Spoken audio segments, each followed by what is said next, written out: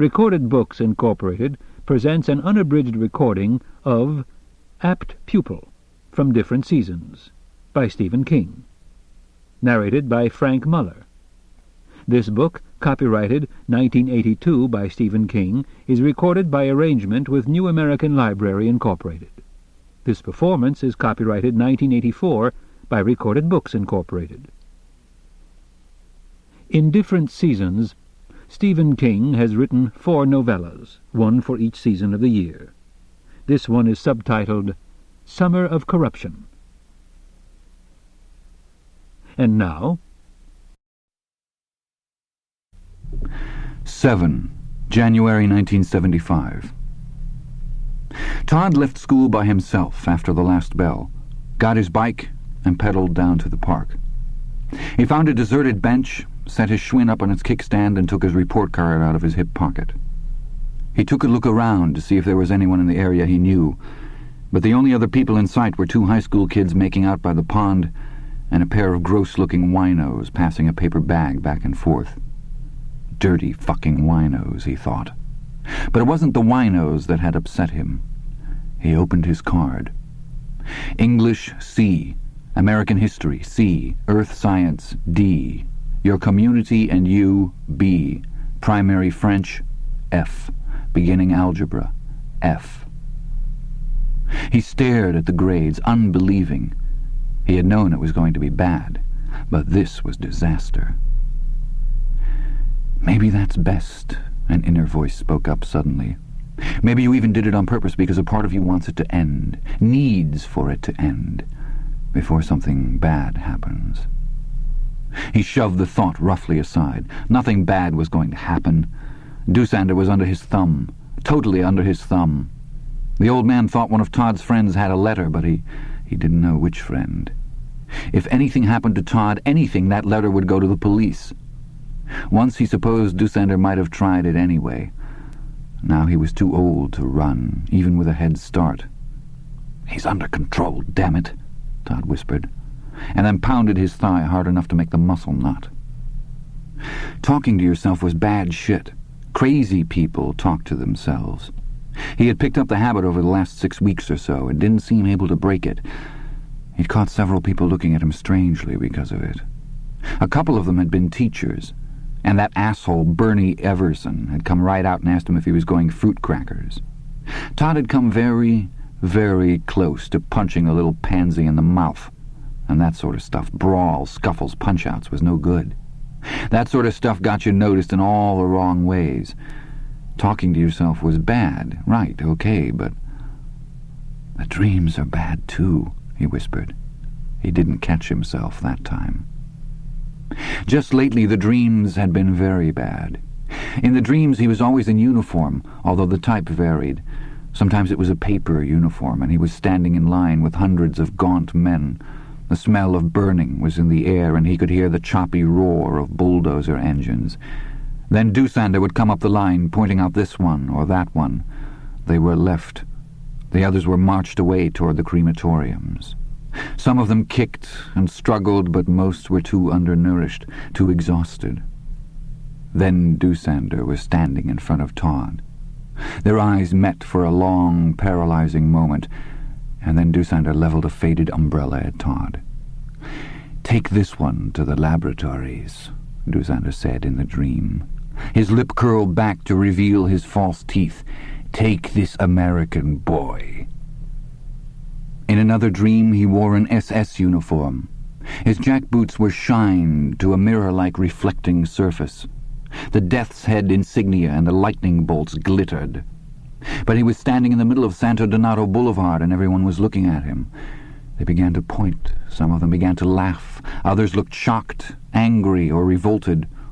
In this dream an old car came to a squalling, creaky halt, and Doosander peered out at him, a Doosander who looked 200 years old and nearly mummified, his skin a yellowed scroll. "I know you," the dream Doosander proclaimed shrilly. He looked around at the spectators and then back to Todd. "You were in charge at Patton. Look, everybody, This is the blood fiend of Patton, Himmler's efficiency expert. I denounce you, murderer. I denounce you, butcher. I denounce you, killer of infants. I denounce you." In yet another dream he wore a striped convict's uniform and was being led down a stone-walled corridor by two guards who looked like his parents. Both wore conspicuous yellow armbands with the Star of David on them. Walking behind them was a minister, reading from the book of Deuteronomy. Todd looked back over his shoulder and saw that the minister was Doosander, and he was wearing the black tunic of an SS officer. At the end of the stone corridor, double doors opened on an octagonal room with glass walls. There was a scaffold in the center of it. Behind the glass walls stood ranks of emaciated men and women, all naked, all watching with the same dark, flat expression. On each arm was a blue number. "It's all right," Todd whispered to himself. "It's okay, really. Everything's under control." A couple that had been making out glanced over at him. Todd stared at them fiercely, daring them to say anything. At last they looked back the other way. Had the boy been grinning? Todd got up, jammed his report card into his hip pocket and mounted his bike. He pedaled down to a drugstore 2 blocks away. There he bought a bottle of ink eradicator. A thin smile, much like Doosander's, and not at all like his former broad grin, touched his lips. There was no sunshine in it. It was a shady smile. There was no fun in it, no confidence. It merely said, "You see how it is, guys." He rolled his bike forward over the J with exquisite slowness, hearing the newspaper crackle of its feathers and the crunch of its small hollow bones as they fractured inside it. He reversed, rolling over it again. It was still twitching. He rolled over it again. A single bloody feather stuck to his front tire, revolving up and down, up and down. By then the bird had stopped moving. The bird had kicked the bucket. The bird had punched out. The bird had gone to that great aviary in the sky. But Todd kept going forwards and backwards across its mashed body just the same. He did it for almost 5 minutes. And that thin smile never left his face.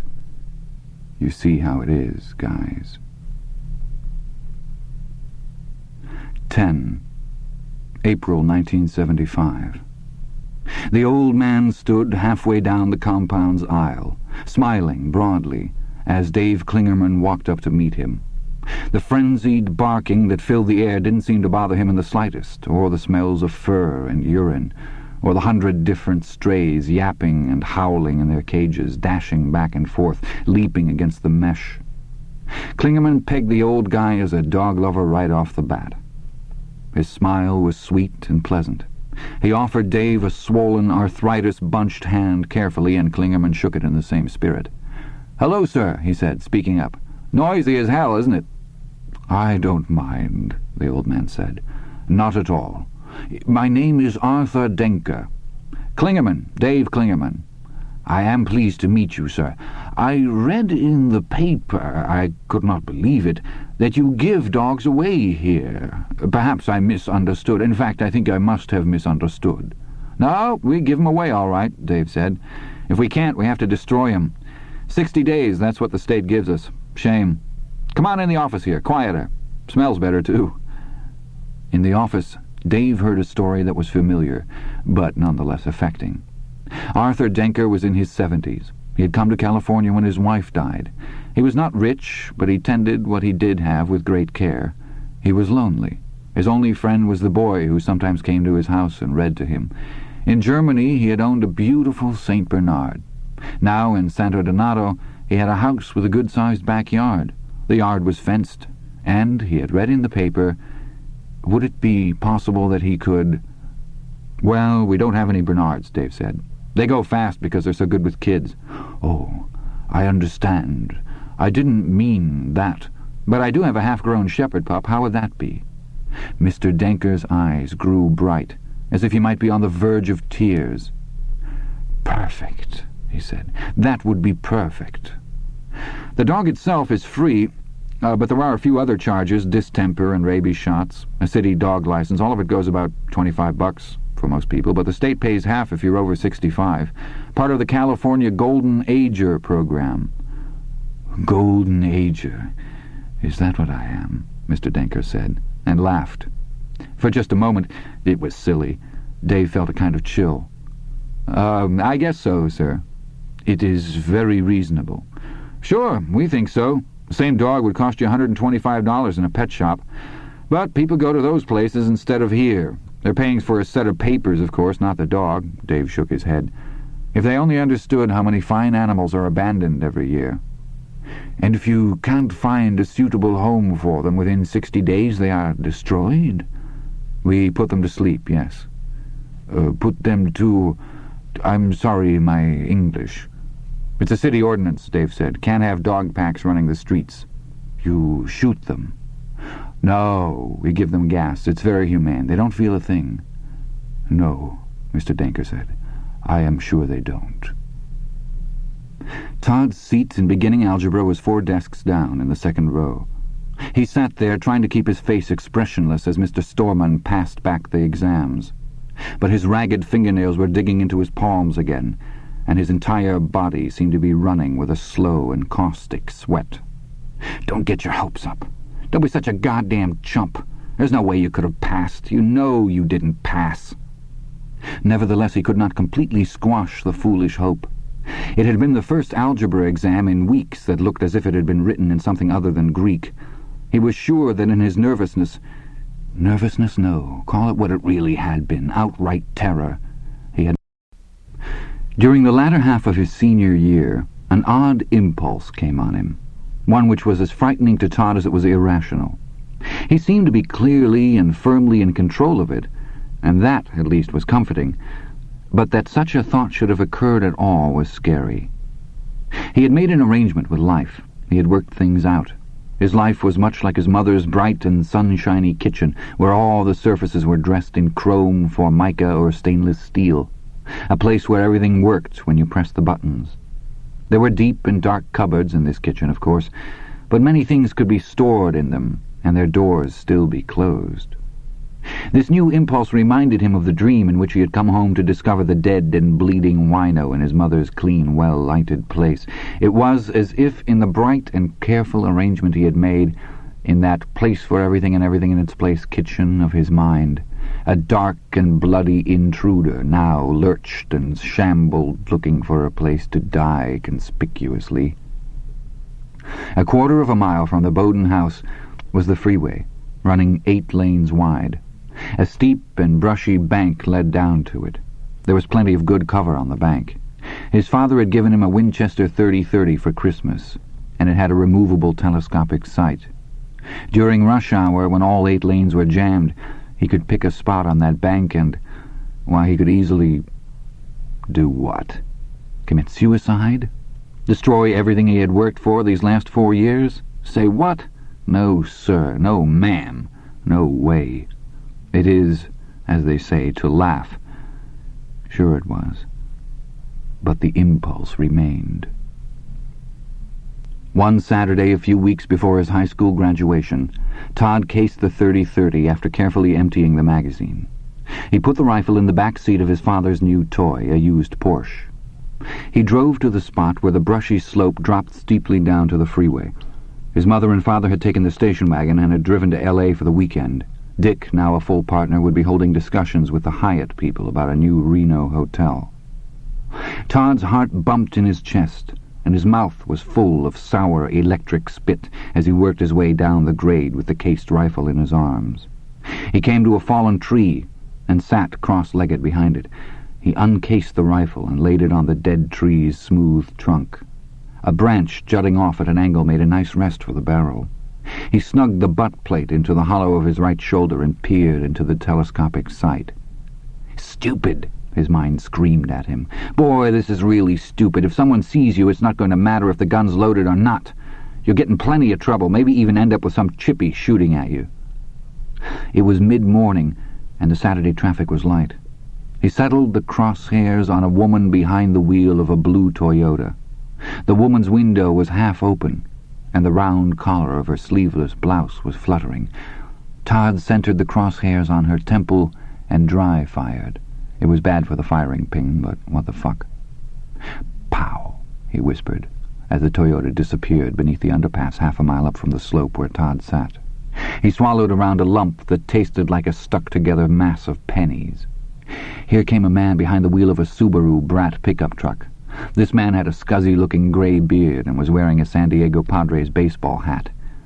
You're a dirty rat. The dirty rat that shot my brother," Todd whispered, giggling a little, and dry-fired the .30-30 again. He shot at 5 others, the impotent snap of the hammer spoiling the illusion at the end of each kill. Then he cased the rifle again. He carried it back up the slope, bending low to keep from being seen. He put it into the back of the Porsche. There was a dry, hot pounding in his temples. He drove home, went up to his room, masturbated. 17. The stew bum was wearing a ragged, unraveling reindeer sweater that looked so startling it almost seemed surreal here in Southern California. He also wore Siemens issue blue jeans, which were out at the knees, showing white, hairy flesh and a number of peeling scabs. He raised the jelly glass, Fred and Wilma, Barney and Betty dancing around the rim in what might have been some grotesque fertility rite, and tossed off the knock of ancient age at a gulp. He smacked his lips for the last time in this world. "Mister, that hits the old spot. I don't mind saying so." "I always enjoy a drink in the evening," Doosander agreed from behind him, and then rammed the butcher knife into the stew bum's neck. There was the sound of ripping gristle, a sound like a drumstick being torn enthusiastically from a freshly roasted chicken. The jelly glass fell from the stew bum's hand and onto the table. It rolled toward the edge, its movement enhancing the illusion that the cartoon characters on it were dancing. The stew bum threw his head back and tried to scream. Nothing came out but a hideous whistling sound. His eyes widened, and then his head thumped soggily onto the red and white oilcloth check that covered Doosander's kitchen table. And in the dark, smelling the maddening aroma of the stew, he told them everything. His stomach, which had been a small grey rock, was now a ravening tiger. Words spilled helplessly from his lips. They spewed from him in the senseless sermon of a lunatic, truth and falsehood all mixed together. Broden has his mother's wedding ring taped below his scrotum. You must sit down. Laszlo and Herman Dorksey have talked about rushing guard tower number 3 and tell us everything. Rachel Tannenbaum's husband has tobacco. He gave the guard who comes on after Zekert, the one they call Booger Eater, because he's always picking his nose and then putting his fingers in his mouth. Tannenbaum, some of it to Booger Eater so he wouldn't take his wife's pearl earrings. Oh, that makes no sense. No sense at all. You've mixed up 2 different stories, I think. But that's all right. Quite all right. We'd rather have you mix up 2 stories than omit one completely. You must omit nothing. There is a man who has been calling out his dead son's name in order to get double rations. Tell us his name. I don't know it, but I can point him out to you, please. Yes, I can show him to you. I will. Tell us everything you know. I will. Until he swam up into consciousness, with a scream in his throat like fire. Trembling uncontrollably, he looked at the sleeping form in the other bed. He found himself staring particularly at the wrinkled, caved-in mouth. Old tiger with no teeth, ancient and vicious rogue elephant with one tusk gone and the other rotted loose in its socket. Senile monster. "Oh, my God," Morris Heisel whispered. His voice was high and faint, inaudible to anyone but himself. Tears trickled down his cheeks towards his ears. "Oh, dear God, the man who murdered my wife and my daughters is sleeping in the same room with me, my God. Oh, dear, dear God, he is here with me now in this room." The tears began to flow faster now, tears of rage and horror, hot, scalding. He trembled and waited for morning, and morning did not come for an age. 21. The next day, Monday, Todd was up at 6 o'clock in the morning and poking listlessly at a scrambled egg he had fixed for himself. when his father came down, still dressed in his monogrammed bathrobe and slippers. He said to Todd, going past him to the refrigerator for orange juice. Todd grunted back without looking up from his book, one of the 87th Squad mysteries. He had been lucky enough to land a summer job with a landscaping outfit that operated out of Pasadena. That would have been much too far to commute ordinarily, even if one of his parents had been willing to loan him a car for the summer. Neither was. But his father was working on site not far from there, and he was able to drop Todd off at a bus stop on his way and pick him up at the same place on his way back. Todd was less than wild about the arrangement. He didn't like riding home from work with his father, and he absolutely detested riding to work with him in the morning. It was in the mornings that he felt the most naked, and the wall between what he was and what he might be seemed the thinnest. It was worse after a night of bad dreams. But even if no dreams had come in the night, it was bad. One morning he realized with a fright so suddenly it was almost terror that he had been seriously considering reaching across his father's briefcase, grabbing the wheel of the Porsche and sending them corkscrewing into the 2 express lanes, cutting a swath of destruction through the morning commuters. "You want another egg, Toto?" "No, thanks, Dad." Dick Bowden ate them fried. How could anyone stand to eat a fried egg? On the grill of the Gen Air for 2 minutes, then over easy. What you got on your plate at the end looked like a giant dead eye with a cataract over it. An eye that would bleed orange when you poked it with your fork. He pushed his scrambled egg away. It barely touched it. Outside, the morning paper slapped the step. His father finished cooking, turned off the grill, and came to the table. "Not hungry this morning, Toto?" "You call me that one more time and I'm going to stick my knife right up your fucking nose, Daddo." Not much appetite, I guess." Dick grinned affectionately at his son. There was still a tiny dab of shaving cream on the boy's right ear.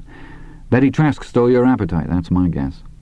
"Yeah, maybe that's it." He offered a wan smile that vanished as soon as his father went down the stairs from the breakfast nook to get the paper. "Would it wake you up if I told you what a cunt she is, Daddo? How about if I said, 'Oh, by the way, did you know your good friend Ray Trask's daughter is one of the biggest sluts in Santa Donato? She'd kiss her own twat if she was double-jointed, Daddo. That's how much she thinks of it. Just a stinking little slut. 2 lines of coke and she's yours for the night. And if you don't happen to have any coke, she's still yours for the night. She'd fuck a dog if she couldn't get a man. Think that'd wake you up, Daddo? Get you a flying start on the day?" He pushed the thoughts back away viciously, knowing they wouldn't stay gone. His father came back with the paper. Todd glimpsed the headline, "Space Shuttle Won't Fly, Expert Says." Dick sat down.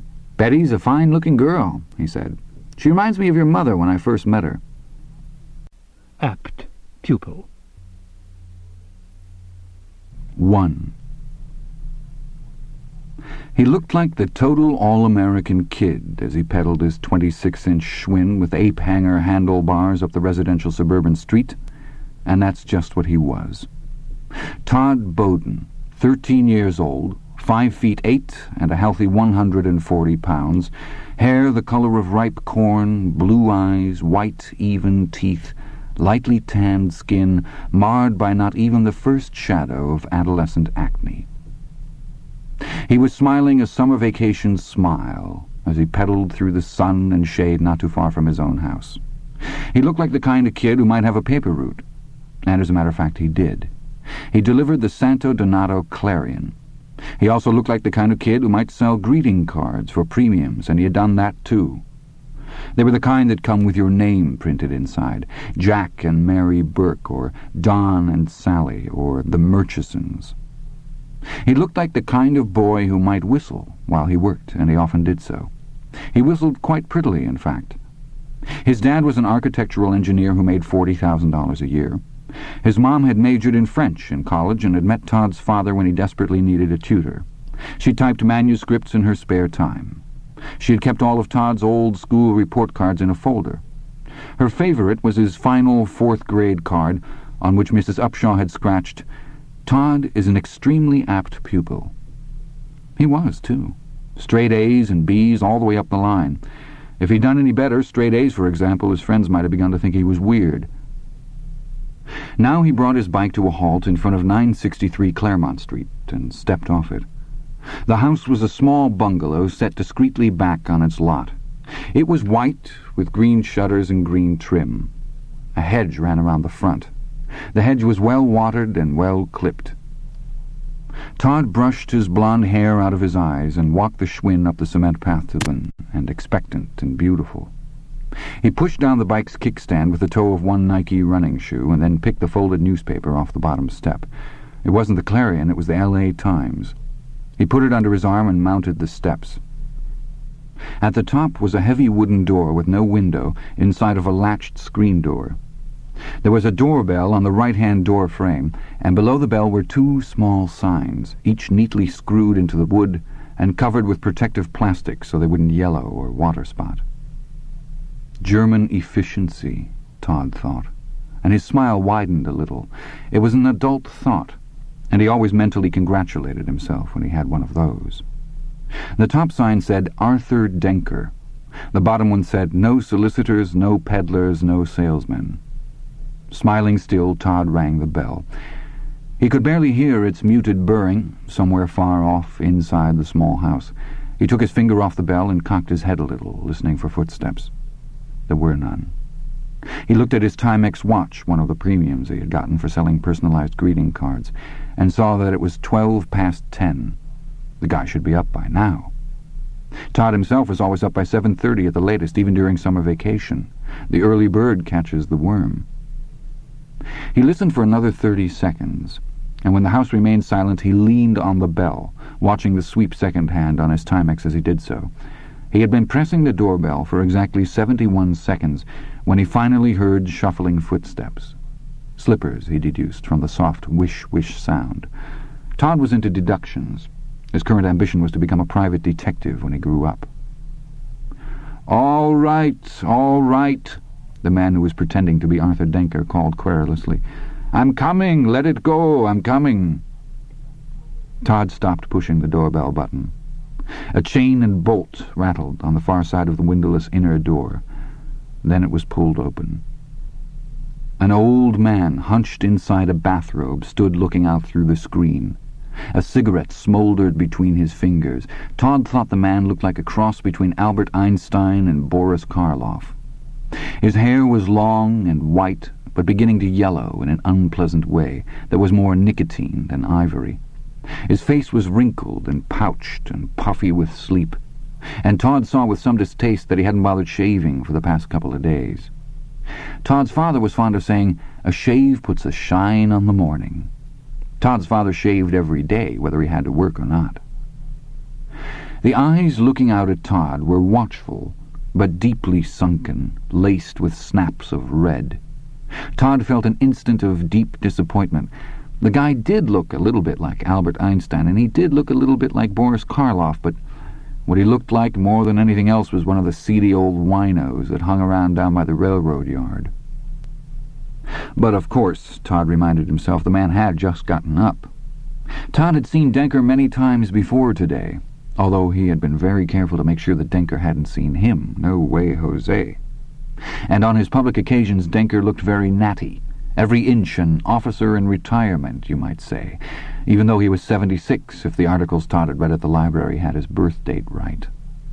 On the days when Todd had shadowed him to the ShopRite where Denker did his shopping, or to one of the 3 movie theaters on the bus line, Denker had no car, he was always dressed in one of 3 neatly kept suits, no matter how warm the weather. If the weather looked threatening, he carried a furled umbrella under one arm, like a swagger stick, and a fine-point pen that dispensed blue ink. He went back to the park.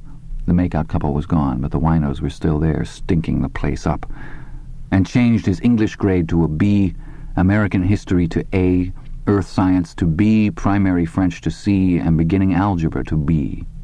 Your community and you he eradicated and then simply wrote in again, so the card would have a uniform look.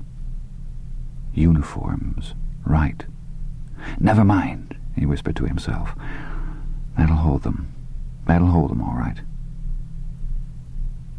One night late in the month, sometime after 2 o'clock, Kurt Dusander awoke, struggling with the bedclothes, gasping and moaning, into a darkness that seemed close and terrifying. He felt half suffocated, paralyzed with fear. It was as if a heavy stone lay on his chest, and he wondered if he could be having a heart attack, He clawed in the darkness for the bedside lamp and almost knocked it off the nightstand, turning it on. I'm in my own room, he thought. My own bedroom. Here in Santo Donato, here in California, here in America. See, the same brown drapes pulled across the same window, the same bookshelves filled with dime paperbacks from the bookshop on Soren Street. Same grey rug, same blue wallpaper. No heart attack. No jungle. No eyes. But the terror still clung to him, like a stinking pelt, and his heart went on racing. The dream had come back. He had known that it would, sooner or later, if the boy kept on. The cursed boy. He thought the boy's letter of protection was only a bluff, and not a very good one at that, something he had picked up from the TV detective programs. What friend would the boy trust not to open such a momentous letter? No friend. That was who. Or so he thought. If he could be sure. His hands closed with an arthritic, painful snap, and then opened slowly. He took the packet of cigarettes from the table and lit one, scratching the wooden match on the bedpost. The clock's hands stood at 2:41. There would be no more sleep for him this night. He inhaled smoke and then coughed it out in a series of racking spasms. No more sleep, unless he wanted to go downstairs and have a drink or two, or three. And there had been altogether too much drinking over the last 6 weeks or so. He was no longer a young man who could toss them off one after the other, the way he had when he had been an officer on leave in Berlin in '39, when the scent of victory had been in the air, and everywhere you heard the Führer's voice, saw his blazing, commanding eyes. The boy, the cursed boy. Be honest, he said aloud, and the sound of his own voice in the quiet room made him jump a little. He was not in the habit of talking to himself, but neither was it the first time he had ever done so. He remembered doing it off and on during the last few weeks at Patin, when everything had come down around their ears, and in the east the sound of Russian thunder grew louder, first every day and then every hour. It had been natural enough to talk to himself then.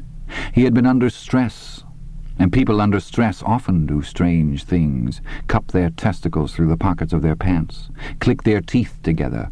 Wolfe had been a great teeth clicker. He grinned as he did it. Hoffman had been a finger snapper and a thigh patter, creating fast, intricate rhythms that he seemed utterly unaware of. He, Kurt Dusander, had sometimes talked to himself. But now... "You are under stress again," he said aloud. He was aware that he had spoken in German this time. He hadn't spoken German in many years. But the language now seemed warm and comfortable. It lulled him, eased him. It was sweet and dark. "Yes, you are under stress, because of the boy. But be honest with yourself. It is too early in the morning to tell lies. You have not entirely regretted talking. At first you were terrified that the boy could not or would not keep his secret. He would have to tell a friend, who would tell another friend, and that friend would tell too. But if he has kept it this long, he will keep it longer. If I am taken away, he loses his talking book. Is that what I am to him? I think so." He fell silent, but his thoughts went on. He had been lonely. No one would ever know just how lonely. There had been times when he thought almost seriously of suicide. He made a bad hermit. The voices he heard came from the radio. The only people who visited were on the other side of a dirty glass square. He was an old man, and although he was afraid of death, he was more afraid of being an old man who was alone. His bladder sometimes tricked him. He would be halfway to the bathroom when a dark stain spread on his pants. In wet weather his joints would first throb and then begin to cry out, and there had been days when he had chewed an entire tin of arthritis pain formula between sunrise and sunset, and still the aspirin only subdued the aches. Even such acts as taking a book from the shelf or switching the TV channel became an essay in pain. His eyes were bad. Sometimes he knocked things over, barked his shins, bumped his head. He lived in fear of breaking a bone and not being able to get to the telephone. And he lived in fear of getting there and having some doctor uncover his real past as he became suspicious of Mr. Denker's non-existent medical history. The boy had alleviated some of those things. When the boy was here, he could call back the old days. His memory of those days was perversely clear. He spilled out a seemingly endless catalogue of names and events, even the weather of such and such a day. He remembered Private Henried, who manned a machine gun in the northeast tower, and the wen Private Henried had between his eyes. Some of the men called him Three Eyes, or Old Cyclops. He remembered Kessel, who had a picture of his girlfriend naked, lying on a sofa with her hands behind her head. Kessel charged the men to look at it. He remembered the names of the doctors and their experiments, thresholds of pain, the brain waves of dying men and women, physiological retardation, effects of different sorts of radiation, dozens more, hundreds more. He supposed he talked to the boy as all old men talk, but he guessed he was luckier than most old men, who had impatience, disinterest, or outright rudeness for an audience. His audience was endlessly fascinated. Were a few bad dreams too high a price to pay? He crushed out his cigarette, lay looking at the ceiling for a moment, and then swung his feet out onto the floor. He and the boy were loathsome, he supposed, feeding off each other, eating each other. If his own belly was sometimes sour with the dark but rich food they partook of in his afternoon kitchen, what was the boy's like? Did he sleep well? Perhaps not. Lately Dusander thought the boy looked rather pale and thinner than when he had first come into Dusander's life. He walked across the bedroom and opened the closet door. He brushed hangers to the right, reached into the shadows, and brought out the sham uniform. It hung from his hand like a vulture skin. He touched it with his other hand, touched it, and then stroked it. After a very long time, he took it down and put it on, dressing slowly, not looking into the mirror until the uniform was completely buttoned and belted, and the sham fly zipped. He looked at himself in the mirror then, and nodded. He went back to bed, lay down and smoked another cigarette. Not done that well, but maybe... Well, if it had been anyone else but Storman who had a Yale padlock for a heart... "Stop it!"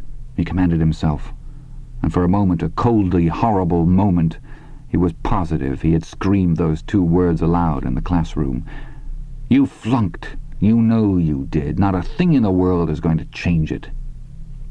Storman handed him his paper expressionlessly and moved on.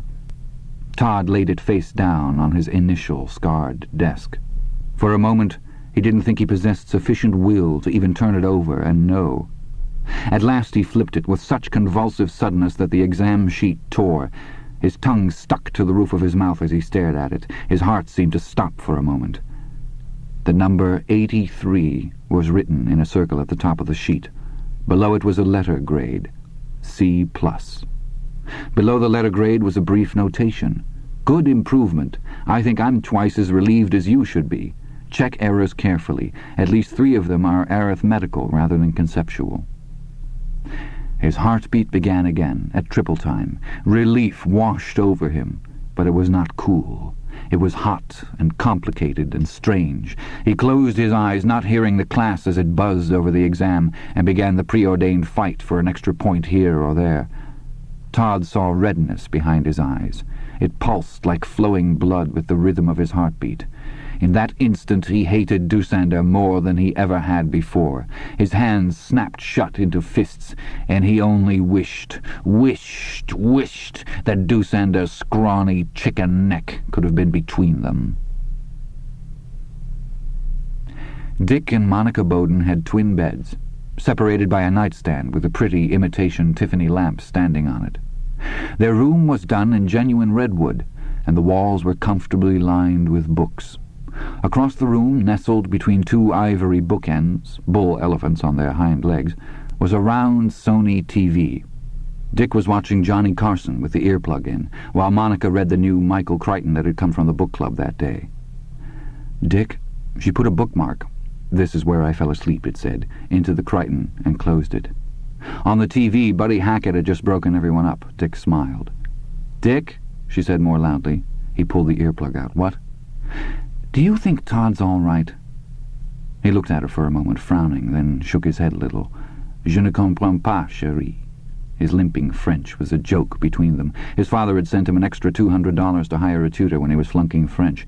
He had gotten Monica Darrow, picking her name at random from the cards tacked up on the Union bulletin board. By Christmas, she had been wearing his pin, and he had managed a C in French. "Well, he's lost weight." "He looks a little scrawny, sure," Dick said. He put the TV earplug in his lap, where it emitted tiny, squawking sounds. "He's growing up, Monica." "So soon?" she asked uneasily. He laughed. "So soon. I shot up 7 inches as a teenager, from a 5'6" shrimp at 12 to the beautiful 6'1" mass of muscle you see before you today. My mother said that when I was 14 you could hear me growing in the night." "Good thing not all of you grew that much." "It's all in how you use it."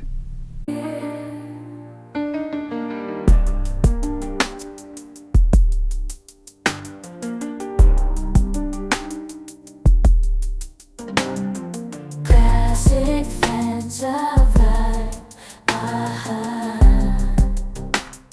refreshing and alive, but making it so fine is the purpose to this life. Bubbles dance and play, chasing thirst away. Yet in the grand design, is there more to find? In every fizz and pour, a question that is core. Fantical light with steep light. "Want to use it tonight?" "The wench grows bold," Dick Bowden said, and threw the earplug across the room. After, as he was drifting off to sleep, "Dick, he's having bad dreams, too." "Nightmares?" he muttered. "Nightmares. I've heard him moaning in his sleep 2 or 3 times when I've gone down to use the bathroom in the night. I didn't want to wake him up. It's silly, but my grandmother used to say you could drive a person insane if you woke them up in the middle of a bad dream." "She was the Polak, wasn't she?" "The Polak, yeah, the Polak. Nice talk. You know what I mean. Why don't you just use the upstairs, John?" He had put it in himself 2 years ago. "You know the flush always wakes you up," she said. "So don't flush it." "Dick, that's nasty." He sighed. "Sometimes when I go in, he's sweating, and the sheets are damp." He grinned in the dark. "I bet." "What's that?" "Oh." She slapped him lightly. "That's nasty, too. Besides, he's only 13. 14 next month. He's not too young. A little precocious, maybe, but not too young." "How old were you?" 14 or 15. I don't remember exactly. But I remember I woke up thinking I'd died and gone to heaven." "But you were older than Todd is now." "All that stuff's happening younger. It must be the milk or the fluoride. Do you know they have sanitary napkin dispensers in all the girls' rooms of the school we built in Jackson Park last year? And that's a grammar school. Now your average 6th grader is only 11. How old were you when you started?" "I don't remember," she said. "All I know is Todd's dreams don't sound like he died and went to heaven." "Have you asked him about them?" "Once, about 6 weeks ago. You were off playing golf with that horrible Ernie Jacobs." "That horrible Ernie Jacobs is going to make me a full partner by 1977, if he doesn't screw himself to death with that high yellow secretary of his before then. Besides, he always pays the greens fees. What did Todd say?" "That he didn't remember, but a sort of shadow crossed his face. I think he did remember." The stewbum's upper plate slithered halfway out of his mouth, like a semi-detachable grin. Dusanta yanked the knife free. He had to use both hands to do it, and crossed to the kitchen sink. It was filled with hot water, lemon-fresh joy, and dirty supper dishes. The knife disappeared into a billow of citrus-smelling suds, like a very small fighter plane diving into a cloud. He crossed to the table again and paused there, resting one hand on the dead stew-bum's shoulder while a spasm of coughing rattled through him. He took his handkerchief from his back pocket and spat yellowish-brown phlegm into it. He had been smoking too much lately. He always did when he was making up his mind to do another one. But this one had gone smoothly, really very smoothly. He had been afraid after the mess he had made with the last one that he might be tempting fate sorely to try it again. Now, if he hurried, he would still be able to watch the second half of Lawrence Welk. He bustled across the kitchen, opened the cellar door, and turned on the light switch. He went back to the sink and got the package of green plastic garbage bags from the cupboard beneath. He shook one out as he walked back to the slumped wino. Blood had run across the oilcloth in all directions. It had puddled in the wino's lap and on the hilly, faded linoleum. It would be on the chair, too, but all of those things would clean up. Doosander grabbed the stew-bum by the hair and yanked his head up. It came with boneless ease, and a moment later the wino was lolling backwards, like a man about to get a pre-haircut shampoo. Doosander pulled the garbage bag down over the wino's head, over his shoulders, and down his arms to the elbows. That was as far as it would go. He unbuckled his late guest's belt and pulled it free of the fraying belt loops. He wrapped the belt around the garbage bag 2 or 3 inches above the elbows and buckled it tight. Plastic rustled. Doosander began to hum under his breath. The wino's feet were clad in scuffed and dirty hush-puppies. They made a limp V on the floor as Doosander seized the belt and dragged the corpse toward the cellar door. Something white tumbled out of the plastic bag and clicked on the floor. It was the stew-bum's upper plate, Doosander saw. He picked it up and stuffed it into one of the wino's front pockets. He laid the wino down in the cellar doorway with his head now lolling backwards onto the second stair level. Doosander climbed around the body and gave it 3 healthy kicks. The body moved slightly on the first 2, and the third sent it slithering bonelessly down the stairs. Halfway down, the feet flew up over the head, and the body executed an acrobatic roll. It belly-whopped onto the packed dirt of the cellar floor with a solid thud. One hush-puppy flew off, and Doosander made a mental note to pick it up. He went down the stairs, skirted the body, and approached his tool bench. To the left of the bench, a spade, a rake, and a hoe leaned against the wall in a neat rank. Doosander selected the spade. A little exercise was good for an old man. A little exercise could make you feel young. The smell down here was not good, but it didn't bother him much. He limed the place once a month, once every 3 days after he had done one of his winos, and he had gotten a fan which he ran upstairs to keep the smell from permeating the house on the very warm, still days. Joseph Kramer, he remembered, had been fond of saying that the dead speak, but we hear them with our noses. Doosander picked a spot in the cellar's north corner and went to work. The dimensions of the grave were 2.5 feet by 6 feet. He had gotten to a depth of 2 feet, half deep enough, when the first paralyzing pain struck him in the chest like a shotgun blast. He straightened up, eyes flaring wide. Then the pain rolled down his arm. Unbelievable pain, as if an invisible hand had seized all the blood vessels in there and was now pulling them. He watched the spade tumble sideways and felt his knees buckle. For one horrible moment he felt sure that he was going to fall into the grave himself. Somehow he staggered backward 3 paces and sat down on his workbench with a plop. There was an expression of stupid surprise on his face. He could feel it, and he thought he must look like one of those silent movie comedians after he'd been hit by the swinging door or stepped in the cow patty. He put his head down between his knees and gasped. 15 minutes crawled by. The pain had begun to abate somewhat, but he did not believe he would be able to stand. For the first time he understood all the truths of old age which he had been spared until now. He was terrified almost to the point of whimpering. Death had brushed by him in this dank, smelly cellar.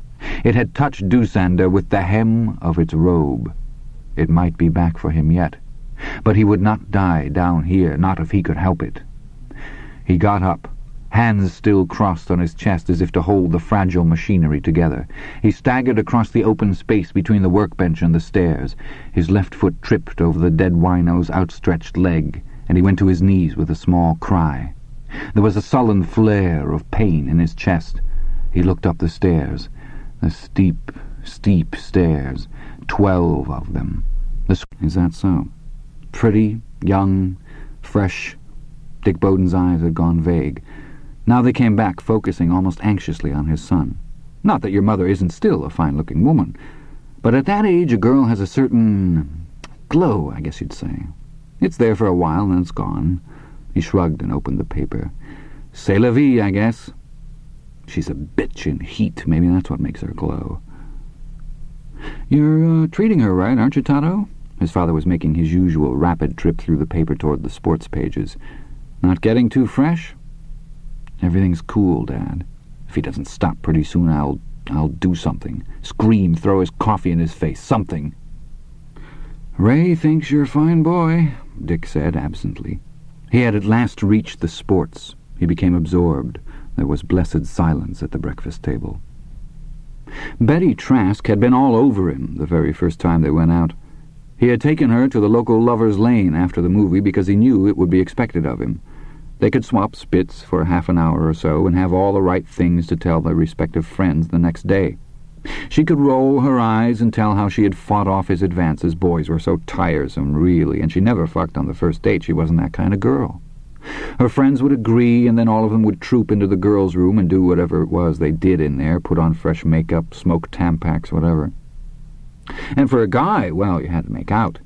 You had to get at least to second base and try for third, because there were reputations and reputations. Todd couldn't have cared less about having a stud reputation. He only wanted a reputation for being normal. And if you didn't at least try, word got around. People started to wonder if you were all right. So he took them up on Jane's Hill, kissed them, felt their tits, went a little further than that if they would allow it. And that was it. The girl would stop him, he would put up a little good-natured argument, and then take her home. No worries about what might be said in the girls' room the next day. No worries that anyone was going to think Todd Bowden was anything but normal. Except Betty Trask was the kind of girl who fucked on the first date. On every date. And in between dates. The first time had been a month or so before the goddamn Nazis' heart attack, and Todd thought he had done pretty well for a virgin. Perhaps for the same reason a young pitcher will do well if he's tapped to throw the biggest game of the year with no forewarning. There had been no time to worry, to get all strung up about it. Always before, Todd had been able to sense when a girl had made up her mind that on the next date she would just allow herself to be carried away. He was aware that he was personable and that both his looks and his prospects were good. The kind of boy their cunty mothers regarded as a good catch. And when he sensed that physical capitulation about to happen, he would start dating some other girl. And whatever it said about his personality, Todd was able to admit to himself that if he ever started dating a truly frigid girl, he would probably be happy to date her for years to come. Maybe even marry her. But the first time with Betty had gone fairly well. She was no virgin, even if he was. She had to help him get his cock into her, but she seemed to take that as a matter of course. And halfway through the act itself, she had gurgled up from the blanket they were lying on, "I just love to fuck." It was the tone of voice another girl might have used to express her love for strawberry whirl ice cream. Later encounters, there had been 5 of them, 5.5 he supposed if he wanted to count last night, hadn't been so good. They had in fact gotten worse at what seemed an exponential rate, although he didn't believe even now that Betty had been aware of that. At least not until last night. In fact, quite the opposite. Betty apparently believed she had found the battering ram of her dreams. Todd hadn't felt any of the things he was supposed to feel at a time like that. Kissing her lips was like kissing warm but uncooked liver. Having her tongue in his mouth only made him wonder what kind of germs she was carrying, and sometimes he thought he could smell her fillings, an unpleasant metallic odor like chrome. Her breasts were bags of meat, no more. Todd had done it twice more with her before Dusander's heart attack. Each time he had more trouble getting erect. In both cases he had finally succeeded by using a fantasy. She was stripped naked in front of all their friends, crying. Todd was forcing her to walk up and down before them while he cried out, "Show your tits! Let 'em see your snatch, you cheap slut! Spread your cheeks! That's right, bend over and spread 'em!" Betty's appreciation was not at all surprising. He was a good lover, not in spite of his problems, but because of them. Getting hard was only the first step. Once you achieved erection, you had to have an orgasm. The fourth time they had done it, this was 3 days after Dusander's heart attack, he had pounded away at her for over 10 minutes. Betty Trask thought she had died and gone to heaven. She had 3 orgasms and was trying for a 4th when Todd recalled an old fantasy. What was, in fact, the first fantasy. The girl on the table, clamped and helpless, the huge dildo, the rubber squeeze bulb.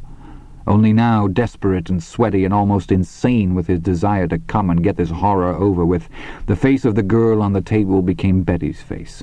That brought on a joyless, rubbery spasm that he supposed was technically at least an orgasm. He sometimes wore a trilby hat, and on the occasions when Denker went out, he was always neatly shaved, and his white moustache, worn to conceal an imperfectly corrected hairlip, was carefully trimmed. "A boy," he said now. His voice was thick and sleepy. Todd saw with new disappointment that his robe was faded and tacky. One rounded collar point stood up at a drunken angle to poke at his wattled neck. There was a splotch of something that might have been chili or possibly A1 steak sauce on the left lapel, and he smelled of cigarettes and stale booze.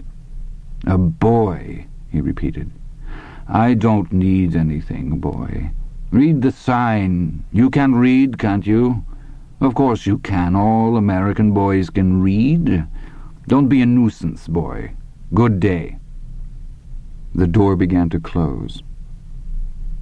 He might have dropped it right there, Todd thought much later on one of the nights when sleep was hard to find.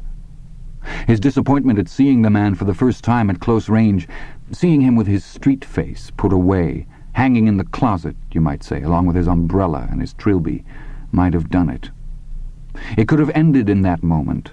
The tiny, unimportant, snicking sound of the latch cutting off everything that happened later as neatly as a pair of shears. But as the man himself had observed, he was an American boy, and he had been taught that persistence is a virtue. "Don't forget your paper, Mr. Dusander," Todd said, holding the Times out politely. The door stopped dead in its swing, still inches from the jamb. A tight and watchful expression flitted across Kurt Dusander's face and was gone at once. There might have been fear in that expression. It was good, the way he had made that expression disappear, but Todd was disappointed for the 3rd time. He hadn't expected Dusander to be good. He had expected Dusander to be great. Boy, Todd thought with real disgust. Boy, oh boy. He pulled the door open again. One hand, bunched with arthritis, unlatched the screen door. The hand pushed the screen door open just enough to wriggle through like a spider and close over the edge of the paper Todd was holding out.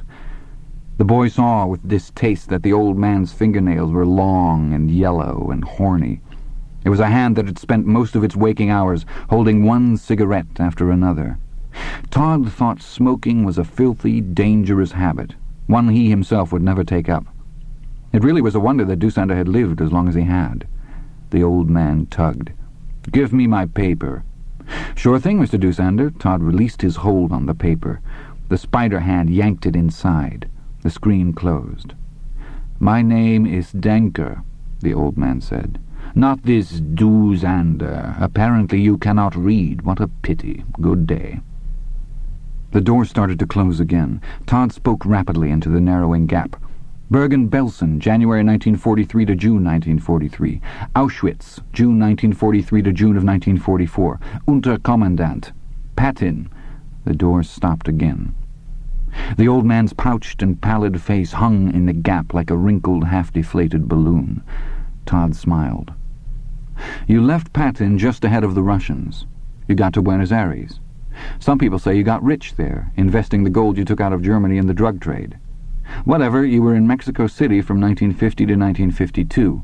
Then, boy, you are crazy like a cuckoo bird." One of the arthritic fingers twirled circles around a misshapen ear, but the toothless mouth was quivering in an infirm, panicky way. "From 1952 until 1958, I don't know," Todd said, smiling more widely still. "No one does, I guess, or at least they're not telling. But an Israeli agent spotted you in Cuba working as the concierge in a big hotel before Castro took over. They lost you when the rebels came into Havana.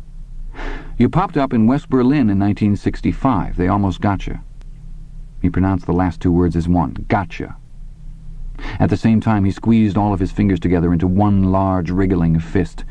Dusander's eyes dropped to those well-made and well-nourished American hands that were made for building soapbox racers and Aurora models. Todd had done both. In fact, the year before, he and his dad had built a model of the Titanic. It had taken almost 4 months, and Todd's father kept it in his office. "I don't know what you are talking about," Dusander said. Without his false teeth, his words had a mushy sound Todd didn't like. It didn't sound, well, authentic. Colonel Klink on Hogan's Heroes sounded more like a Nazi than Dusander did. But in his time, he must have been a real whiz. In an article on the death camps in Men's Action, the writer had called him the blood fiend of Patton. "Get out of here, boy, before I call the police." "Gee, I guess you better call them, Mr. Dusander, or Herr Dusander, if you like that better." He continued to smile, showing perfect teeth that had been fluoridated since the beginning of his life, and bathed thrice a day in Crest toothpaste for almost as long. "After 1965, no one saw you again. Until I did, 2 months ago, on the downtown bus." "You're insane." "So if you want to call the police," Todd said, smiling, "you go right ahead. I'll wait on the stoop. But if you don't want to call them right away, why don't I come in? We'll talk." When it was finished, he felt sleepy again. He turned off the bed lamp, not believing it, that it could be this easy. But he was asleep 5 minutes later, and this time his sleep was dreamless. 8. February 1975. After dinner, Dick Bowden produced a cognac that Dusander privately thought dreadful. But of course he smiled broadly and complimented it extravagantly. Bowden's wife served the boy a chocolate malted. The boy had been unusually quiet all through the meal. Uneasy? Yes. For some reason the boy seemed very uneasy. Dusander had charmed Dick and Monica Bowden from the moment he and the boy had arrived. The boy had told his parents that Mr. Denker's vision was much worse than it actually was, which made poor old Mr. Denker in need of a seeing-eye dog, Dusander thought dryly, because that explained all the reading the boy had supposedly been doing. Dusander had been very careful about that, and he thought there had been no slips. He was dressed in his best suit, and although the evening was damp, his arthritis had been remarkably mellow, nothing but an occasional twinge. For some absurd reason the boy had wanted him to leave his umbrella home, but Dusander had insisted. All in all, he had had a pleasant and rather exciting evening. Dreadful cognac or no, he had not been out to dinner in 9 years. During the meal, he had discussed the Essen Motor Works, the rebuilding of post-war Germany. Bowden had asked several intelligent questions about that and had seemed impressed by Dusander's answers. And German writers. Monica Bowden had asked him how he had happened to come to America so late in life, and Dusander, adopting the proper expression of myopic sorrow, had explained about the death of his fictitious wife. Monica Bowden was meltingly sympathetic. And now, over the absurd cognac, Dick Bowden said, "If this is too personal, Mr. Denker, please don't answer, but I couldn't help wondering what you did in the war." The boy stiffened ever so slightly. Dusander smiled and felt for his cigarettes. He could see them perfectly well, but it was important to make not the tiniest slip. Monica put them in his hand. "Thank you, dear lady. The meal was superb. You are a fine cook. My own wife never did better." Monica thanked him and looked flustered. Todd gave her an irritated look. "Not personal at all," Dusander said, lighting his cigarette and turning to Bowden. "I was in the reserves from 1943 on, as were all able-bodied men too old to be in the active services. By then the handwriting was on the wall for the Third Reich and for the madmen who created it, one madman in particular, of course." He blew out his match and looked solemn.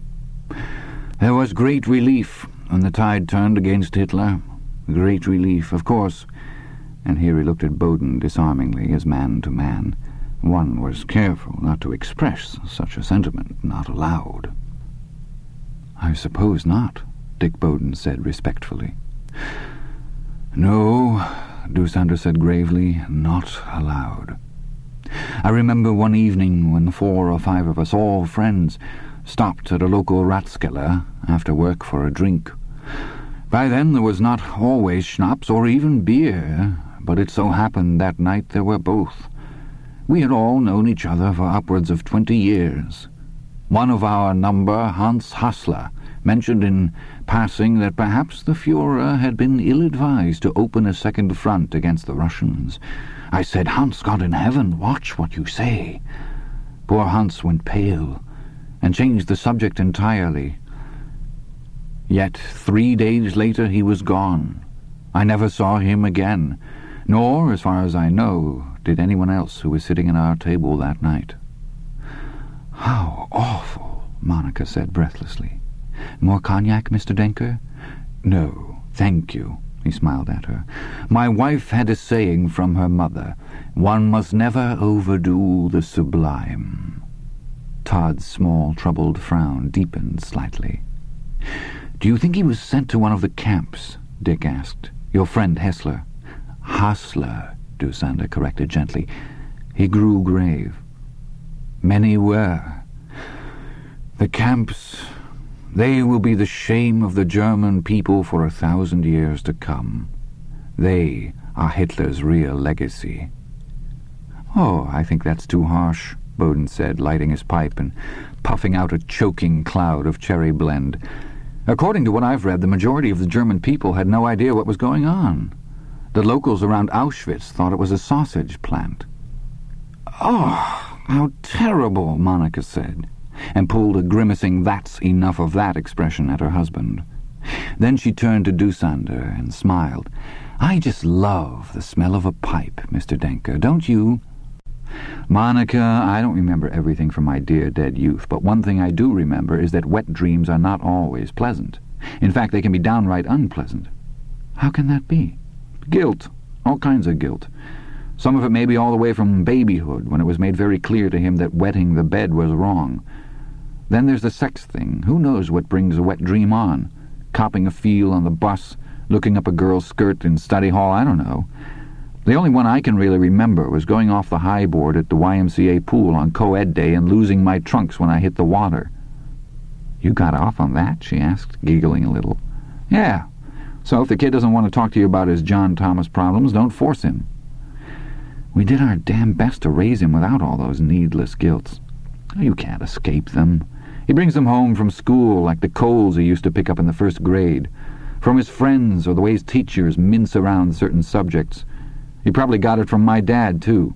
'Don't touch it in the night, Todd, or your hands will grow hair and you'll go blind and you'll start to lose your memory, and after a while your thing will turn black and rot off. So be careful, Todd.' Dick Bowden, your dad would never—" "He wouldn't? Hell, he did. Just like your Polack grandmother told you that waking somebody up in the middle of a nightmare might drive him nuts. He also told me to always wipe off the ring of a public toilet before I sat on it so I wouldn't get other people's germs. I guess that was his way of saying syphilis. I bet your grandmother laid that one on you, too." "No, my mother," she said absently. "And she told me to always flush, which is why I go downstairs." "It still wakes me up," Dick mumbled. "What?" "Nothing." This time he had actually drifted halfway over the threshold of sleep when she spoke his name again. "What?" he asked a little impatiently. "You don't suppose—" "Oh, never mind. Go back to sleep." "No, go on. Finish. I'm awake again." "I don't suppose what?" "That old man, Mr. Denker. You don't think Todd's seeing too much of him, do you? Maybe he's, I don't know, maybe filling Todd up with a lot of stories." "The real heavy horrors," Dick said. "The day the Essen Motor Works dropped below quota." He snickered. "It was just an idea," she said a little stiffly. The covers rustled as she turned over on her side. "Sorry I bothered you." He put a hand on her bare shoulder. "I'll tell you something, babe," he said, and stopped for a moment, thinking carefully, choosing his words. "I've been worried about Todd, too, sometimes. Not the same things you've been worried about, but worried is worried, right?" She turned back to him. "About what?" "Well, I grew up a lot different than he's growing up. My dad had the store. Vic the Grocer, everyone called him. He had a book where he kept the names of the people who owed him and how much they owed. You know what he called it? No. Dick rarely talked about his boyhood. She had always thought it was because he hadn't enjoyed it. She listened carefully now. He called it the left-hand book. He said the right hand was business, but the right hand should never know what the left hand was doing. He said if the right hand did know, it would probably grab a meat cleaver and chop the left hand right off. You never told me that. Well, I didn't like the old man very much when we first got married, and the truth is I still spent a lot of time not liking him. I couldn't understand why I had to wear pants from the Goodwill box, while Mrs. Mazursky could get a ham on credit with that same old story about how her husband was going back to work next week. The only work that fucking wino Bill Mazursky ever had was holding onto a 12-cent bottle of muskie so it wouldn't fly away. All I ever wanted in those days was to get out of the neighborhood and away from my old man's life. So I made grades and played sports I didn't really like and got a scholarship at UCLA. And I made damn sure I stayed in the top 10% of my classes because the only left-hand book the colleges kept in those days was for the GIs that fought the war. My dad sent me money for my textbooks, but the only other money I ever took from him was the time I wrote home in a panic because I was flunking funny book French. I met you. And I found out later from Mr. Halleck down the block that my dad put a lien on his car to scare up that $200. And now I've got you, and we've got Todd. I've always thought he was a damned fine boy, and I've tried to make sure he's always had everything he ever needed. Anything that would help him grow into a fine man. I used to laugh at that old wheeze about a man wanting his son to be better than he was, but as I get older it seems less funny and more true. I never want Todd to have to wear pants from a Goodwill box because some wino's wife got a ham on credit. You understand? Yes, of course I do, she said quietly. Then, about 10 years ago, just before my old man, the door opened too. Fiona Castellano got 4 or 5 of her friends who were out of work to come in on shifts. When my old man got back, the books balanced out to the cent. Wow, she said very softly. You know what he said to me, my old man? That he'd always been afraid of getting old, of being scared, and a square of light at the top was mockingly distant. Ein, Kurt Dusander said, and pulled himself grimly up onto the first stair level. Zwei, drei, vier. It took him 20 minutes to reach the linoleum floor of the kitchen. Twice on the stairs the pain had threatened to come back, and both times Dusander had waited with his eyes closed to see what would happen, perfectly aware that if it came back as strongly as it had come upon him down there, he would probably die. Both times the pain had faded away again. He crawled across the kitchen floor to the table, avoiding the pools and streaks of blood which were now congealing. He got the bottle of Ancient Age, took a swallow, and closed his eyes. Something that had been cinched tight in his chest seemed to loosen a little. The pain faded a bit more. After another 5 minutes, he began to work his way slowly down the hall. His telephone sat on a small table halfway down. It was 9:15 when the phone rang in the Bowden house. Todd was sitting cross-legged on the couch, going over his notes for the trig final. Trig was a bitch for him, as all maths were and probably always would be. His father was seated across the room, going through the checkbook stubs with a portable calculator on his lap and a mildly disbelieving expression on his face. Monica, closest to the phone, was watching the James Bond movie Todd had taped off HBO 2 evenings before. Hello? She listened. A faint frown touched her face, and she held the handset out to Todd. It's Mr. Denker. He sounds excited about something, or upset. Todd's heart leaped into his throat, but his expression hardly changed. Really? He went to the phone and took it from her. Hi, Mr. Denker. Dusander's voice was hoarse and short. Come over right away, boy. I've had a heart attack. Quite a bad one, I think. Gee, Todd said, trying to collect his flying thoughts, to see around the fear that now bulked huge in his own mind. That's interesting, all right, but it's pretty late and I was studying. I understand that you cannot talk, Dusander said in that harsh, almost barking voice, but you can listen. I cannot call an ambulance or dial 222, boy. At least not yet. There is a mess here. I need help. And that means you need help. Well, if you put it that way, Todd's heartbeat had reached 120 beats a minute, but his face was calm, almost serene. Hadn't he known all along that a night like this would come? Yes, of course he had. "Tell your parents I've had a letter," Dusander said. "An important letter, you understand?" "Yeah, okay," Todd said. "Now we see, boy. We see what you are made of." "Sure," Todd said. He suddenly became aware that his mother was watching him instead of the movie, and he forced a stiff grin onto his face. "Bye." Dusander was saying something else now, but Todd hung up on it. "I'm going over to Mr. Denker's for a while," he said, speaking to both of them but looking at his mother. That faint expression of concern was still on her face. "Can I pick up anything for either of you at the store?" "Pipe cleaners for me and a small package of fiscal responsibility for your mother," Dick said. "Very funny," Monica said. "Todd, is Mr. Denker—" "What in the name of God did you get at Fielding's?" Dick interrupted. "That knick-knack shelf in the closet. I told you that. There's nothing wrong with Mr. Denker, is there, Todd? He sounded a little strange." "There really are such things as knick-knack shelves?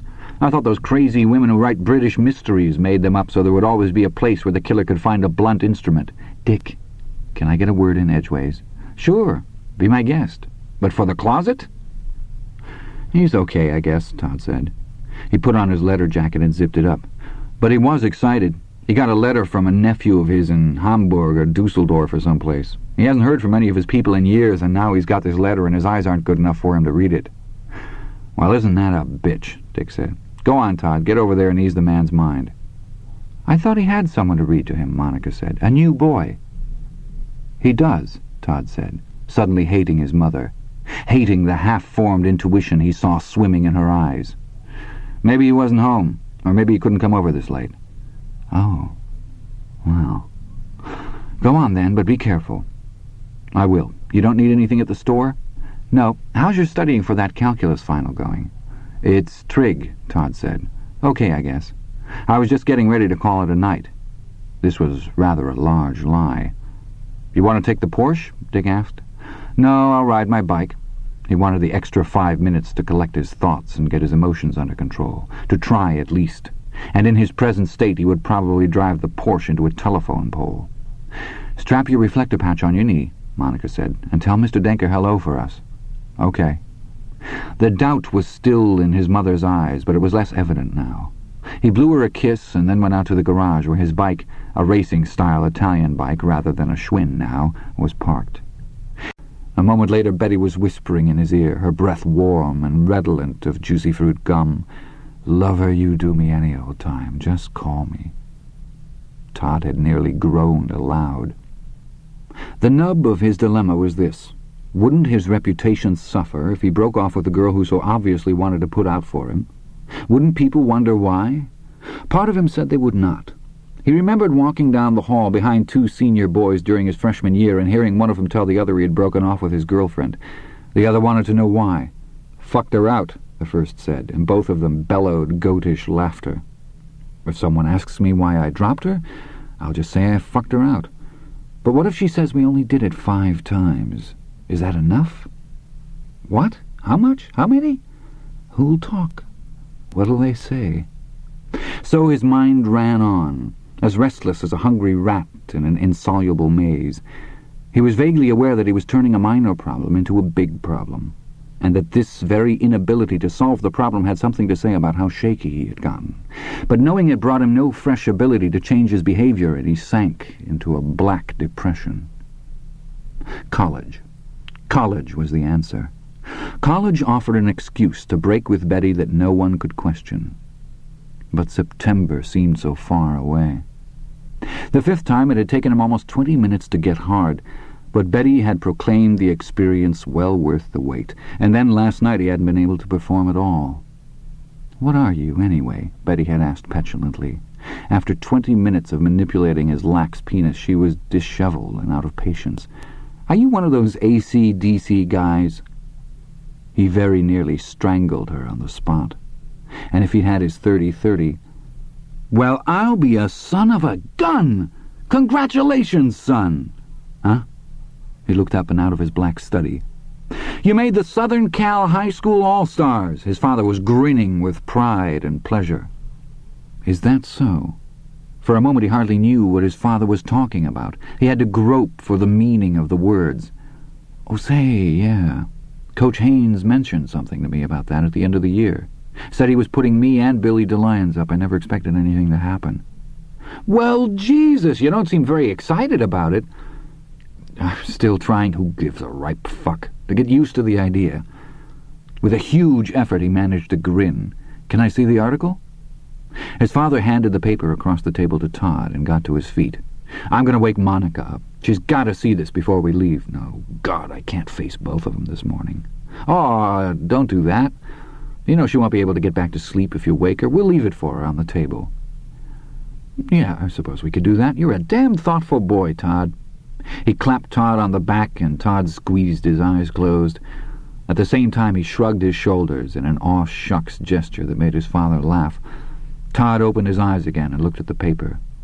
"4 boys named to Southern Cal All-Stars," the headline read. Beneath were pictures of them in their uniforms.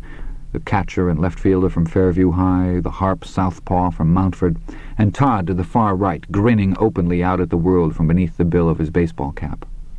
He read the story and saw that Billy DeLyons had made the second squad. That, at least, was something to feel happy about.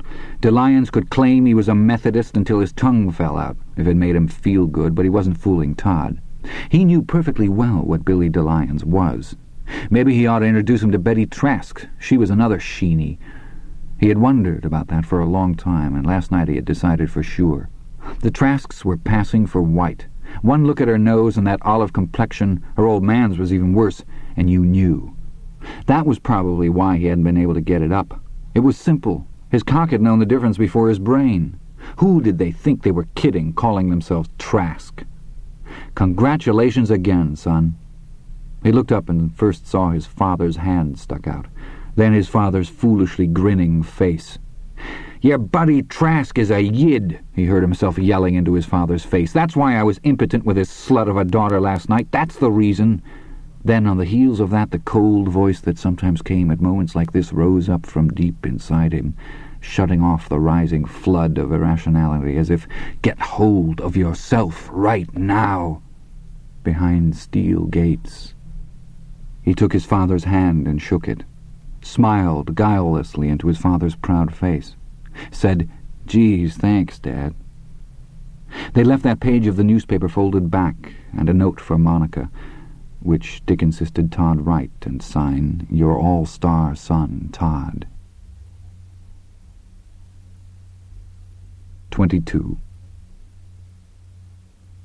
Ed French, a.k.a. Pucker French, a.k.a. Sneaker Pete, and the Kedman, also a.k.a. Rubber Ed French, was in the small and lovely seaside town of San Remo for a guidance counselors' convention. It was a waste of time, if ever there had been one. All guidance counselors could ever agree on was not to agree on anything, and he grew bored with the papers, seminars, and discussion periods after a single day. Halfway through the second day he discovered he was also bored with San Remo, and that of the adjectives small, lovely, and seaside. The key adjective was probably small.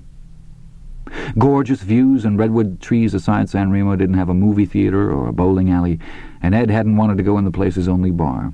It had a dirt parking lot filled with pickup trucks, and most of the pickups had Reagan stickers on their rusty bumpers and tailgates.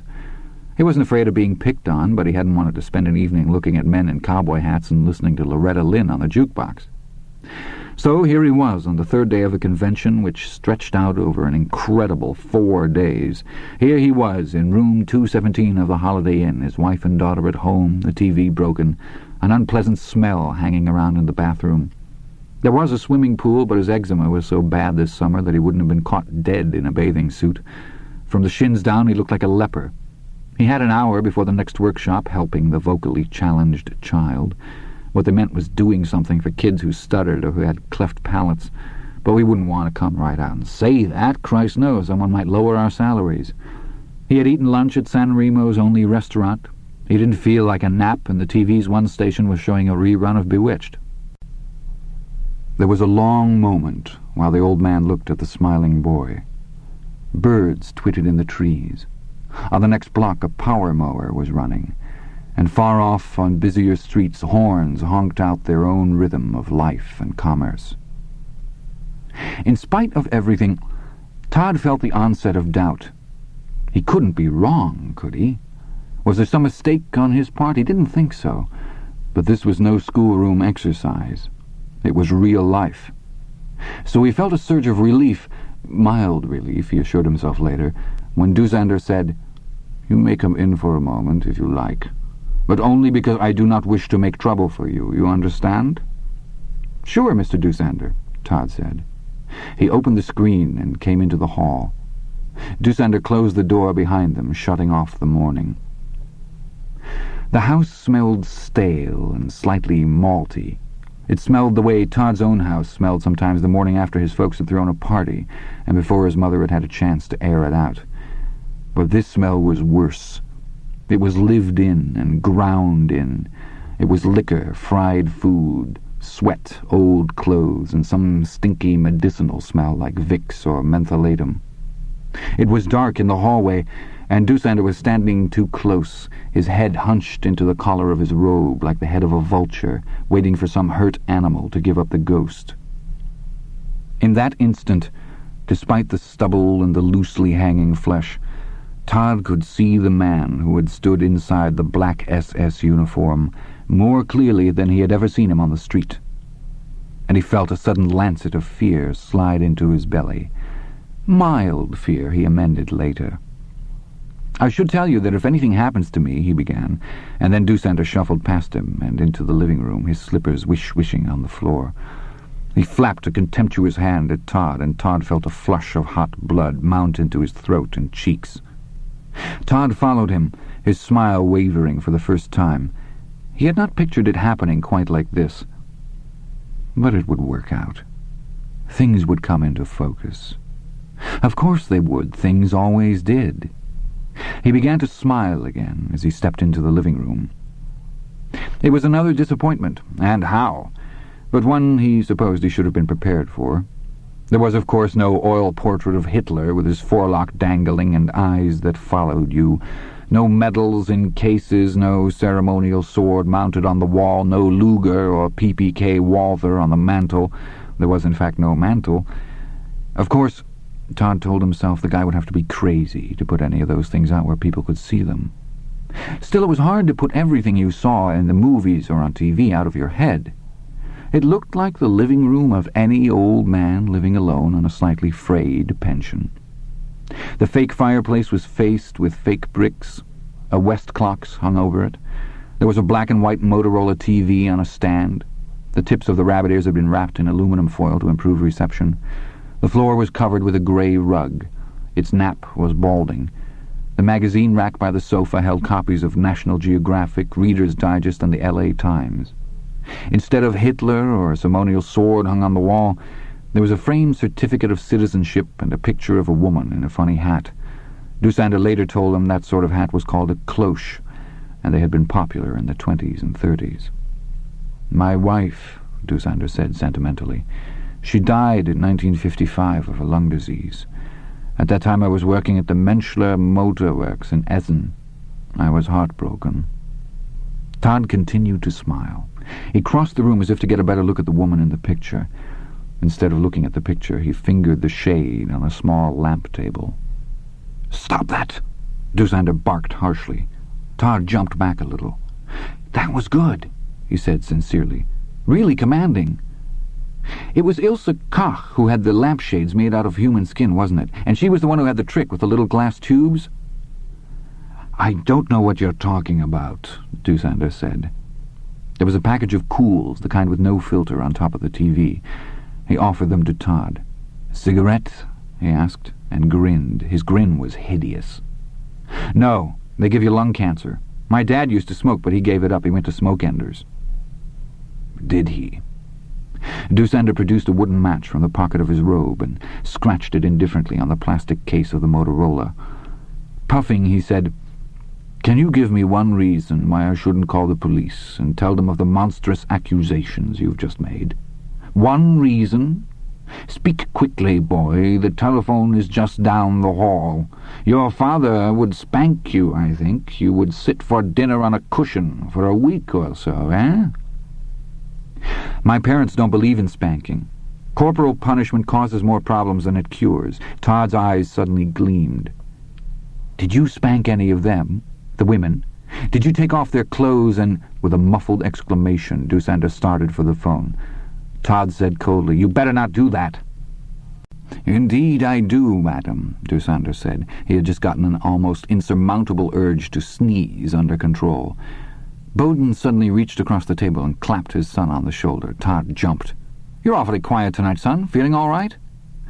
Todd offered a peculiar smile that seemed divided between his father and Doosander. "I feel okay. I've heard most of these stories before, remember?" "Todd," Monica said, "that's hardly—" "The boy is only being honest," Doosander said. "A privilege of boys which men often have to give up. Yes, Mr. Bowden?" Dick laughed and nodded. "Perhaps I could get Todd to walk back to mine house with me now," Doosander said. "I'm sure he has his studies." "Todd is a very apt pupil," Monica said, but she spoke almost automatically, looking at Todd in a puzzled sort of way. "All A's and B's, usually. He got a C this last quarter, but he's promised to bring his French up to snuff on his March report. Right, Todd, baby?" Todd offered the peculiar smile again and nodded. "No need for you to walk," Dick said. "I'll be glad to run you back to your place." "I walk for the air and the exercise," Doosander said. "Really, I must insist, unless Todd prefers not to."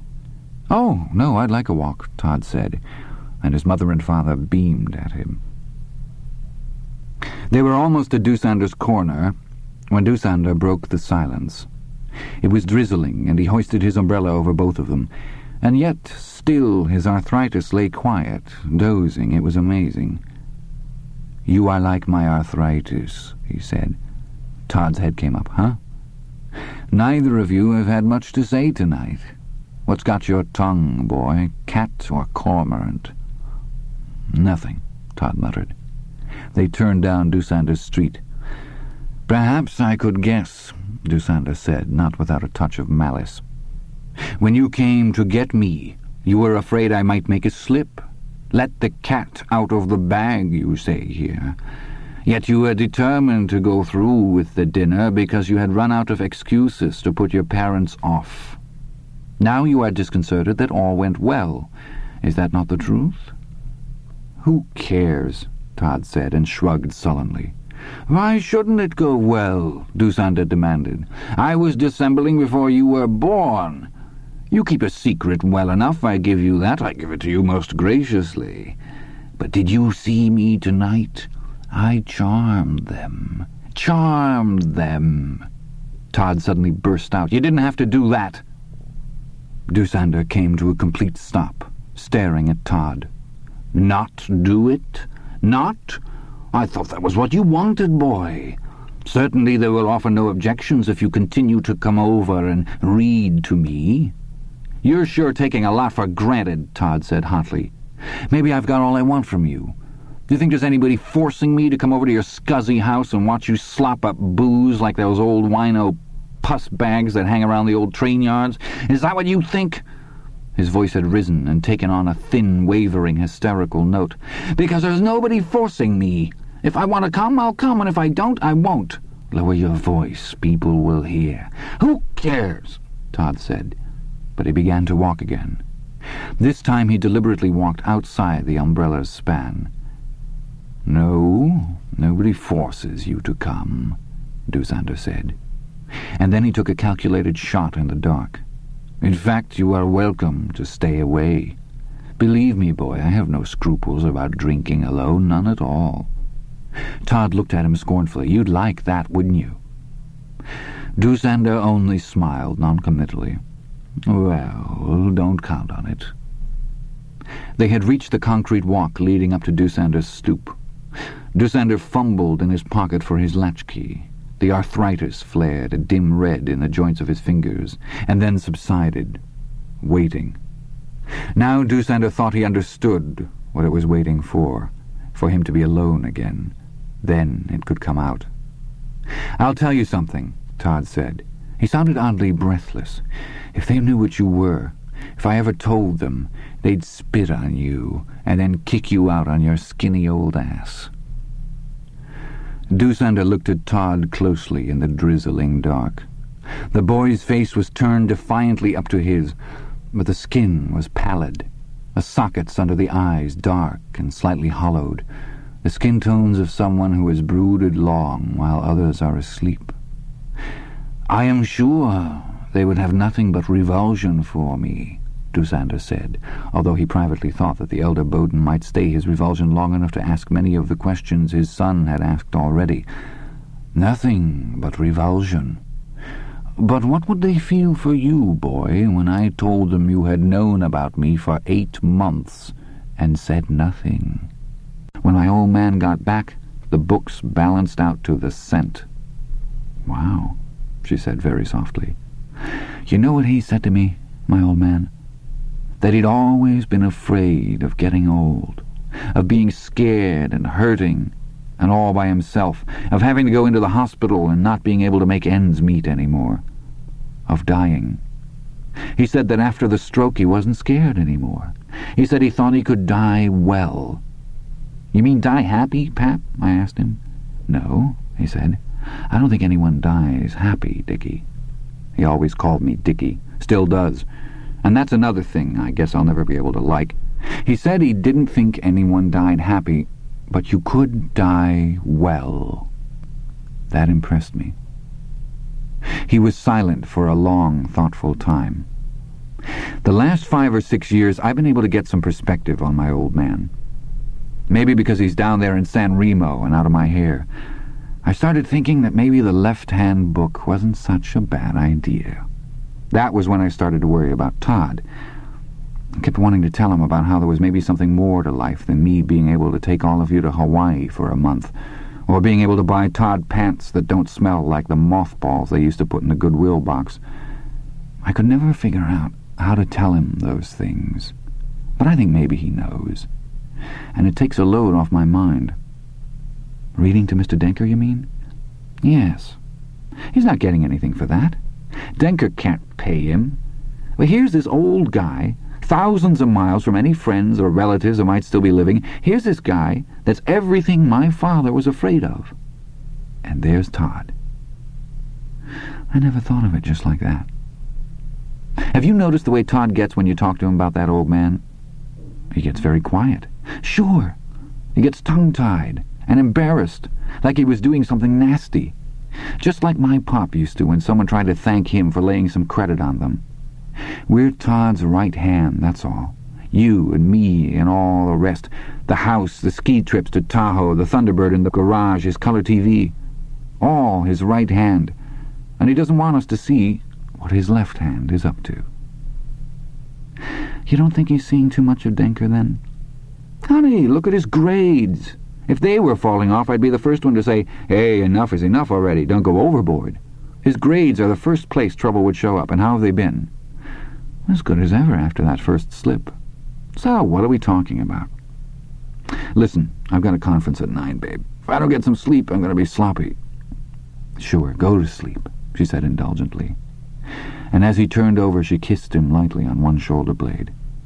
"I love you." "Love you too," he said comfortably, and closed his eyes. "Everything's fine, Monica. You worry too much." "I know I do. Good night." They slept.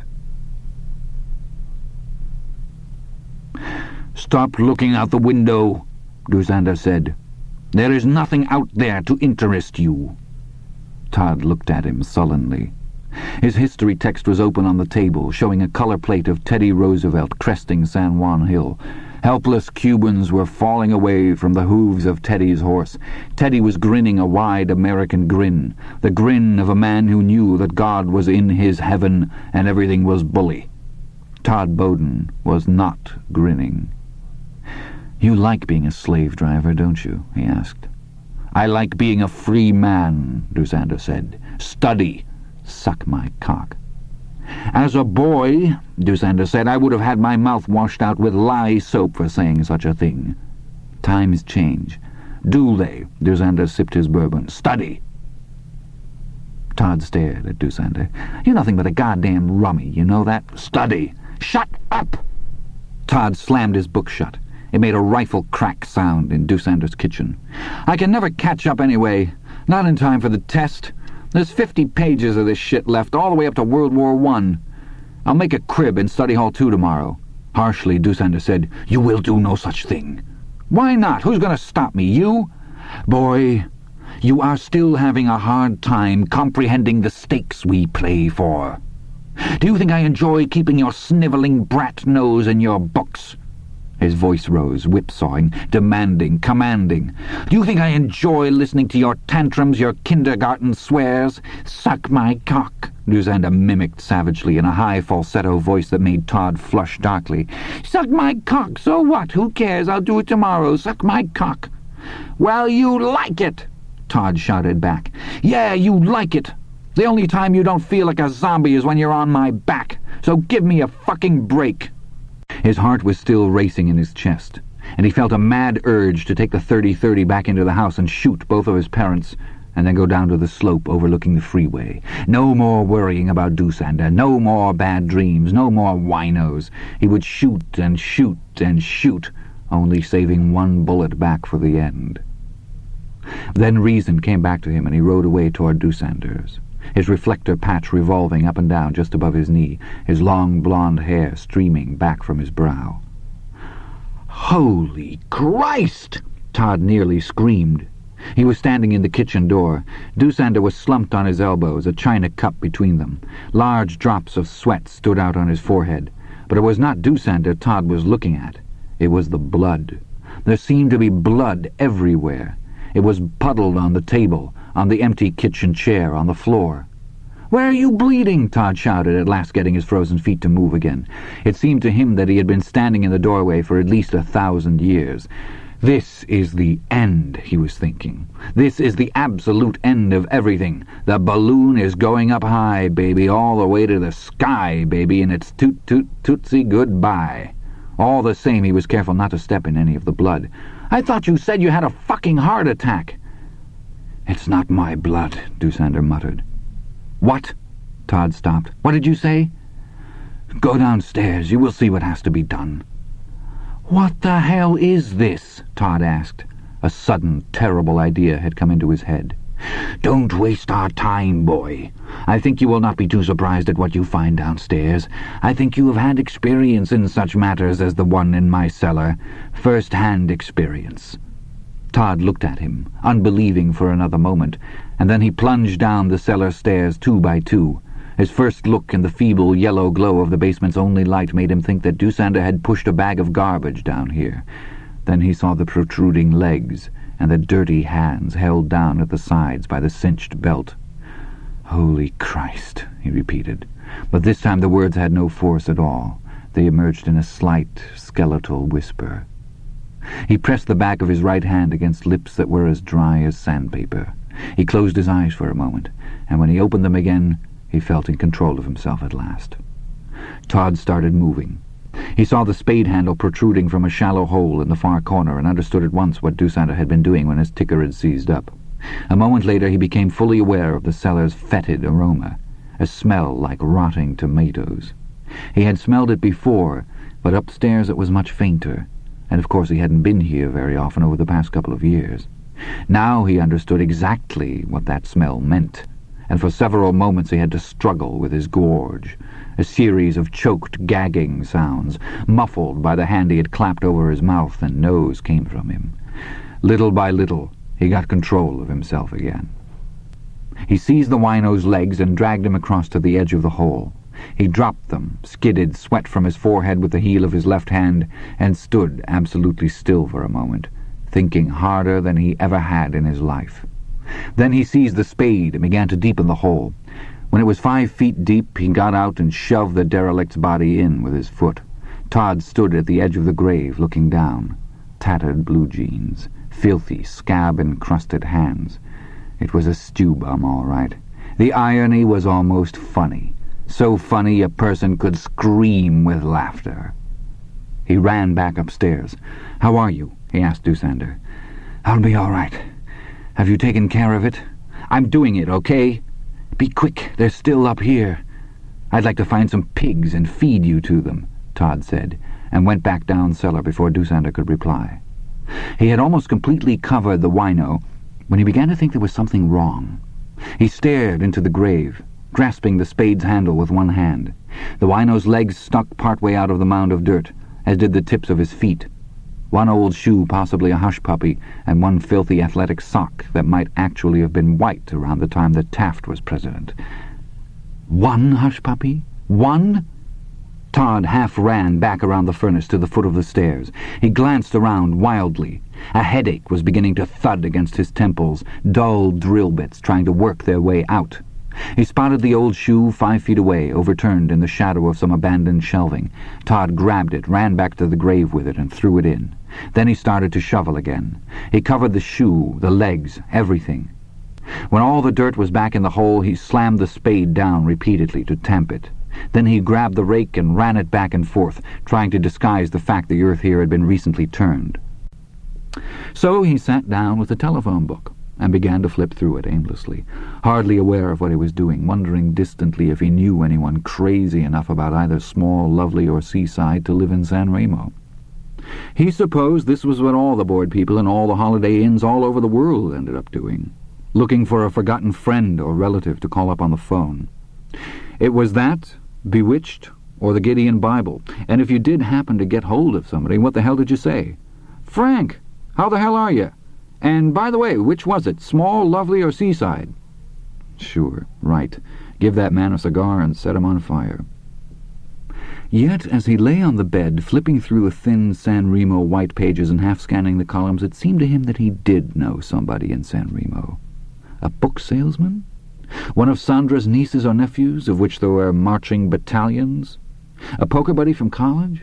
The relative of his student? That seemed to ring a bell, but he couldn't find it down any more tightly. He kept thumbing, and found he was sleepy after all. He had almost dozed off when it came to him, and he sat up, wide awake again. Lord Peter. They were rerunning those whimsy stories on PBS just lately. Clouds of Witness, Murder Must Advertise, The 9 Tailors. He and Sandra were hooked. A man named Ian Carmichael played whimsy, and Sandra was nuts for him. So nuts, in fact, that Ed, who didn't think Carmichael looked like Lord Peter at all, actually became quite irritated. "Sandy, the shape of his face is all wrong, and he's wearing false teeth, for heaven's sake." "Pooh," Sandra had replied airily from the couch where she was curled up. "You're just jealous. He's so handsome." "Daddy's jealous, Daddy's jealous," little Norma sang, prancing around the living room in her duck pajamas. "You should have been in bed an hour ago," Ed told her, gazing at his daughter with a jaundiced eye. "And if I keep noticing you're here, I'll probably remember that you aren't there." Little Norma was momentarily abashed. Ed turned back to Sandra. "I remember back 3 or 4 years ago I had a kid named Todd Bowden, and his grandfather came in for a conference. Now that guy looked like Whimsy. A very old Whimsy, but the shape of his face was right, and Whimsy, Whimsy, Dimsy, Jimsy," little Norma sang. "Whimsy, Bimsy, Dooloo." "Shh, both of you," Sandra said. "I think he's the most beautiful man." Irritating woman. But hadn't Todd Bowden's grandfather retired to San Remo? Sure, it had been on the forms. Todd had been one of the brightest boys in that year's class. Then, all at once, his grades had gone to hell. The old man had come in, told a familiar tale of marital difficulties, and had persuaded Ed to let the situation alone for a while and see if things didn't straighten themselves out. Ed's view was that the old laissez-faire bit didn't work. If you told a teenage kid to root, hog, or die, he or she usually died. But the old man had been almost eerily persuasive. It was the resemblance to Whimsy, perhaps. And Ed had agreed to give Todd to the end of the next flunk card period, and damned if Todd hadn't pulled through. The old man must have gone right through the whole family and really kicked some ass, Ed thought. He looked like the type who not only could do it, but who might derive a certain dour pleasure from it. Then, just 2 days ago, he had seen Todd's picture in the paper. He had made the Southern Cal All-Stars in baseball. No mean feat when you consider that about 500 boys were nominated each spring. He supposed he might never have come up with the grandfather's name if he hadn't seen the picture. He flicked through the white pages more purposefully now, ran his finger down a column of fine type, and there it was. Bowden, Victor, S., 403 Ridge Lane. Ed dialed the number, and it rang several times at the other end. He was just about to hang up when an old man answered. "Hello?" Hello, Mr. Bowden. Ed French from San Donato Junior High? Yes. Politeness, but no more. Certainly no recognition. Well, the old guy was 3 years further along, weren't they all? And things undoubtedly slipped his mind from time to time. Do you remember me, sir? Should I? Bowden's voice was cautious, and Ed smiled. The old man forgot things, but he didn't want anybody to know if he could help it. His own old man had been that way when his hearing started to go. I was your grandson Todd's guidance counselor at SDJHS. I called to congratulate you. He sure tore up the pea patch when he got to high school, didn't he? And now he's all conference to top it off. Wow! Todd! The old man said, his voice brightening immediately. Yes, he certainly did a fine job, didn't he? Second in his class. And the girl who was ahead of him took the business courses, a sniff of disdain in the old man's voice. My son called and offered to take me to Todd's commencement, but I'm in a wheelchair now. I broke my hip last January. I didn't want to go in a wheelchair. But I have his graduation picture right in the hall, you bet. Todd's made his parents very proud, and me, of course. Yes, I guess we got him over the hump, Ed said. He was smiling as he said it, but his smile was a trifle puzzled. Somehow Todd's grandfather didn't sound the same. But it had been a long time ago, of course. A hump? What hump? Doosander turned. In measured tones that were spoiled only slightly by the fact that his false teeth were not in, he said, I tell you this once, boy, and once only. My name is Arthur Denker. It has never been anything else. It has not even been Americanized. I was in fact named Arthur by my father, who greatly admired the stories of Arthur Conan Doyle. It has never been Doosander or Himmler or Father Christmas. I was a reserve lieutenant in the war. I never joined the Nazi Party. In the Battle of Berlin, I fought for 3 weeks. I will admit that in the late 30s, when I was first married, I supported Hitler. He ended the Depression and returned some of the pride we had lost in the aftermath of the sickening and unfair Treaty of Versailles. I suppose I supported him mostly because I got a job and there was tobacco again, and I didn't need to hunt through the gutters when I needed to smoke. I thought in the late 30s that he was a great man. In his own way, perhaps he was. But at the end he was mad, directing phantom armies at the whim of an astrologer. He even gave Blondie, his dog, a death capsule, the act of a madman. By the end they were all madmen, singing the Horst Wessel song as they fed poison to their children. On May 2nd, 1945, my regiment gave up to the Americans. I remember that a private soldier named Hackemeyer gave me a chocolate bar. I wept. There was no reason to fight on. The war was over. It really had been since February. I was interned at Essen and was treated very well. We listened to the Nuremberg trials on the radio, and when Göring committed suicide, I traded 14 American cigarettes for half a bottle of schnapps and got drunk. When I was released, I put wheels on cars at the Essen Motor Works until 1963, when I retired. Later, I immigrated to the United States. To come here was a lifelong ambition. In 1967, I became a citizen. I am an American. I vote. No Buenos Aires, no drug dealing, no Berlin, no Cuba. And now, unless you leave, I make my telephone call. He watched Todd do nothing. Then he went down the hall and picked up the telephone. Still, Todd stood in the living room, beside the table with a small lamp on it. Doosander began to dial. Todd watched him, his heart speeding up until it was drumming in his chest. After the 4th number, Doosander turned and looked at him. His shoulders sagged. He put the phone down. "A boy," he breathed. "A boy." Todd smiled widely, but rather modestly. "How did you find out?" "One piece of luck and a lot of hard work," Todd said. "There's this friend of mine, Harold Pegler his name is, only all the kids call him Foxy. He plays second base for our team. His dad's got all these magazines out in his garage. Great big stacks of them. War magazines. They're old. I looked for some new ones, but the guy who runs the newsstand across from the school said most of them went out of business. In most of them there's pictures of Krauts, German soldiers I mean, and Japs torturing these women. And articles about the concentration camps. I really groove on all that concentration camp stuff. You groove on it. Dusander was staring at him, one hand rubbing up and down on his cheek, producing a very small, sandpapery sound. Groove. You know, I get off on it. I'm interested. He remembered that day in Foxy's garage as clearly as anything in his life. More clearly, he suspected. He remembered in the 5th grade before Careers Day how Mrs. Anderson, all the kids called her Bugs because of her big front teeth, had talked to them about what she called finding your great interest. It comes all at once, Bugs Anderson had rhapsodized. You see something for the first time, and right away you know you have found your great interest. It's like a key turning in a lock, or falling in love for the first time. That's why Careers Day is so important, children. It may be the day on which you find your great interest. And she had gone on to tell them about her own great interest, which turned out not to be teaching the 5th grade but collecting 19th century postcards. Todd had thought Mrs. Anderson was full of bullspit at the time, but that day in Foxy's garage he remembered what she had said and wondered if maybe she hadn't been right after all. The Santa Anas had been blowing that day, and to the east there were brush fires. He remembered the smell of burning, hot and greasy.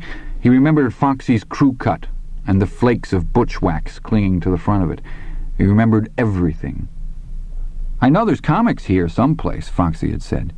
His mother had a hangover and had kicked them out of the house for making too much noise. Neat ones. They're westerns mostly, but there's some Turek Son of Stone and...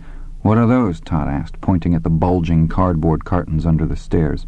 They're no good, Foxy said. True war stories mostly. Boring. Todd stared at him, wordlessly in the dark.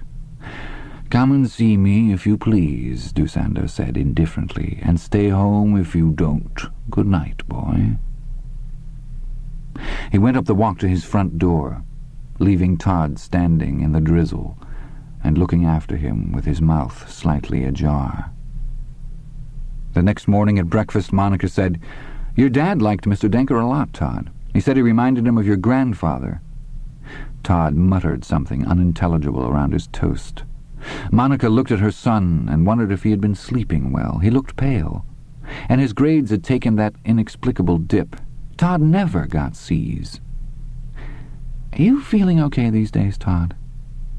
He looked at her blankly for a moment, and then that radiant smile spread over his face, charming her, comforting her. There was a dab of strawberry preserves on his chin. Sure, he said, 4-0. Todd, baby, she said. Monica, baby, he responded, and they both started to laugh.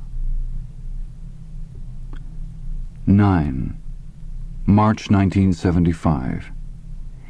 Kitty, kitty, Dusander said. Here, kitty, kitty. Puss, puss. Puss, puss. He was sitting on his back stoop, a pink plastic bowl by his right foot. The bowl was full of milk.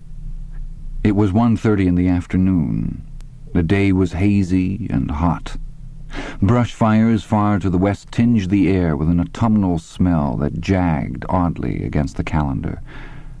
If the boy was coming, he would be here in another hour. But the boy didn't always come now.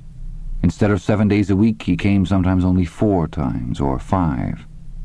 An intuition had grown in him little by little, and his intuition told him that the boy was having troubles of his own.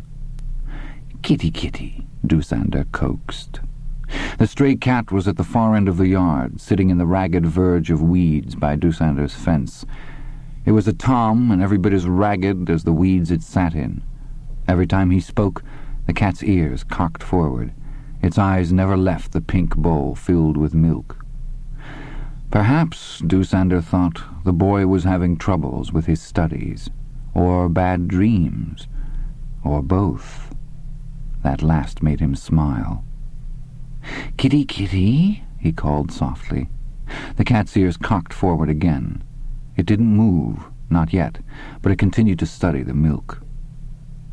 Doosander had certainly been afflicted with problems of his own. For 3 weeks or so he had worn the SS uniform to bed like grotesque pajamas, and the uniform had warded off the insomnia and the bad dreams. His sleep had been, at first, as sound as a lumberjack's. Then the dreams had returned, not little by little, but all at once, and worse than ever before. Dreams of running, as well as the dreams of the eyes. Running through a wet, unseen jungle where heavy leaves and damp fronds struck his face, leaving trickles that felt like sap or blood. Running and running, the luminous eyes always around him, peering soullessly at him until he broke into a clearing. In the darkness he sensed rather than saw the steep rise that began on the clearing's far side. At the top of that rise was Patin, its low cement buildings and yards surrounded by barbed wire and electrified wire, its sentry towers standing like Martian dreadnoughts straight out of War of the Worlds, and in the middle huge stacks billowed smoke against the sky, and below these brick columns were the furnaces, stoked and ready to go, glowing in the night like the eyes of fierce demons. They had told the inhabitants of the area that the Patin inmates made clothes and candles, and of course the locals had believed that no more than the locals around Auschwitz had believed that the camp was a sausage factory. It didn't matter. Looking back over his shoulder in the dream, he would at last see them coming out of hiding, the restless dead, the Juden, shambling toward him with blue numbers glaring from the livid flesh of their outstretched arms, their hands hooked into talons, their faces no longer expressionless, but animated with hate, lively with vengeance, vivacious with murder. Toddlers ran beside their mothers, and grandfathers were borne up by their middle-aged children, and the dominant expression on all their faces was desperation. Desperation? Yes, because in the dreams he knew, and so did they, that if he could climb the hill, he would be safe. Down here in these wet and swampy lowlands, in this jungle where the night-flowering plants extruded blood instead of sap, he was a hunted animal, prey. But up there he was in command. If this was a jungle, then the camp at the top of the hill was a zoo. All the wild animals safely in cages, he the head keeper whose job it was to decide which would be fed, which would live, which would be handed over to the vivisectionists, which would be taken to the knackers in the remover's van. If you are caught with one of these cribbing papers, what do you think will happen? Who will be told first? Todd looked at his hands with their ragged, bitten fingernails and said nothing. Who? Jesus, you know. Rubberhead. Then my folks, I guess. Doosander nodded. Me, I guess that too. Study. Put your cribbing paper in your head, where it belongs.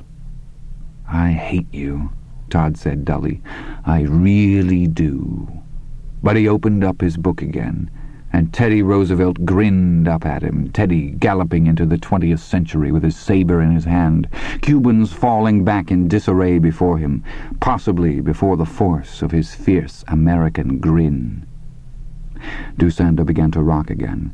He held his teacup of bourbon in his hands. That's a good boy, he said, almost tenderly. Todd had his first wet dream on the last night of April, and he awoke to the sound of rain whispering secretly through the leaves and branches of the tree outside his window.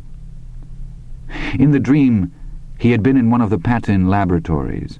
He was standing at the end of a long, low table. A lush young girl of amazing beauty had been secured to this table with clamps. Doosander was assisting him. Doosander wore a white butcher's apron and nothing else. When he pivoted to turn on the monitoring equipment, Todd could see Doosander's scrawny buttocks grinding at each other like misshapen white stones. He handed something to Todd, something he recognized immediately, although he had never actually seen one. It was a dildo. The tip of it was polished metal, winking in the light of the overhead fluorescence like heartless chrome. The dildo was hollow. Snaking out of it was a black electrical cord that ended in a red rubber bulb. "Go ahead," Dusander said. "The Führer says it's all right. He says it's your reward for studying." Todd looked down at himself and saw that he was naked. His small penis was fully erect, jutting plumply up at an angle from the thin peach-down of his pubic hair. He slipped the dildo on. The fit was tight, but there was some sort of lubricant in there. The friction was pleasant. No, it was more than pleasant. It was delightful. He looked down at the girl and felt a strange shift in his thoughts, as if they had slipped into a perfect groove. Suddenly all things seemed right. Doors had been opened. He would go through them. He took the red rubber bulb in his left hand, put his knees on the table, and paused for just a moment, gauging the angle, while his Norseman's prick made its own angle up and out from his slight boy's body. Dimly, far off, he could hear Dusander reciting, "Test run 84... Electricity, sexual stimulus, metabolism. Based on the Thyssen theories of negative reinforcement, subject is a young Jewish girl approximately 16 years of age. No scars, no identifying marks, no known disabilities." She cried out when the tip of the dildo touched her. Todd found the cry pleasant, as he did her fruitless struggles to free herself, or lacking that, to at least bring her legs together.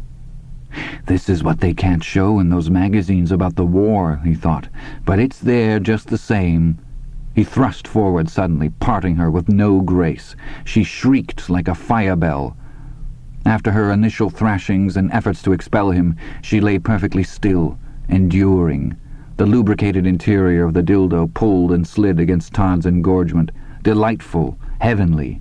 His fingers toyed with the rubber bulb in his left hand. Far away, Dusander recited pulse, blood pressure, respiration, alpha waves, beta waves, stroke count. As the climax began to build inside him, Todd became perfectly still and squeezed the bulb.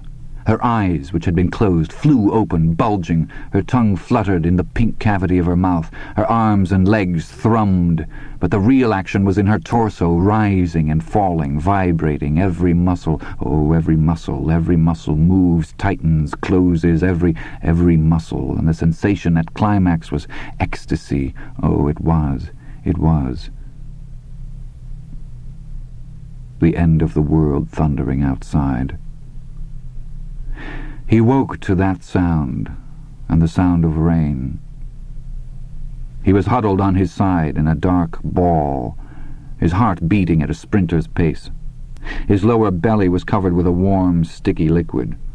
There was an instant of panicky horror when he feared he might be bleeding to death, and then he realized what it really was, and he felt a fainting, nauseated revulsion. Semen, cum, jizz, jungle juice, words from fences and locker rooms and the walls of gas station bathrooms. There was nothing here he wanted. Not much use. Without good camouflage, a hole that has been recently dug and then filled in always looks like a hole that has been recently dug and then filled in. Still, no one would have any occasion to come down here, would they? He and Dusander would damn well have to hope not. Todd ran back upstairs. He was starting to pant. Dusander's elbows had spread wide, and his head had sagged down to the table. His eyes were closed, the lids a shiny purple, the color of asters. "Dusander!" Todd shouted. There was a hot, juicy taste in his mouth, the taste of fear mixed with adrenaline and pulsing hot blood. "Don't you dare die on me, you old fuck!" "Keep your voice down," Dusander said without opening his eyes. "You'll have everyone on the block over here. Where's your cleaner? Less toil, top job, something like that. And rags, I need rags." "All that is under the sink." A lot of the blood had now dried on. Dusander raised his head and watched as Todd crawled across the floor, scrubbing first at the puddle on the linoleum, and then at the drips that had straggled down the legs of the chair the wino had been sitting in. The boy was biting compulsively at his lips, champing at them almost like a horse at a bit. At last the job was finished. The astringent smell of cleaner filled the room. "There is a box of old rags under the stairs," Dusander said. "Put those bloody ones on the bottom. Don't forget to wash your hands. I don't need your advice. You got me into this." "Did I? I must say you took hold well." For a moment the old mockery was in Dusander's voice, and then a bitter grimace pulled his face into a new shape. "Hurry!" Todd took care of the rags, then hurried up the cellar stairs for the last time. He looked nervously down the stairs for a moment, then snapped off the light and closed the door. He went to the sink, rolled up his sleeves, and washed in the hottest water he could stand. He plunged his hands into the suds, and came up holding the butcher knife Dusander had used. "I'd like to cut your throat with this," Todd said grimly. "Yes, and then feed me to the pigs, I have no doubt of it." Todd rinsed the knife, dried it, and put it away. He did the rest of the dishes quickly, let the water out, and rinsed the sink. He looked at the clock as he dried his hands, and saw it was 20 minutes after 10. He went to the phone in the hallway, picked up the receiver, and looked at it thoughtfully. The idea that he had forgotten something as potentially damning as the wino's shoe, nagged unpleasantly at his mind. What? He didn't know. If not for the headache, he might be able to get it. The triple-damned headache. It wasn't like him to forget things, and it was scary. He dialed 222, and after a single ring, a voice answered. "This is Sandra Donato, MedQ. Do you have a medical problem?" "My name is Todd Bowden. I'm at 963 Claremont Street. I need an ambulance." "What's the problem, son?" "It's my friend, Mr. D—" He bit down on his lip so hard that it squirted blood, and for a moment he was lost, drowning in the pulses of pain from his head. Dusander. He had almost given this anonymous MedQ voice Dusander's real name. "Calm down, son," the voice said. "Take it slow and you will be fine." "My friend, Mr. Denker," Todd said. "I think he's had a heart attack." "His symptoms?" Todd began to give them, but the voice had heard enough as soon as Todd described the chest pain that had migrated to the left arm. He told Todd the ambulance would arrive in 10 to 20 minutes, depending on the traffic. Todd hung up and pressed the heels of his hands against his eyes. "Did you get it?" Dusander called weakly. "Yes!" Todd screamed. "Yes, I got it! Yes, God damn it! Yes, yes, yes, yes! Just shut up!" He pressed his hands even harder against his eyes, creating first senseless star flashes of light and then a bright field of red. "Get hold of yourself, Todd, baby. Get down, get funky, get cool, dig it." He opened his eyes and picked up the telephone again. Now the hard part. Now it was time to call home. "Hello?" Monica's soft, cultured voice in his ear. For a moment, just a moment, he saw himself slamming the muzzle of the .30-30 into her nose and pulling the trigger into the first flow of blood. "It's Todd, Mommy. Let me talk to Dad, quick." He didn't call her Mommy anymore. He knew she would get that signal quicker than anything else, and she did. "What's the matter? Is something wrong, Todd? Just let me talk to him." "But what—" The phone rattled and clunked. He heard his mother saying something to his father. Todd got ready. "It's Mr. Denker, Daddy. It's a heart attack, I think. I'm pretty sure it is." "Jesus!" His father's voice lagged away for a moment, and Todd heard him repeating the information to his wife. Then he was back. "He's still alive, as far as you can tell?" "He's alive, conscious." "All right, thank God for that. Call an ambulance." "I just did." 222? "Yes." "Good boy. How bad is he, can you tell?" "I don't know, Dad. They said the ambulance would be here soon, but I'm sort of scared. Can you come over and wait with me?" "You bet. Give me 4 minutes." Todd could hear his mother saying something else as his father hung up, breaking the connection. Todd replaced the receiver on his end. 4 minutes. 4 minutes to do anything that had been left undone. 4 minutes to remember whatever it was that had been forgotten. Or had he forgotten anything? Maybe it was just nerves. God, he wished he hadn't had to call his father. But it was the natural thing to do, wasn't it? Sure. Was there some natural thing that he hadn't done? Something... "Oh, you shit for brains!" he suddenly moaned, and bolted back into the kitchen. Dusander's head lay on the table, his eyes half open, sluggish. "Dusander!" Todd cried. He shook Dusander roughly, and the old man groaned. "Wake up! Wake up, you stinking old bastard!" The little talk we had when Todd was having problems with his coursework back in 9th. "I'm not following you," the old man said slowly. "I would never presume to speak for Richard's son. It would cause trouble. Oh, you don't know how much trouble it would cause. You've made a mistake, young fella." "But some sort of mistake. Got me confused with another student and another grandfather, I imagine." Ed was moderately thunderstruck. For one of the few times in his life he could not think of a single thing to say. If there was confusion, it sure wasn't on his part. "Well," Bowden said doubtfully, "it was nice of you to call, Mr.—" Ed found his tongue. "I'm right here in town, Mr. Bowden. It's a convention, guidance counselors. I'll be done around 10 tomorrow morning after the final paper is read. Could I come around to, he consulted the phone book again, to Ridge Lane and see you for a few minutes? What in the world for? Just curiosity, I guess. It's all water over the dam now. But about 3 years ago, Todd got himself into a real crack with his grades. They were so bad I had to send a letter home with his report card requesting a conference with a parent, or ideally with both of his parents. What I got was his grandfather, a very pleasant man named Victor Bowden. But I've already told you. Yes, I know. Just the same, I talked to somebody claiming to be Todd's grandfather. It doesn't matter much now, I suppose, but seeing is believing. I'd only take a few minutes of your time, but it's all I can take because I'm expected home by supper time. Time is all I have, Bowden said a bit ruefully. I'll be here all day. You're welcome to stop in. Ed thanked him, said goodbye, and hung up. He sat on the end of the bed, staring thoughtfully at the telephone. After a while he got up and took a pack of Philly's cheroots from the sport coat hanging on the back of the desk chair. He ought to go. There was a workshop, and if he wasn't there he would be missed. He lit his cheroot with a Holiday Inn match and dropped the burnt stub into a Holiday Inn ashtray. He went to the Holiday Inn window and looked blankly out into the Holiday Inn courtyard. It doesn't matter much now, he had told Bowden, but it mattered to him. He wasn't used to being sold a bill of goods by one of his kids, and this unexpected news upset him. Technically, he supposed, it could still turn out to be a case of an old man's senility, but Victor Bowden hadn't sounded as if he was drooling in his beard yet. And damn it, he didn't sound the same. Had Todd Bowden jobbed him? He decided it could have been done, theoretically at least, especially by a bright boy like Todd. He could have jobbed everyone, not just Ed French.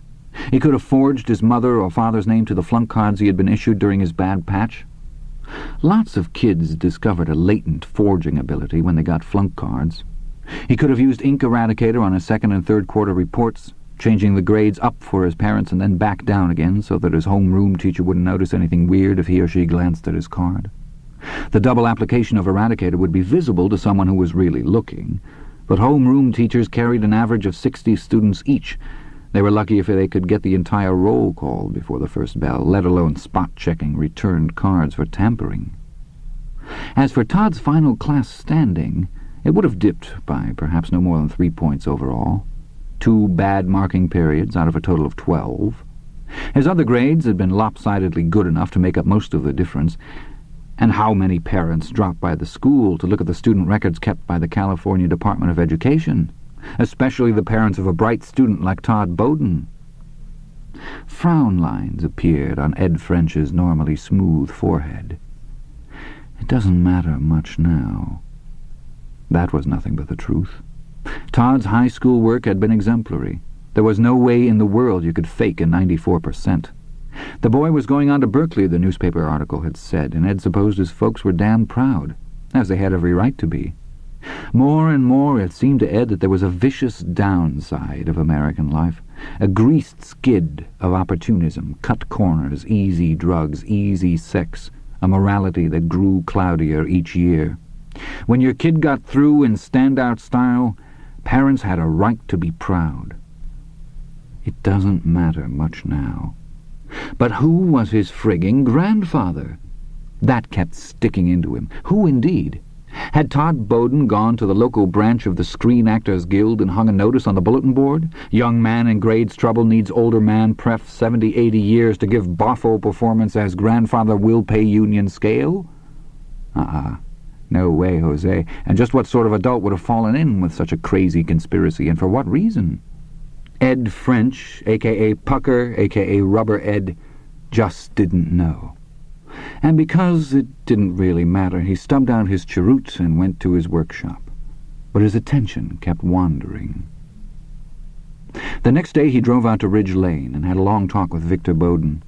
They discussed grapes, they discussed the retail grocery business and how the big chain stores were pushing the little guys out. They discussed the political climate in Southern California. Mr. Bowden offered Ed a glass of wine. Ed accepted with pleasure. He felt that he needed a glass of wine, even if it was only 10:40 in the morning. Victor Bowden looked as much like Peter Wimsey as a machine gun looks like a shillelagh. Victor Bowden had no trace of the faint accent Ed remembered, and he was quite fat. The man who had purported to be Todd's grandfather had been whip-thin. Before leaving, Ed told him, "I'd appreciate it if you wouldn't mention any of this to Mr. or Mrs. Bowden. There may be a perfectly reasonable explanation for all of it, and even if there isn't, it's all in the past." "Sometimes," Bowden said, holding his glass of wine up to the sun and admiring its rich, dark color, "the past don't rest so easy. Why else do people study history?" Ed smiled uneasily and said nothing. "But don't you worry, I never meddle in Richard's affairs. And Todd is a good boy. Salutatorian of his class, he must be a good boy, am I right?" "As rain," Ed French said heartily, and then asked for another glass of wine. 23. Dusander's sleep was uneasy. He lay in a trench of bad dreams. They were breaking down the fence, thousands, perhaps millions of them. They ran out of the jungle and threw themselves against the electrified barbed wire, and now it was beginning to lean ominously inward. Some of the strands had given way, and now coiled uneasily on the packed earth of the parade ground, squirting blue sparks. And still there was no end to them, no end. The Führer was as mad as Rommel had claimed if he had ever thought there could be a final solution to this problem. There were billions of them. They filled the universe, and they were all after him. "Old man. Wake up, old man. Dusander. Wake up, old man. Wake up." At first he thought this was the voice of the dream. Spoken in German, it had to be part of the dream. That was why the voice was so terrifying, of course. If he awoke, he would escape it, so he swam upward. The man was sitting by his bed, on a chair that had been turned around backwards. A real man. "Wake up, old man," this visitor was saying. He was young, no more than 30. His eyes were dark and studious behind plain steel-framed glasses. "Can I look at some?" "Sure, I'll find the comics." But by the time fat Foxy Pegler found them, Todd no longer wanted to read the comics. He was lost. Utterly lost. It's like a key turning in a lock, or falling in love for the first time. It had been like that. He had known about the war, of course, not the stupid one going on now, where the Americans had gotten the shit kicked out of them by a bunch of gooks in black pajamas, but World War II. He knew that the Americans wore round helmets with net on them, and the Krauts wore sort of square ones. He knew that the Americans won most of the battles, and that the Germans had invented rockets near the end and shot them from Germany onto London. He had even known something about the concentration camps. The difference between all of that and what he found in the magazines under the stairs in Foxy's garage was like the difference between being told about germs and then actually seeing them in a microscope, squirming around and alive. Here was Ilse Koch. Here were crematoriums with their doors standing open on their soot-clotted hinges. Here were officers in SS uniforms and prisoners in striped uniforms. The smell of the old pulp magazines was like the smell of the brush fires burning out of control on the east of Santo Donato, and he could feel the old paper crumbling against the pads of his fingers. And he turned the pages, no longer in Foxy's garage, but caught somewhere crosswise in time, trying to cope with the idea that they really had done those things, that somebody had really done those things, and that somebody had let them do those things. And his head began to ache with a mixture of revulsion and excitement, and his eyes were hot and strained, but he read on. And from a column of print beneath a picture of tangled bodies at a place called Dachau, this figure jumped out at him. 6 million. And he thought, oh, somebody goofed there. Somebody added a 0 or 2. That's twice as many people as there are in L.A. But then in another magazine, the cover of this one showed a woman chained to a wall while a guy in a Nazi uniform approached her with a poker in his hand and a grin on his face. He saw it again. 6 million. His headache got worse. His mouth went dry. Dimly from some distance he heard Foxy saying he had to go in for supper. Todd asked Foxy if he could stay here in the garage and read while Foxy ate. Foxy gave him a look of mild puzzlement, shrugged, and said sure. And Todd read, hunched over the boxes of the old True War magazines, until his mother called and asked if he was ever going to go home. Like a key turning in a lock. All the magazines said it was bad what had happened, but all the stories were continued at the back of the book, and when you turned to those pages the words saying it was bad were surrounded by ads, and these ads sold German knives and belts and helmets as well as magic trusses and guaranteed hair restorer. These ads sold German flags emblazoned with swastikas and Nazi Lugers and a game called Panzer Attack, as well as correspondence lessons and offers to make you rich selling elevator shoes to short men. They said it was bad, but it seemed like a lot of people must not mind. Like falling in love. Oh, yes, he remembered that day very well.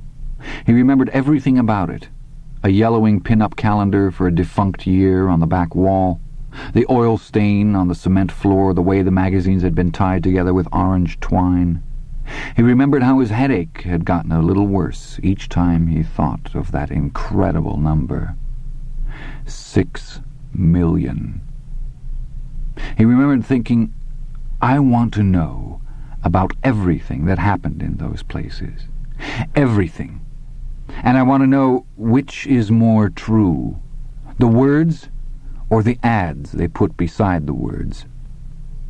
He remembered Bugs Anderson as he at last pushed the boxes back under the stairs and thought, she was right. I've found my great interest. Doosander looked at Todd for a long time. Then he crossed the living room and sat down heavily in a rocking chair. He looked at Todd again, unable to analyze the slightly dreamy, slightly nostalgic expression on the boy's face. Yeah, it was the magazines that got me interested, but I just figured a lot of what they said was just, bullspit. So I went to the library and found out a lot more stuff. Some of it was even neater. At first the crummy librarian didn't want me to look at any of it because it was in the adult section of the library, but I told her it was for school. If it's for school, they have to let you have it. She called my dad, though.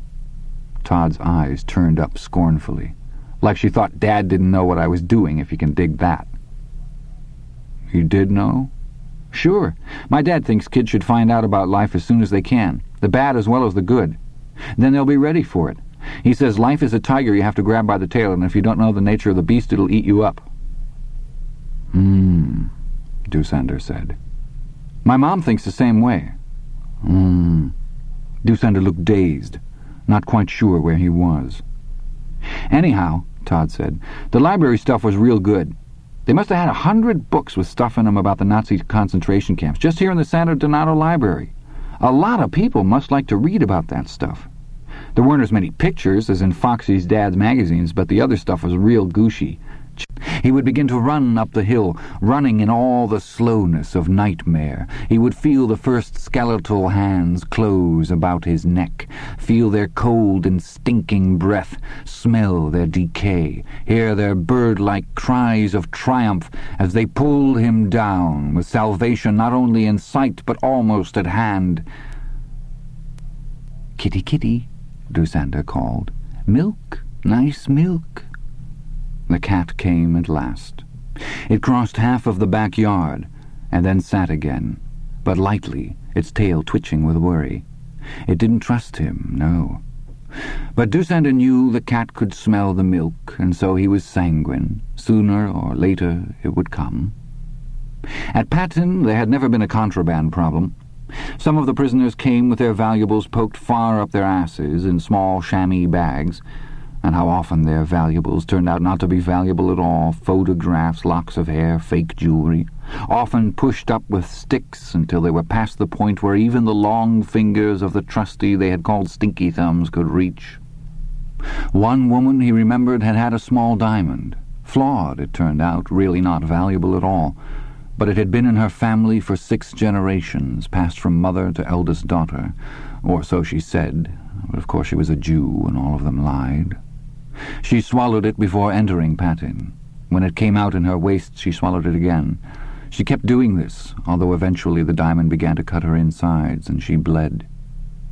There had been other ruses, although most only involved petty items such as a hoard of tobacco or a hair ribbon or two. It didn't matter. In the room Dusander used for prisoner interrogations, there was a hot plate and a homely kitchen table covered with a red checked cloth, much like the one in his own kitchen. There was always a pot of lamb stew bubbling mellowly away on that hot plate. When contraband was suspected, and when was it not, a member of the suspected clique would be brought to that room. Dusander would stand them by the hot plate, where the rich fumes from the stew wafted. Gently he would ask them, who? Who is hiding gold? Who is hiding jewelry? Who has tobacco? Who gave the Givenet woman the pill for her baby? Who? The stew was never specifically promised, but always the aroma eventually loosened their tongues. Of course, a truncheon would have done the same, or a gun barrel jammed into their filthy crotches, but the stew was elegant, yes. "Kitty, kitty," Dusander called. The cat's ears cocked forward. It half rose, then half remembered some long-ago kick, or perhaps a match that had burned its whiskers, and it settled back on its haunches. But soon it would move. He had found a way of propitiating his nightmare. It was, in a way, no more than wearing the SS uniform, but raised to a greater power. Dusander was pleased with himself, only sorry that he had never thought of it before. He supposed he had the boy to thank for this new method of quieting himself, for showing him that the key to the past's terrors was not in rejection, but in contemplation, and even something like a friend's embrace. It was true that before the boy's unexpected arrival last summer, he hadn't had any bad dreams for a long time. But he believed now that he had come to a coward's terms with his past. He had been forced to give up a part of himself. Now he had reclaimed it. "Kitty, kitty," called Dusander, and a smile broke on his face. A kindly smile, a reassuring smile, the smile of all old men who have somehow come through the cruel courses of life to a safe place, still relatively intact, and with at least some wisdom. The tom rose from its haunches, hesitated only a moment longer, and then trotted across the remainder of the backyard with lithe grace. It mounted the steps, gave Dusander a final mistrustful look, laying back its chewed and scabby ears. Then it began to drink the milk. "Nice milk," Dusander said, pulling on the Playtex rubber gloves that had lain in his lap all the while. "Nice milk for a nice kitty." He had bought these gloves in the supermarket. He had stood in the express lane, and older women had looked at him approvingly, even speculatively. The gloves were advertised on TV. They had cuffs. They were so flexible you could pick up a dime while you were wearing them. He stroked the cat's back with one green finger and talked to it soothingly. Its back began to arch with the rhythm of his strokes. Just before the bowl was empty, he seized the cat. It came electrically alive in his clenching hands, twisting and jerking, clawing at the rubber. Its body lashed limberly back and forth, and Dusander had no doubt that if its teeth or claws got into him, it would come off the winner. It was an old campaigner. It takes one to know one, Dusander thought, grinning. His hands balled helplessly into fists. His dream climax recurred to him, pallid now, senseless, frightening, but nerve endings still tingled, retreating slowly from their spike point.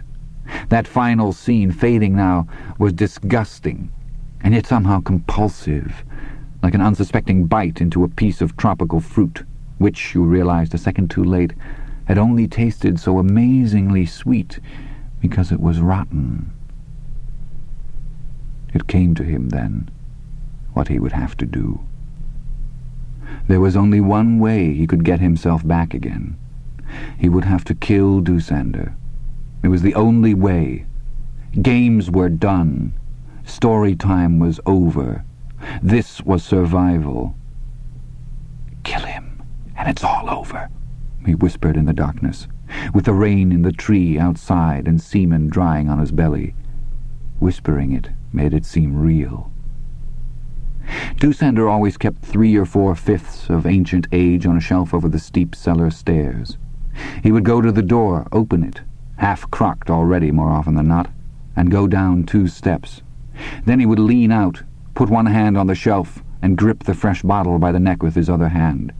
The cellar floor was not paved, but the dirt was hard packed, and Doosander, with a machine-like efficiency that Todd now thought of as Prussian rather than German, oiled it once every 2 months to keep bugs from breeding in the dirt. Cement or no cement, old bones break easily, and old men have accidents. The post-mortem would show that Mr. Denker had had a skinful of booze when he fell. What happened, Todd? He didn't answer the door, so I used the key he gave me. Sometimes he falls asleep. I went into the kitchen and saw the cellar door was open. I went down the stairs and he... Then, of course, tears. It would work. He would have himself back again. For a long time Todd lay awake in the dark, listening to the thunder retreat westward out over the Pacific, listening to the secret sound of the rain. He thought he would stay awake the rest of the night, going over it and over it. But he fell asleep only moments later and slept dreamlessly, with one fist curled under his chin. He woke on the 1st of May, fully rested for the first time in months. 11. May 1975. For Todd, that Friday was the longest of his life. He sat in class after class, hearing nothing, waiting only for the last 5 minutes when the instructor would take out his or her small pile of flunk cards and distribute them. Each time an instructor approached Todd's desk with that pile of cards, he grew cold. Each time he or she passed him without stopping, he felt waves of dizziness and semi-hysteria. Algebra was the worst. Storman approached, hesitated, and just as Todd became convinced he was going to pass on, he laid a flunk card face down on Todd's desk. Todd looked at it coldly, with no feelings at all. Now that it had happened, he was only cold. Well, that's it, he thought. Point, game, set, and match. Unless Doosander can think of something else, and I have my doubts. Without much interest, he turned the flunk card over to see by how much he had missed his C. It must have been close, but trust old Stony Storman not to give anyone a break. He saw that the grade spaces were utterly blank, both the letter grade space and the numerical grade space. Written in the comments section was this message: "I'm sure glad I don't have to give you one of these for real, Charles Storman." The dizziness came again, more savagely this time, roaring through his head, making it feel like a balloon filled with helium. He gripped the sides of his desk as hard as he could, holding one thought with total obsessive tightness: "You will not faint, not faint, not faint." Little by little the waves of dizziness passed, and then he had to control an urge to run up the aisle after Storman, turn him around and poke his eyes out with the freshly sharpened pencil he held in his hand. And through it all his face remained carefully blank. The only sign that anything at all was going on inside was a mild tick in one eyelid. School let out for the week 15 minutes later. Todd walked slowly around the building to the bike racks, his head down, his hands shoved into his pockets, his books tucked into the crook of his right arm, oblivious of the running, shouting students. He tossed the books into his bike basket, unlocked the Schwinn, and pedaled away, toward Doosander's house. "Today," he thought, "today is your day, old man." "And so," Doosander said, pouring bourbon into his cup as Todd entered the kitchen, "the accused returns from the dock. How said they, prisoner?" "What? Is it the ambulance?" "The letter! My father is coming over. He'll be here in no time. Where's the fucking letter?" What letter?" "You told me to tell them you got an important letter." "I said," his heart sank, "I said it came from overseas, from Germany. Christ!" Todd ran his hands through his hair. "A letter." Doosander raised his head with slow difficulty. His seamed cheeks were an unhealthy yellowish white, his lips blue. "From Willie, I think. Willie Frankel, dear Willie." Todd looked at his watch and saw that already 2 minutes had passed since he had hung up the phone. His father could not make it from their house to Doosander's in 4 minutes, but he could do it damn fast in the Porsche. Fast. That was it. Everything was moving too fast. And there was still something wrong here. He felt it. But there was no time to stop and hunt around for the loophole. "Yes, okay, I was reading it to you and you got excited and had this heart attack. Good. Where is it?" Doosander looked at him blankly. "The letter! Where is it?" "What letter?" Doosander asked vacantly, and Todd's hands itched to throttle the drunken old monster. "The one I was reading to you, the one from Willie What's-His-Face. Where is it?" They both looked at the table, as if expecting to see the letter materialize there. "Upstairs," Doosander said finally. "Look in my dresser. The third drawer. There is a small wooden box in the bottom of that drawer. You will have to break it open. I lost the key a long time ago. There are some very old letters from a friend of mine. None signed, none dated, all in German. A page or two will serve for window fittings, as you would say. If you hurry—" "Are you crazy?" Todd raged. "I don't understand German. How could I read you a letter written in German, you numb fuck?" "Why would Willie write me in English?" Doosander countered wearily. "If you read me the letter in German, I would understand it even if you did not. Of course your pronunciation would be butchery, but still I could—" Doosander was right. Right again, and Todd didn't wait to hear more. Even after a heart attack, the old man was a step ahead. Todd raced down the hall to the stairs, pausing just long enough by the front door to make sure his father's Porsche wasn't pulling up even now. It wasn't, but Todd's watch told him just how tight things were getting. It had been 5 minutes now. He took the stairs 2 at a time and burst into Doosander's bedroom. He had never been up here before, hadn't even been curious, and for a moment he only looked wildly around at the unfamiliar territory. Then he saw the dresser, a cheap item done in the style his father called discount store modern. He fell on his knees in front of it and yanked at the third drawer. It came halfway out, then jigged sideways in its slot and stuck firmly. "God damn you!" he whispered at it.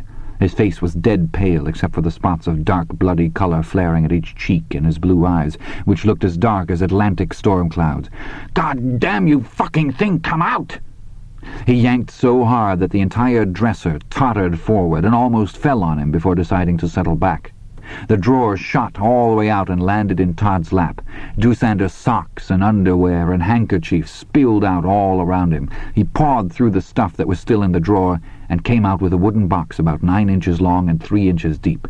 He tried to pull up the lid. Nothing happened. It was locked, just as Doosander had said. Nothing was free tonight. He stuffed the spilled clothes back into the drawer and then rammed the drawer back into its oblong slot. It stuck again. Todd worked to free it, wiggling it back and forth, sweat running freely down his face. At last he was able to slam it shut. He got up with the box. How much time had passed now? Doosander's bed was the type with the posts at the foot, and Todd brought the lock side of the box down on one of these posts as hard as he could, grinning at the shock of pain that vibrated in his hands and travelled all the way up to his elbows. He looked at the lock. The lock looked a bit dented, but it was intact. He brought it down on the post again, even harder this time, heedless of the pain.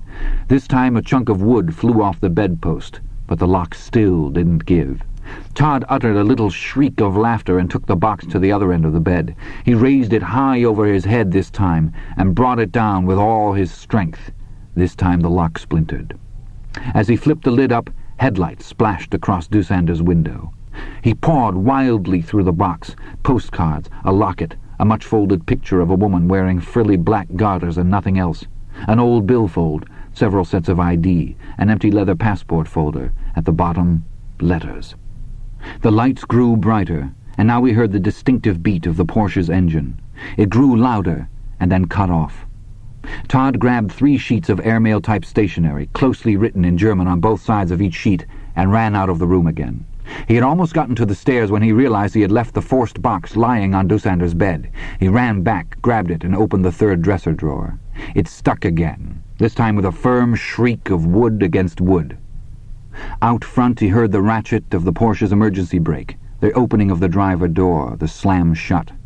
Faintly, Todd could hear himself moaning. He put the box in the askew drawer, stood up, and lashed out at it with his foot. The drawer closed neatly.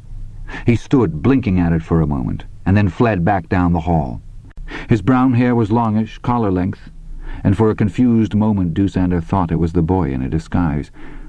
But this was not the boy, wearing a rather old-fashioned blue suit much too hot for the California climate. There was a small silver pin on the lapel of the suit, Silver, the metal you use to kill vampires and werewolves. It was a Jewish star. "Are you speaking to me?" Dusander asked in German. "Who else? Your roommate is gone." "Heisel? Yes, he went home yesterday. Are you awake now?"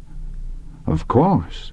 But you've apparently mistaken me for someone else. My name is Arthur Denker. Perhaps you have the wrong room." "My name is Weiskopf, and yours is Kurt Dusander." Dusander wanted to lick his lips, but didn't. Just possibly this was still all part of the dream, a new phase, no more. "Bring me a wino and a steak knife, Mr. Jewish Star, in the lapel, and I'll blow you away like smoke." "I know no Dusander," he told the young man. "I don't understand you. Shall I ring for the nurse?" "You understand," Weiskopf said. He shifted position slightly and brushed a lock of hair from his forehead. The prosiness of this gesture dispelled Dusander's last hope. "Heisel," Weiskopf said, and pointed at the empty bed. "Heisel, Dusander, Weiskopf, none of these names mean anything to me." "Heisel fell off a ladder while he was nailing a new gutter onto the side of his house," Weiskopf said. "He broke his back. He may never walk again. Unfortunate. But that was not the only tragedy of his life. He was an inmate of Patin, where he lost his wife and daughters. Patin, which you commanded." "I think you are insane," Dusander said. "My name is Arthur Denker. I came to this country when my wife died. Before that I was—" "Spare me your tale," Weiskopf said, raising a hand. "He had not forgotten your face. This face." Weiskopf flicked a photograph into Dusander's face like a magician doing a trick. It was one of those the boy had shown him years ago, a young Dusander in a jauntily cocked SS cap, seated behind his desk. Dusander spoke slowly, in English now, enunciating carefully. "During the war I was a factory machinist. My job was to oversee the manufacture of drive columns and power trains for armored cars and trucks. Later, I helped to build Tiger tanks. My reserve unit was called up during the Battle of Berlin, and I fought honorably, if briefly. After the war, I worked in Essen, at the Menschler Motor Works, until it became necessary for you to run away to South America, with your gold that had been melted down from Jewish teeth, and your silver melted down from Jewish jewelry in your numbered Swiss bank account. Mr. Heisel went home a happy man, you know. Oh, he had a bad moment when he woke up in the dark and realized with whom he was sharing a room. But he feels better now. He feels that God allowed him the sublime privilege of breaking his back so that he could be instrumental in the capture of one of the greatest butchers of human beings ever to live." Dusander spoke slowly, enunciating carefully. "During the war, I was a factory machinist." "Oh, why not drop it? Your papers will not stand up to a serious examination. I know it, and you know it. You are found out." "My job was to oversee the manufacture of corpses. One way or another, you will be in Tel Aviv before the new year. The authorities are cooperating with us this time, Dusander. The Americans want to make us happy, and you are one of the things that will make us happy." "The manufacture of drive columns and power trains for armored cars and trucks. Later, I helped to build Tiger tanks." "Why be tiresome? Why drag it out? My reserve unit was called up." "Very well, then. You'll see me again. Soon." Weiskopf rose. He left the room. For a moment his shadow bobbed on the wall, and then that was gone too. Dusander closed his eyes. He wondered if Weiskopf could be telling the truth about American cooperation. 3 years ago, when oil was tight in America, he wouldn't have believed it. But the current upheaval in Iran might well harden American support for Israel. It was possible. And what did it matter? One way or the other, legal or illegal, Weiskopf and his colleagues would have him. On the subject of Nazis, they were intransigent, and on the subject of the camps, they were lunatics. He was trembling all over, but he knew what he must do now. 24. The school records for the pupils who had passed through Santo Donato Junior High were kept in an old rambling warehouse on the north side. It was not far from the abandoned train yard. It was dark and echoing, and it smelled of wax and polish and 999 industrial cleaner. It was also the school department's custodial warehouse. Ed French got there around 4 in the afternoon, with Norma in tow. A janitor let them in, told Ed what he wanted was on the 4th floor, and showed them to a creeping, clanking elevator that frightened Norma into an uncharacteristic silence. She regained herself on the 4th floor, prancing and capering up and down the dim aisles of stacked boxes and files, while Ed searched for and eventually found the files containing report cards from 1975. He pulled the second box and began to leaf through the B's. Chairs with spikes sticking up through the seats, pulling out gold teeth with pliers, poison gas that came out of the showers. Todd shook his head. "You guys just went overboard, you know that? You really did." "Gooshy," Doosander said heavily. "I really did do a research paper, and you know what I got on it? An A+. Of course, I had to be careful. You have to write that stuff in a certain way. You've got to be careful." "Do you?" Doosander asked. He took another cigarette with a hand that trembled. "Oh, yeah. All those library books, they read a certain way. Like the guys who wrote them got puking sick over what they were writing about." Todd was frowning, wrestling with the thought, trying to bring it out. The fact that tone, as that word is applied to writing, wasn't yet in his vocabulary made it more difficult. "They all write like they lost a lot of sleep over it. How we've got to be careful so nothing like that ever happens again. I made my paper like that, and I guess the teacher gave me an A just because I read the source material without losing my lunch." Once more Todd smiled winningly. Doosander dragged heavily on his unfiltered cool. The tip trembled slightly. As he feathered smoke out of his nostrils, he coughed an old man's dank, hollow cough. "I can hardly believe this conversation is taking place," he said. He leaned forward and peered closely at Todd. "Boy, do you know the word existentialism?" Todd ignored the question. "Did you ever meet Ilse Koch?"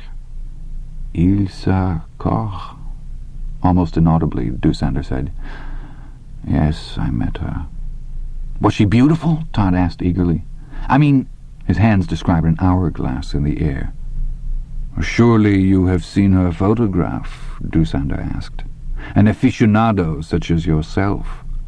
"What's an An aficionado," Doosander said, "is one who grooves, one who gets off on something." "Yeah? Cool." Todd's grin, puzzled and weak for a moment, shone out triumphantly again. "Oh, sure, I've seen a picture, but you know how they are in those books." He spoke as if Doosander had them all. Black and white, fuzzy, just snapshots. None of those guys knew they were taking pictures for, history. Was she really stacked? "She was fat and dumpy and she had bad skin," Doosander said shortly. He crushed his cigarette out, half-smoked in a table-talk pie dish filled with dead butts. "Oh, golly." Todd's face fell.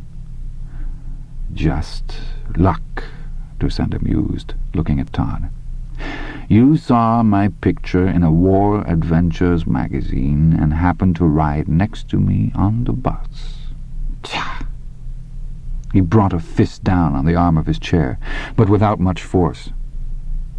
"No, sir, Mr. Doosander. There was more to it than that. A lot," Todd added earnestly, leaning forward. "Oh, really?" The bushy eyebrows rose, signaling polite disbelief. "Sure. I mean, the pictures of you in my scrapbook were all 30 years old at least. I mean, it is 1974. "You keep, a scrapbook?" "Oh, yes, sir, it's a good one. Hundreds of pictures. I'll show it to you sometime. You'll go ape." Doosander's face pulled into a revolted grimace, but he said nothing. "The first couple of times I saw you, I wasn't sure at all. And then you got on the bus one day when it was raining, and you had this shiny black slicker on." "That," Doosander breathed. "Sure. There was a picture of you in a coat like that in one of the magazines out in Foxy's garage.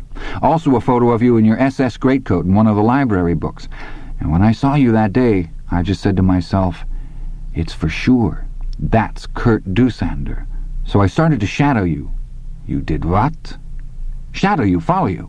My ambition is to be a private detective like Sam Spade in the books or Mannix on TV. Anyway, I was super careful. I didn't want you to get wise. Want to look at some pictures?" Todd took a folded-over manila envelope from his back pocket. Sweat had stuck the flap down. He peeled it back carefully.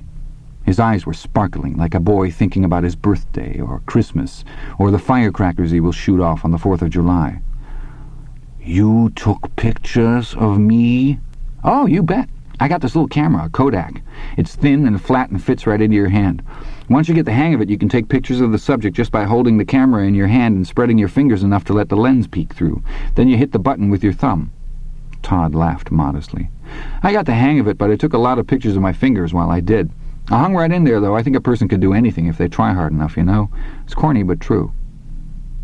Kurt Dusender had begun to look white and ill, shrunken inside his robe.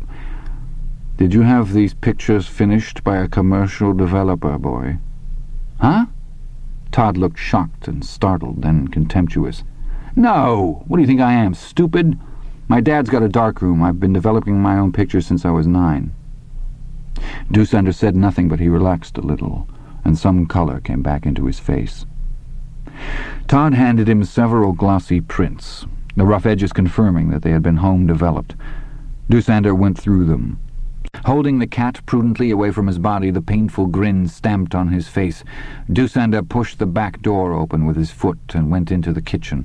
The cat yowled and twisted and ripped at the rubber gloves. Its feral, triangular head flashed down and fastened on one green thumb. "Nasty kitty," Dusender said reproachfully. The oven door stood open. Dusender threw the cat inside. Its claws made a ripping, prickly sound as they disengaged from the gloves. Dusender slammed the oven door shut with one knee, provoking a painful twinge from his arthritis. Yet he continued to grin. Breathing hard, nearly panting, he propped himself against the stove for a moment, his head hanging down. It was a gas stove. He rarely used it for anything fancier than TV dinners and killing stray cats. Faintly, rising up through the gas burners, he could hear the cat scratching and yowling to be let out. Dusender twisted the oven dial over to 500 degrees. There was an audible pop as the oven pilot light lit 2 double rows of hissing gas. The cat stopped yowling and began to scream. It sounded, yes, almost like a young boy in terrible pain. The thought made Dusender smile even more broadly. His heart thundered in his chest. The cat scratched and whirled madly in the oven, still screaming. Soon a hot, furry, burning smell began to seep out of the oven and into the room. He scraped the remains of the cat out of the oven half an hour later, using a barbecue fork he had acquired for $2.98 at the Grants in the shopping center a mile away. The cat's roasted carcass went into an empty flour sack. He took the sack down cellar. The cellar floor had never been cemented. Shortly, Dusender came back up. He sprayed the kitchen with Glade until it reeked of artificial pine scent. He opened all the windows. He washed the barbecue fork and hung it up on the pegboard. Then he sat down to wait and see if the boy would come. He smiled and smiled. Todd did come, about 5 minutes after Dusender had given up on him for the afternoon. He was wearing a warm-up jacket with his school colors on it. He was also wearing a San Diego Padres baseball cap. He carried his school books under his arms. "Yucca ducka," he said, coming into the kitchen and wrinkling his nose. "What's that smell?" "It's awful." "I tried the oven," Dusender said, lighting a cigarette. "I'm afraid I burned my supper. I had to throw it out." One day later that month, the boy came much earlier than usual, long before school usually let out. Dusender was sitting in the kitchen, drinking ancient-age bourbon from a chipped and discolored cup that had the words, "Here's your coffee, ma, ha, ha, ha," written around the rim. He had his rocker out in the kitchen now, and he was just drinking and rocking and drinking, bumping his slippers on the faded linoleum. He was pleasantly high. There had been no more bad dreams at all until just last night, not since the tomcat with the chewed ears. Last night's had been particularly horrible, though. That could not be denied. They had dragged him down after he had gotten halfway up the hill, and they had begun to do unspeakable things to him before he was able to wake himself up. Yet after his initial thrashing return to the world of real things, He had been confident. He could end the dreams whenever he wished. Perhaps a cat would not be enough this time, but there was always the dog pound. Yes, always the pound. Todd came abruptly into the kitchen, his face pale and shiny and strained. He had lost weight, all right, Dussander thought, and there was a queer, white look in his eyes that Dussander did not like at all. "You're going to help me," Todd said suddenly and defiantly. "Really?" Dussander said mildly, but sudden apprehension leaped inside of him. He didn't let his face change as Todd slammed his books down on the table with a sudden, vicious overhand stroke. One of them spun, skated across the oilcloth, and landed in a tent on the floor by Dussander's foot. "Yes, you're fucking A right," Todd said shrilly. "You better believe it, because this is your fault. All your fault." Hectic spots of red mounted into his cheeks. "But you're going to have to help me get out of it, because I've got the goods on you. I've got you right where I want you." "I'll help you in any way I can," Dussander said quietly. He saw that he had folded his hands neatly in front of himself without even thinking about it, just as he had once done. He leaned forward in the rocker until his chin was directly over his folded hands, as he had once done. His face was calm and friendly and inquiring. None of his growing apprehension showed. Sitting just so, he could almost imagine a pot of lamb stew simmering on the stove behind him. "Tell me what the trouble is." "This is the fucking trouble," Todd said viciously and threw a folder at Dussander. It bounced off his chest and landed in his lap, and he was momentarily surprised by the heat of the anger which leaped up in him, the urge to rise and backhand the boy smartly. Instead, he kept the mild expression on his face. It was the boy's school card he saw, although the school seemed to be at ridiculous pains to hide the fact. Instead of a school card or a grade report, it was called a quarterly progress report. He grunted at that and opened the card. A typed half-sheet of paper fell out. Dussander put it aside for later examination and turned his attention to the boy's grades first. "You seem to have fallen on the rocks, my boy," Dussander said, not without some pleasure. The boy had passed only English and American history. Every other grade was an F. "It's not my fault," Todd hissed venomously. "It's your fault. All those stories. I have nightmares about them, do you know that? I sit down and open my books and I start thinking about whatever you told me that day, and the next thing I know, my mother's telling me it's time to go to bed. Well, that's not my fault. It isn't. You hear me? It isn't." "I hear you very well," Dussander said, and read the typed note that had been tucked into Todd's card. He was wearing his bathrobe and a pair of hairy wool socks that climbed halfway up his shins. Socks like that Todd thought would be easy to slip in. He glanced at the bottle of ancient age Dussander was currently working. It was down to the last 3 fingers. "No D's, no F's, no flunk cards," Todd said. "I'll still have to change some of my grades in June, but maybe just the averages. I'll be getting all A's and B's this quarter if I keep up my work." "Oh, you'll keep it up all right," Dussander said. "We will see to it." He drank and then tipped more bourbon into his cup. "This calls for a celebration." His speech was slightly blurred, hardly enough to be noticeable, but Todd knew the old fuck was as drunk as he ever got. Yes, today. It would have to be today. But he was cool. "Celebrate pig shit," he told Dussander. "I'm afraid the delivery boy hasn't arrived with the beluga and the truffles yet," Dussander said, ignoring him. "Help is so unreliable these days. What about a few Ritz crackers and some Velveeta while we wait?" "Okay," Todd said. "What the hell?" Dussander stood up, one knee banged the table, making him wince, and crossed to the refrigerator. He got out the cheese, took a knife from the drawer and a plate from the cupboard, and a box of Ritz crackers from the bread box. "All carefully injected with prussic acid," he told Todd as he set the cheese and crackers down on the table. He grinned, and Todd saw that he had left out his false teeth again today. Nevertheless, Todd smiled back. "So quiet today," Dussander exclaimed. "I would have expected you to turn handsprings all the way up the hall." He emptied the last of the bourbon into his cup, sipped, smacked his lips. "I guess I'm still numb," Todd said. He bit into a cracker. He had stopped refusing Dusander's food a long time ago. Dusander thought there was a letter with one of Todd's friends. There was not, of course. He had friends, but none he trusted that much. He supposed Dusander had guessed that long ago, but he knew Dusander didn't quite dare put his guess to such an extreme test as murder. "What shall we talk about today?" Dusander inquired, tossing off the last shot. "I give you the day off from studying. How's that, huh? Huh?" When he drank, his accent became thicker. It was an accent Todd had come to hate. Now he felt okay about the accent. He felt okay about everything. He felt very cool all over. He looked at his hands, the hands which would give the push, and they looked just as they always did. They were not trembling. They were cool. "I don't care," he said. "Anything you want." "Shall I tell you about the special soap we made? Our experiments with enforced homosexuality? Or perhaps you would like to hear how I escaped Berlin after I had been foolish enough to go back. That was a close one, I can tell you." He pantomimed, shaving one stubby cheek, and laughed.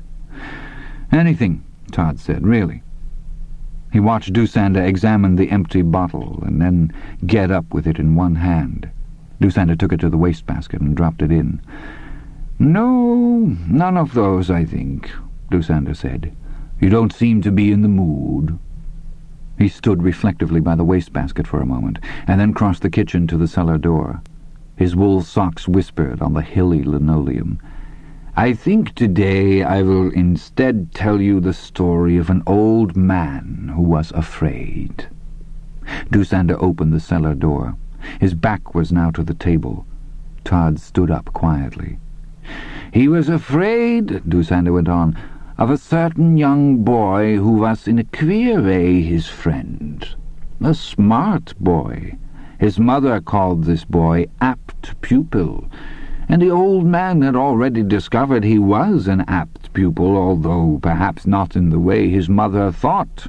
Dusander fumbled with the old-fashioned electrical switch on the wall, trying to turn it with his bunched and clumsy fingers. Todd walked, almost glided across the linoleum, not stepping on any of the places where it squeaked or creaked. He knew this kitchen as well as his own now, maybe better. "At first, the boy was not the old man's friend," Dusander said. He managed to turn the switch at last. He descended the first step with a veteran drunk's care. "At first the old man disliked the boy a great deal. Then he grew to enjoy his company, although there was still a strong element of dislike there." He was looking at the shelf now, but still holding the railing. Todd, cool, no, now he was cold, stepped behind him and calculated the chances of one strong push dislodging Dusander's hold on the railing. He decided to wait until Dusander leaned forward. "Part of the old man's enjoyment came from a feeling of equality," Dusander went on thoughtfully. He raced down the stairs. Halfway down them, he heard the rapid rattle of his father's shoes on Dusander's walk. Todd vaulted over the banister, landed lightly, and ran into the kitchen, the airmail pages fluttering from his hand. A hammering on the door. "Todd! Todd, it's me!" And he could hear an ambulance siren in the distance as well. Dusander had drifted away into semi-consciousness again. "Coming, Dad!" Todd shouted. He put the airmail pages on the table, fanning them a little as if they'd been dropped in a hurry, and then he went back down the hall and let his father in. "Where is he?" Dick Bowden asked, shouldering past Todd. "In the kitchen." "You did everything just right, Todd," his father said, and hugged him in a rough, embarrassed way. "I just hope I remembered everything," Todd said modestly, and then followed his father down the hall and into the kitchen. In the rush to get Dusander out of the house, the letter was almost completely ignored. Todd's father picked it up briefly, then put it down when the medics came in with the stretcher. Todd and his father followed the ambulance, and his explanation of what had happened was accepted without question by the doctor attending Dusander's case. Mr. Denker was, after all, 80 years old, and his habits were not the best. The doctor also offered Todd a brusque commendation for his quick thinking and action. Todd thanked him wanly, and then asked his father if they could go home. As they rode back, Dick told him again how proud of him he was. Todd barely heard him. He was thinking about his 30-30 again. 18. That was the same day Morris Heisel broke his back. Morris had never intended to break his back. All he had intended to do was nail up the corner of the rain gutter on the west side of his house. Breaking his back was the furthest thing from his mind. He had enough grief in his life without that, thank you very much. His first wife had died at the age of 25, and both of their daughters were also dead. His brother was dead, killed in a tragic car accident not far from Disneyland in 1971. Morris himself was nearing 60 and had a case of arthritis that was worsening early and fast. He also had warts on both hands, warts that seemed to grow back as fast as the doctor could burn them off. He was also prone to migraine headaches, and in the last couple of years that potser Rogan next door had taken to calling him Morris the Cat. Morris had wondered aloud to Lydia, his second wife, how Rogan would like it if Morris took up calling him Rogan the Hemorrhoid. "Quit it, Morris," Lydia said on these occasions. "You can't take a joke. You never could take a joke. Sometimes I wonder how I could marry a man with absolutely no sense of humor. We go to Las Vegas," Lydia had said, addressing the empty kitchen as if an invisible horde of spectators, which only she could see, were standing there. "We see Buddy Hackett, and Morris doesn't laugh once." Besides arthritis, warts, and migraines, Morris also had Lydia, who, God love her, had developed into something of a nag over the last 5 years or so, ever since her hysterectomy. So he had plenty of sorrows and plenty of problems without adding a broken back. "Morris!" Lydia cried, coming to the back door and wiping suds from her hands with her dish towel. "Morris, you come down off that ladder right now." "What?" He twisted his head so he could see her. He was almost at the top of his aluminum stepladder. There was a bright yellow sticker on this step which said, "Danger, balance may shift without warning above this step." Morris was wearing his carpenter's apron with the wide pockets. One of the pockets filled with nails and the other filled with heavy-duty staples. The ground under the stepladder's feet was slightly uneven, and the ladder rocked a little when he moved. His neck ached with the unlovely prelude to one of his migraines. He was out of temper. "What?" "Come down from there," I said, "before you break your back." "I'm almost finished." "You're rocking on that ladder like you were on a boat, Morris. Come down." "I'll come down when I'm done," he said angrily. "Leave me alone." "You'll break your back," she reiterated dolefully, and went into the house again. 10 minutes later, as he was hammering the last nail into the rain gutter, tipped back nearly to the point of overbalancing, he heard a feline yowl, followed by fierce barking. "What in God's name?" He looked around, and the stepladder rocked alarmingly. At that same moment, their cat, it was named Loverboy, not Morris, tore around the corner of the garage, its fur bushed out into hackles and its green eyes flaring. The Rogan's collie pup was in hot pursuit, its tongue hanging out and its leash dragging behind it. Loverboy, apparently not superstitious, ran under the stepladder. The collie pup followed. "Look out! Look out, you dumb mutt!" Morris shouted. The ladder rocked. The pup bunted it with the side of its body. The ladder tipped over, and Morris tipped with it, uttering a howl of dismay. Nails and staples flew out of his carpenter's apron. He landed half on and half off the concrete driveway, and a gigantic agony flared in his back. He did not so much hear his spine snap as feel it happen.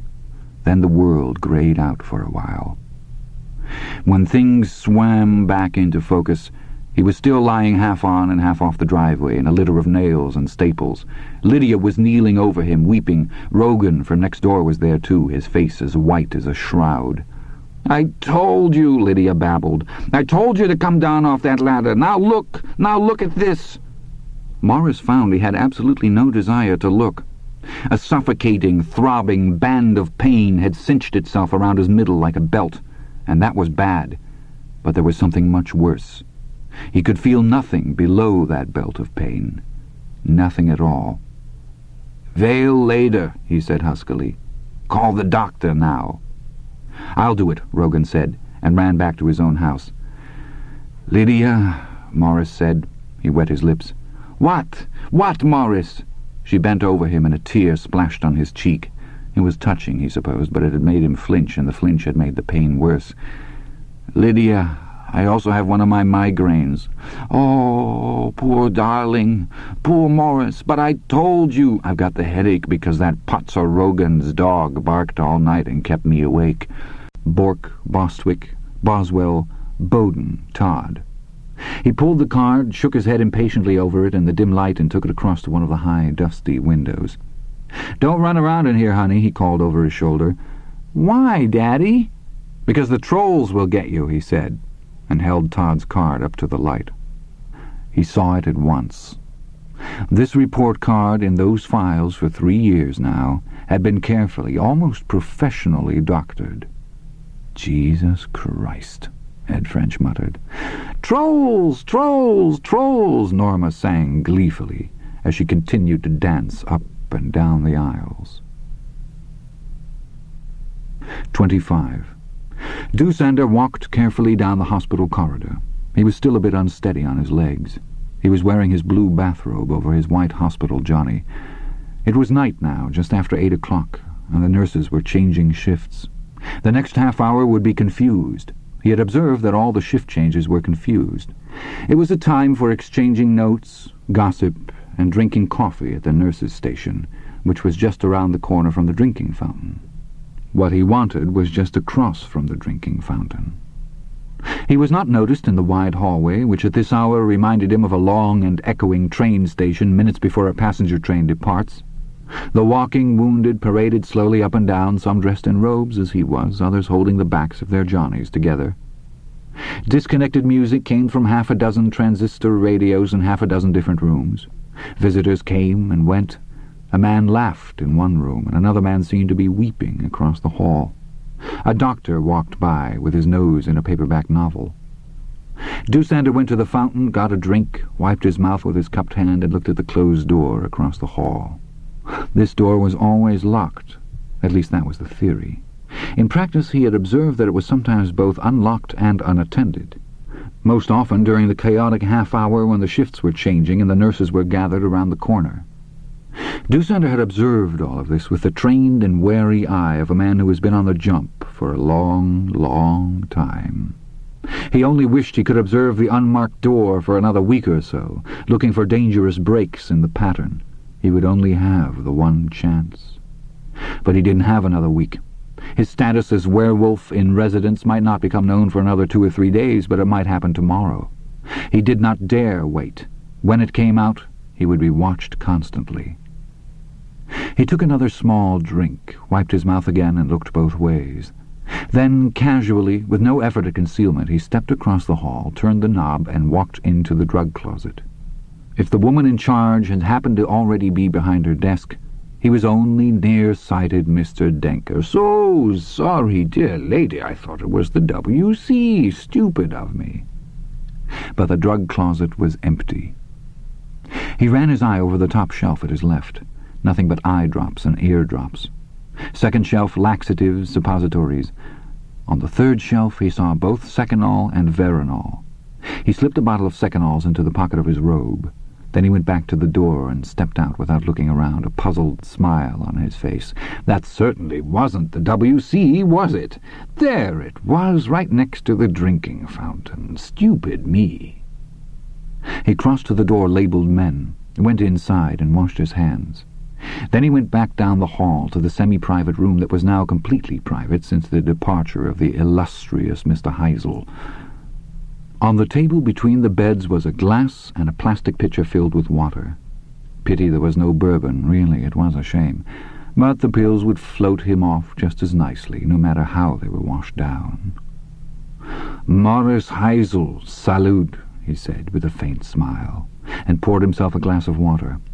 After all those years of jumping at shadows, of seeing faces that looked familiar on park benches or in restaurants or bus terminals, he had finally been recognized and turned in by a man he wouldn't have known from Adam. It was almost funny. He had barely spared Heisel 2 glances. Heisel and his broken back from God. On second thought, it wasn't almost funny, it was very funny. He put 3 pills in his mouth, swallowed them with water, took 3 more, and then 3 more. In the room across the hall he could see 2 old men hunched over a night table, playing a grumpy game of cribbage. One of them had a hernia, Doosander knew. What was the other? Gallstones? Kidney stones? Tumor? Prostate? The horrors of old age. They were legion. He refilled his water glass but didn't take any more pills right away. Too many could defeat his purpose. He might throw them up. and they would pump the residue out of his stomach, saving him for whatever indignities the Americans and the Israelis could devise. He had no intention of trying to take his life stupidly, like a housefrau on a crying jag. When he began to get drowsy, he would take a few more. That would be fine. The quavering voice of one of the cribbage players came to him, thin and triumphant. "A double run of 3 for 8, 15s for 12, and the right jack for 13. How do you like those apples?" Silently grim. Here he was sitting erect in a window seat of the downtown bus, with a copy of the latest James Michener, Centennial, in his hands. Here he was at the Devon Avenue bus stop, his umbrella under his arm and his head cocked back at an angle which suggested de Gaulle at his most imperial. Here he was, standing on line just under the marquee of the Majestic Theatre, erect and silent, conspicuous among the leaning teenagers and blank-faced housewives in curlers by his height and his bearing. Finally, here he was peeling into his own mailbox. "I was scared you might see me on that one," Todd said. "It was a calculated risk. I was right across the street. Boy, oh boy, I wish I could afford a Minolta with a telephoto lens. Someday." Todd looked wistful. "No doubt you had a story ready, just in case." "I was going to ask you if you'd seen my dog. Anyway, after I developed the pics, I compared them to these." He handed Doosander 3 Xeroxed photographs. He had seen them all before, many times. The first showed him in his office at the Patton resettlement camp. It had been cropped so nothing showed but him and the Nazi flag on its stand by his desk. The second was a picture that had been taken on the day of his enlistment. The last showed him shaking hands with Heinrich Glücks, who had been subordinate only to Himmler himself. "I was pretty sure then, but I couldn't see if you had the hair lip because of your gosh damn mustache. But I had to be sure, so I got this." He handed over the last sheet from his envelope. It had been folded over many times. Dirt was grimed into the creases. The corners were lopped and milled, the way papers get when they spend a long time in the pockets of young boys who have no shortage of things to do and places to go. It was a copy of the Israeli want sheet on Kurt Doosander. Holding it in his hands, Doosander reflected on corpses that were unquiet and refused to stay buried. "I took your fingerprints," Todd said, smiling, "and then I did the compares to the one on the sheet." Doosander gaped at him, and then uttered the German word for shit. "You did not." "Sure I did. My mom and dad gave me a fingerprint set for Christmas last year. A real one, not just a toy. It had the powder and 3 brushes for 3 different surfaces and special paper for lifting them. My folks know I want to be a PI when I grow up. Of course, they think I'll grow out of it." He dismissed this idea with a disinterested lift and drop of his shoulders. "The book explained all about whorls and lands and points of similarity. They're called compares. You need 8 compares for your fingerprint to get accepted in court. So, anyway, one day when you were at the movies, I came here and dusted your mailbox and doorknob and lifted all the prints I could. Pretty smart, huh?" Doosander said nothing.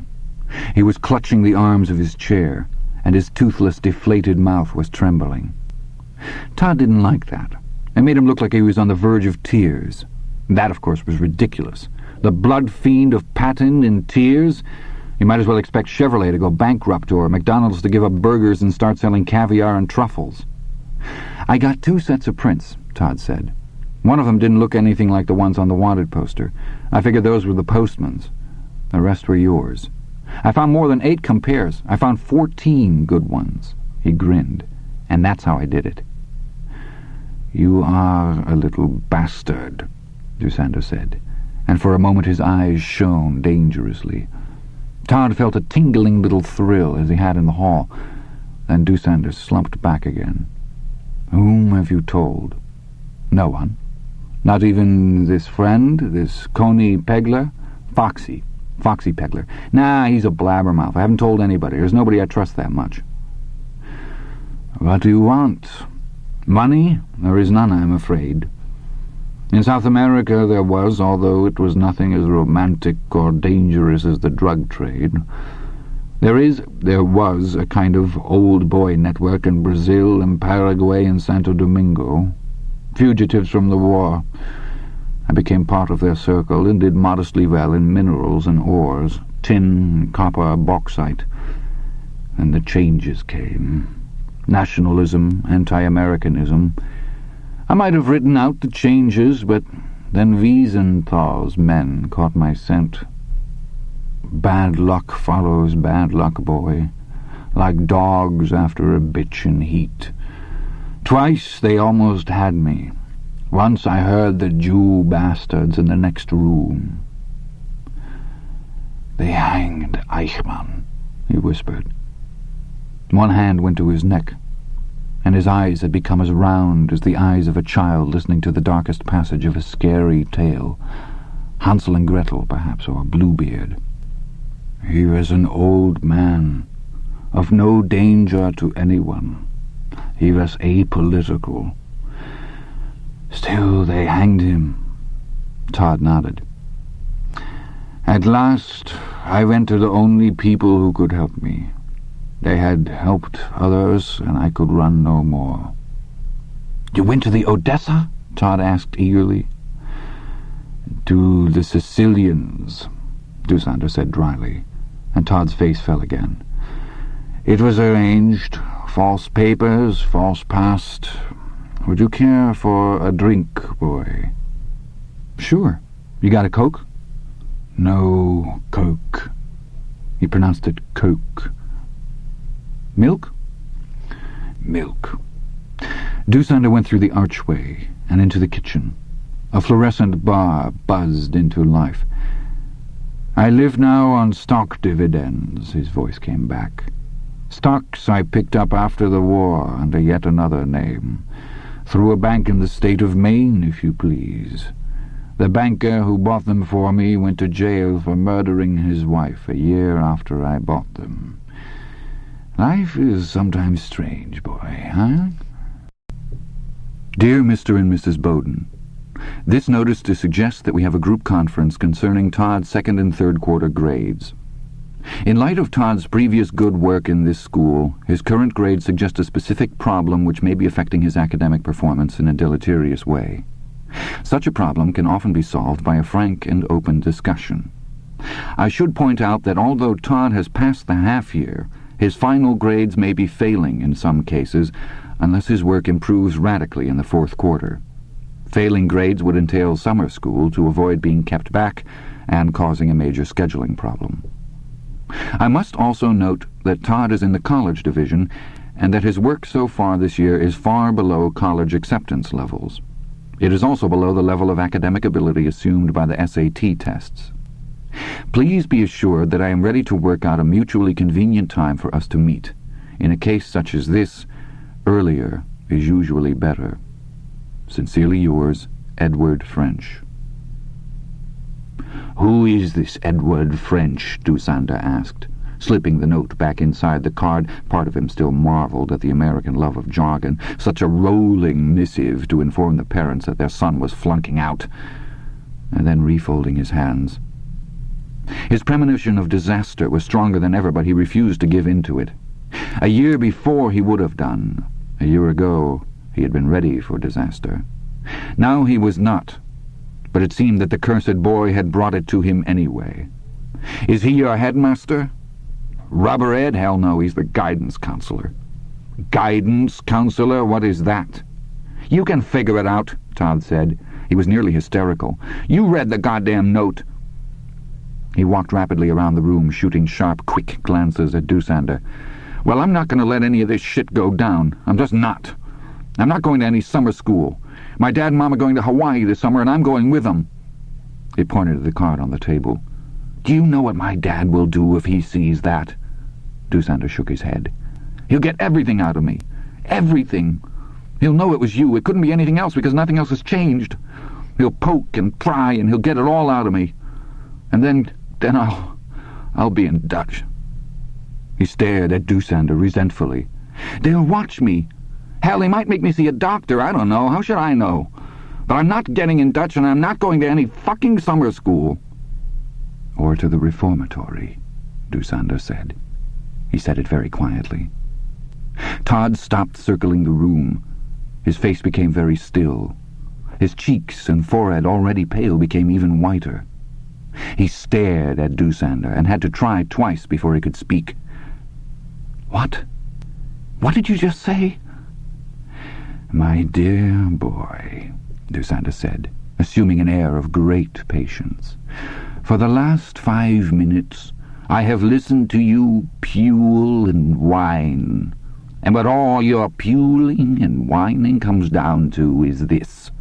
You are in trouble. You might be found out. You might find yourself in adverse circumstances." Seeing that he had the boy's complete attention, at last, Dusander sipped reflectively from his cup. "My boy," he went on, "that is a very dangerous attitude for you to have. And dangerous for me. The potential harm is much greater for me. You worry about your school card. Pah! This for your school card." He flicked it off the table and onto the floor with one yellow finger. "I am worried about my life." Todd did not reply. He simply went on looking at Dusander with that white-eyed, slightly crazed stare. "The Israelis will not scruple at the fact that I am 76.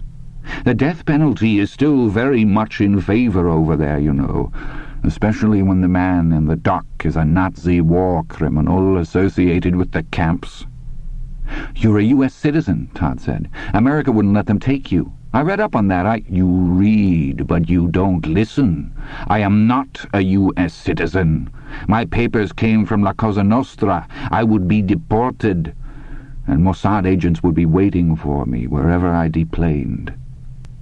"I wish they would hang you," Todd muttered, curling his hands into fists and staring down at them.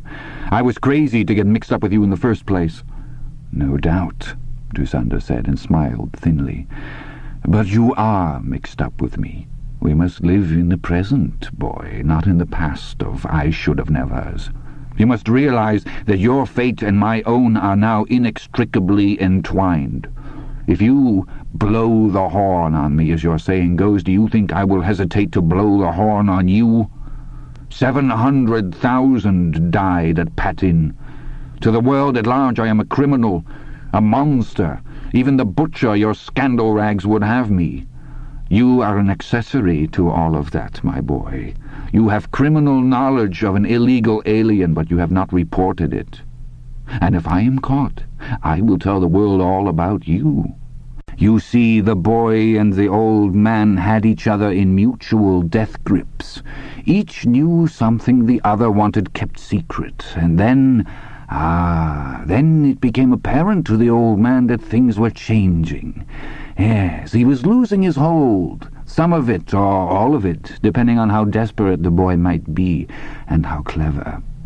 It occurred to this old man on one long and sleepless night that it might be well for him to acquire a new hold on the boy for his own safety.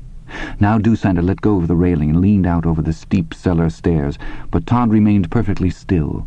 The bone-deep cold was melting out of him, being replaced by a rosy flush of anger and confusion. As Dusander grasped his fresh bottle, Todd thought viciously that the old man had the stinkiest cellar in town, oil or no oil. It smelled as if something had died down there. So the old man got out of his bed right then. What is sleep to an old man? Very little.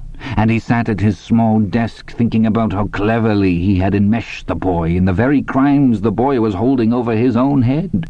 He sat thinking about how hard the boy had worked, how very hard to bring his school marks back up, and how, when they were back up, he would have no further need for the old man alive, and if the old man were dead, the boy could be free. He turned around now, holding the fresh bottle of ancient age by the neck. "I heard you, you know," he said almost gently. "From the moment you pushed your chair back and stood up. You are not as quiet as you imagine, boy. At least not yet." Todd said nothing.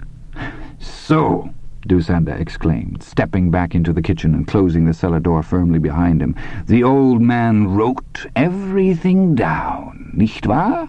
From first word to last he wrote it down.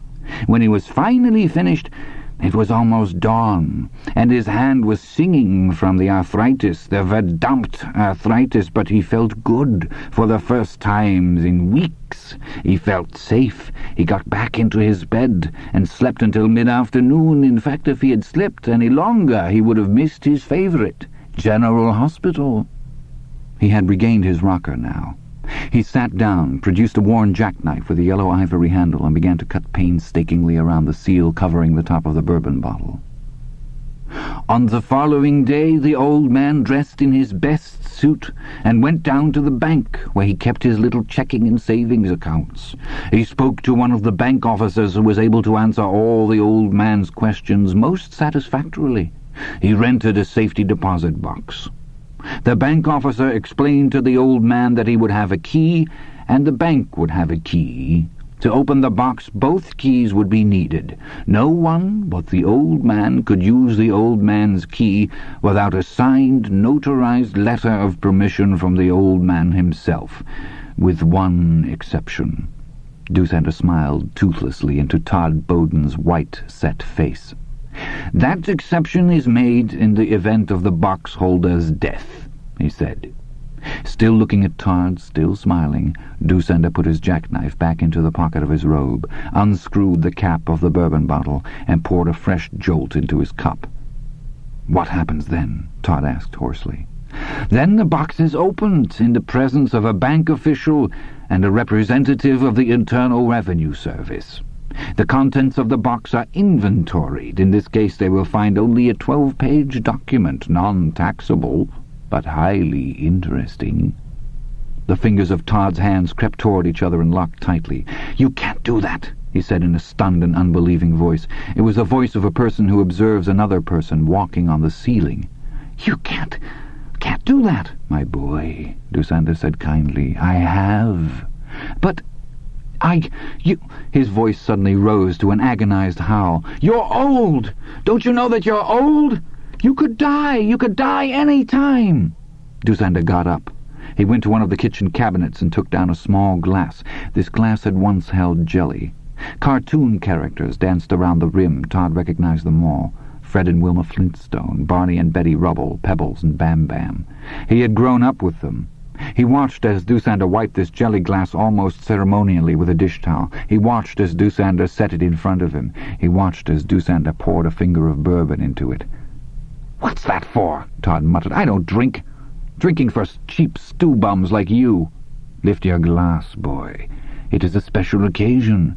Today you drink." Todd looked at him for a long moment, then picked up the glass. Dussander clicked his cheap ceramic cup smartly against it. "I make a toast, boy. Long life. Long life to both of us. Prosit." This ends Side 1 of Cassette 3. Please turn the cassette over and start Side 2 at the same point. "Today the dog chases my cat and knocks over my ladder, and I think my back is broken." Lydia shrieked. The sound made Morris's head vibrate. "Lydia," he said, and wet his lips again. "What, darling?" "I have suspected something for many years. Now I am sure." "My poor Morris, what?" "There is no God," Morris said, and fainted. They took him to Santo Donato, and his doctor told him, at about the same time that he would have ordinarily been sitting down to one of Lydia's wretched suppers, that he would never walk again. By then they had put him in a body cast. Blood and urine samples had been taken. Dr. Kemmelman had peered into his eyes and tapped his knees with a little rubber hammer, but no reflexive twitch of the leg answered the taps. And at every turn there was Lydia, the tears streaming from her eyes as she used up one handkerchief after another. Lydia, a woman who would have been at home married to Job, went everywhere well supplied with little lace snot rags, just in case reason for an extended crying spell should occur. She had called her mother, and her mother would be here soon. That's nice, Lydia, although if there was anyone on earth Morris honestly loathed, it was Lydia's mother. She had called the rabbi. He would be here soon, too. That's nice, Lydia, although he hadn't set foot inside the synagogue in 5 years and wasn't sure what the rabbi's name was. She had called his boss, and while he wouldn't be here soon, he sent his greatest sympathies and condolences. That's nice, Lydia, although if there was anyone in a class with Lydia's mother, it was that cigar-chewing putz Frank Haskell. At last they gave Morris a Valium and took Lydia away. Shortly afterward, Morris just drifted away. No worries, no migraines, no nothing. If they kept giving him little blue pills like that, went his last thought, he would go up on that stepladder and break his back again. When he woke up, or regained consciousness, that was more like it, dawn was just breaking, and the hospital was as quiet as Morris supposed it ever got. He felt very calm, almost serene. He had no pain. His body felt swaddled and weightless. His bed had been surrounded by some sort of contraption, like a squirrel cage, a thing of stainless steel bars, guy wires, and pulleys. His legs were being held up by cables attached to this gadget. His back seemed to be bowed by something beneath, but it was hard to tell. He had only the angle of his vision to judge by. Others have it worse, he thought. All over the world others have it worse. In Israel, the Palestinians kill busloads of farmers who were committing the political crime of going into town to see a movie. The Israelis cope with this injustice by dropping bombs on the Palestinians and killing children along with whatever terrorists may be there. Others have it worse than me. Which is not to say this is good, don't get that idea, but others have it worse. He lifted one hand with some effort. There was pain somewhere in his body, but it was very faint, and made a weak fist in front of his eyes. There. Nothing wrong with his hands. Nothing wrong with his arms either. So he couldn't feel anything below the waist. So what? There were people all over the world paralyzed from the neck down. There were people with leprosy. There were people dying of syphilis. Somewhere in the world right now there might be people walking down the jetway and onto a plane that was going to crash. No, this wasn't good. But there were worse things in the world. And there had been, once upon a time, much worse things in the world.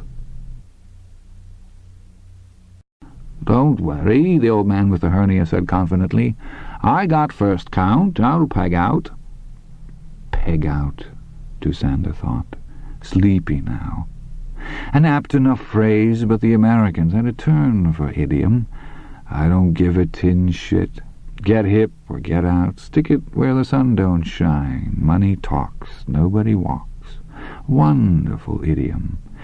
They thought they had him, but he was going to peg out before their very eyes. He found himself wishing, of all absurd things, that he could leave a note for the boy, wishing he could tell him to be very careful, to listen to an old man who had finally overstepped himself. He wished he could tell the boy that in the end he, Dusander, had come to respect him, even if he could never like him, and that talking to him had been better than listening to the run of his own thoughts. But any note, no matter how innocent, might cast suspicion on the boy, and Dusander did not want that. This ends side 1 of cassette 5. The refrigerator door opened and closed. "The Sicilian jackals didn't know about those stocks," he said. "Today the Sicilians are everywhere, but in those days Boston was as far north as they could be found. If they had known, they would have had those as well. They would have picked me clean and sent me to America to starve on welfare and food stamps." Todd heard a cupboard door opened. He heard liquid poured into a glass. "A little General Motors, a little American Telephone and Telegraph, 150 shares of Revlon, all this banker's choices. Dufresne, his name was. I remember, because it sounds a little like mine. It seems he was not so smart at wife-killing as he was at picking growth stocks. The crime passionnel, boy. It only proves that all men are donkeys who can read." This ends side 1 of cassette 1. "When the reporters put their microphones in my face, it will be your name I'll repeat over and over again. Todd Bowden. Yes, that is his name. How long? Almost a year. He wanted to know everything. All the gooshy parts. That's how he put it, yes. All the gooshy parts." Todd's breath had stopped. His skin appeared transparent. Dusander smiled at him. He sipped bourbon. "I think they will put you in jail." They may call it a reformatory or a correctional facility. There may be a fancy name for it, like this quarterly progress report." His lip curled. "But no matter what they call it, there will be bars on the windows." Todd wet his lips. "I'd call you a liar. I tell them I just found out. They believe me, not you. You just better remember that." Dusander's thin smile remained. "I thought you told me your father would get it all out of you."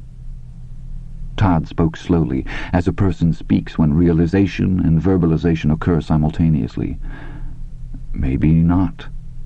Maybe not this time. This isn't just breaking a window with a rock." Dusander winced inwardly. He suspected that the boy's judgment was right. With so much at stake, he might indeed be able to convince his father. After all, when faced with such an unpleasant truth, what parent would not want to be convinced? Perhaps not. But how are you going to explain all those books you had to read to me because poor Mr. Denker is half blind? My eyes are not what they were, but I can still read fine print with my spectacles. I can prove it."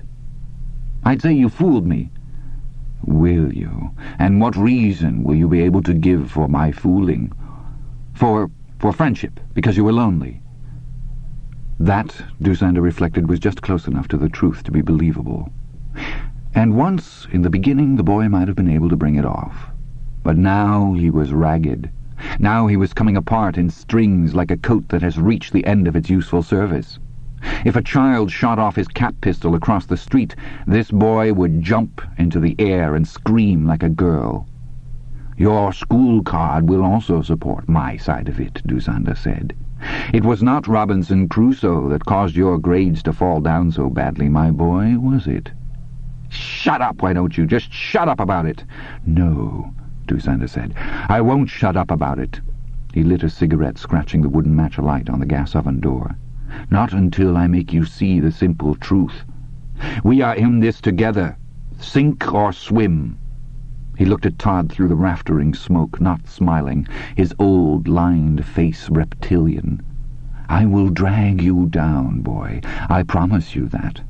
If anything comes out, everything will come out. That is my promise to you."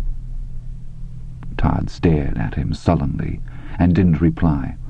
"Now," Dusander said briskly, with the air of a man who has put a necessary unpleasantness behind him, "the question is, what are we going to do about this situation? Have you any ideas?" "This will fix the report card," Todd said, and took a new bottle of ink eradicator from his jacket pocket. "About that fucking letter, I don't know." Dusander looked at the ink eradicator approvingly. He had falsified a few reports of his own in his time, when the quotas had gone up to the point of fantasy, and far, far beyond. And, more like the situation they were now in, there had been the matter of the invoices, those which enumerated the spoils of war. Each week he would check the boxes of valuables, all of them to be sent back to Berlin in special train cars that were like big safes on wheels. On the side of each box was a manila envelope, and inside the envelope there had been a verified invoice of that box's contents. So many rings, necklaces, chokers, so many grams of gold. Dusander, however, had had his own box of valuables, not very valuable valuables, but not insignificant either. Jades, tourmalines, opals, a few flawed pearls, industrial diamonds. And when he saw an item invoiced for Berlin that caught his eye or seemed a good investment, he would remove it, replace it with an item from his own box, and use ink eradicator on the invoice, changing their item for his. He had developed into a fairly expert forger, a talent that had come in handy more than once after the war was over. "Good," he told Todd. "As for this other matter—" Dusander began to rock again, sipping from his cup. Todd pulled a chair up to the table and began to go to work on his report card, which he had picked up from the floor without a word. Dusander's outward calm had had its effect on him, and now he worked silently, his head bent studiously over the card, like any American boy who has set out to do the best, by God, job he can, whether that job be planting corn, pitching a no-hitter in the Little League World Series, or forging grades on his report card. Dusander looked at the nape of his neck, lightly tanned and cleanly exposed between the fall of his hair and the round neck of his T-shirt. His eyes drifted from there to the top counter drawer where he kept the butcher knives. One quick thrust. He knew where to put it, and the boy's spinal cord would be severed. His lips would be sealed forever. He tossed his bourbon off at a gulp, and then began to laugh. He rocked back and forth, stockinged feet hitting the linoleum, laughing, and Todd thought he had never looked so much like a vulture in a bathrobe, a noisome beast of carrion. "I hate you," he whispered, and then Doosander began to choke on his own laughter. His face turned a dull brick color. It sounded as if he were coughing, laughing, and strangling all at the same time. Todd, scared, got up quickly and clapped him on the back until the coughing fit had passed. "Dankeschön," he said. "Drink your drink, it will do you good." Todd drank it. It tasted like very bad cold medicine, and lit a fire in his gut. "I can't believe you drink this shit all day," he said, putting the glass back on the table and shuddering. "You ought to quit it. Quit drinking and smoking." "Your concern for my health is touching," Doosander said. He produced a crumpled pack of cigarettes from the same bathrobe pocket into which the jackknife had disappeared. "And I am equally solicitous of your own welfare, boy. Almost every day I read in the paper where a cyclist has been killed at a busy intersection. You should give it up. You should walk, or ride the bus like me." "Why don't you go fuck yourself?" Todd burst out. "My boy," Doosander said, pouring more bourbon and beginning to laugh again. "We are fucking each other. Didn't you know that?" One day, about a week later, Todd was sitting on a disused mail platform down in the old train yard. He chucked cinders out across the rusty, weed-infested tracks one at a time. Why shouldn't I kill him anyway? Because he was a logical boy, the logical answer came first. No reason at all. Sooner or later, Doosander was going to die, and given Doosander's habits, it would probably be sooner. Whether he killed the old man, or whether Doosander died of a heart attack in his bathtub, it was all going to come out. At least he could have the pleasure of wringing the old vulture's neck. Sooner or later, that phrase defied logic. Maybe it'll be later, Todd thought. Cigarettes or not, booze or not, he's a tough old bastard. He's lasted this long, so maybe it'll be later. From beneath him came a fuzzy snort. Todd jumped to his feet, dropping a handful of cinders he had been holding. That snorting sound came again. He paused on the verge of running, but the snort didn't recur. 900 yards away, an 8-lane freeway swept across the horizon above this weed and junk-strewn cul-de-sac with its deserted buildings, rusty cyclone fences, and splintery, warped platforms. The cars up on the freeway glistened in the sun like exotic hard-shelled beetles. 8 lanes of traffic up there. Nothing down here but Todd, a few birds, and whatever had snorted. Cautiously he bent down, with his hands on his knees, and peered under the mail platform. There was a wino lying up in there, among the yellow weeds and empty cans and dusty old bottles. It was impossible to tell his age. Todd put him at somewhere between 30 and 400. He was wearing a strappy T-shirt that was caked with dried vomit, green pants that were far too big for him, and grey leather work shoes cracked in 100 places. The cracks gaped like agonized mouths. Todd thought he smelled like Doosander's cellar. The wino's red-laced eyes opened slowly and stared at Todd with a bleary lack of wonder. As they did, Todd thought of the Swiss Army knife in his pocket, the angler model. He had purchased it at a sporting goods store in Redondo Beach almost a year ago. He could hear the clerk that had waited on him in his mind. "You couldn't pick a better knife than that one, son. A knife like that could save your life someday. We sell 1,500 Swiss knives every damn year." 1,500 a year. He put his hand in his pocket and gripped the knife. In his mind's eye he saw Doosander's jackknife working slowly around the neck of the bourbon bottle, slitting the seal. A moment later he became aware that he had an erection. Cold terror stole into him. The wino swiped a hand over his cracked lips and then licked them with a tongue which nicotine had turned a permanent, dismal yellow. "Got a dime, kid?" Todd looked at him expressionlessly. "Gotta get to L.A. I need another dime for the bus. I got an appointment. me. Got a job opportunity. A nice kid like you must have a dime. Maybe you got a quarter. Yes, sir, you could clean out a damn bluegill with a knife like that. Hell, you could clean out a damn marlin with it if you had to. We sell 1,500 of those a year. Every sporting goods store and Army-Navy surplus in America sells them. And if you decided to use this one to clean out some dirty, shitty old wino, nobody could trace it back to you. Absolutely nobody. He raised his left arm. It seemed to float, disembodied before his eyes, a scrawny old man's arm with the muscles deteriorating. He was in a hospital johnny, but it had short sleeves and he could still read the numbers on the forearm, tattooed there in faded blue ink. P4999652214.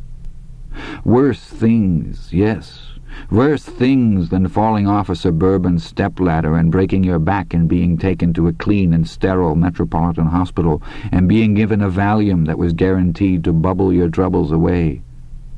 There were the showers. They were worse. His first wife, Ruth, had died in one of their filthy showers. There were the trenches that became graves. He could close his eyes and still see the men lined up along the open maw of the trenches, could still hear the volley of rifle fire, could still remember the way they flopped backwards into the earth like badly made puppets. There were the crematoriums. They were worse too. The crematoriums that filled the air with the steady, sweet smell of Jews burning like torches no one could see.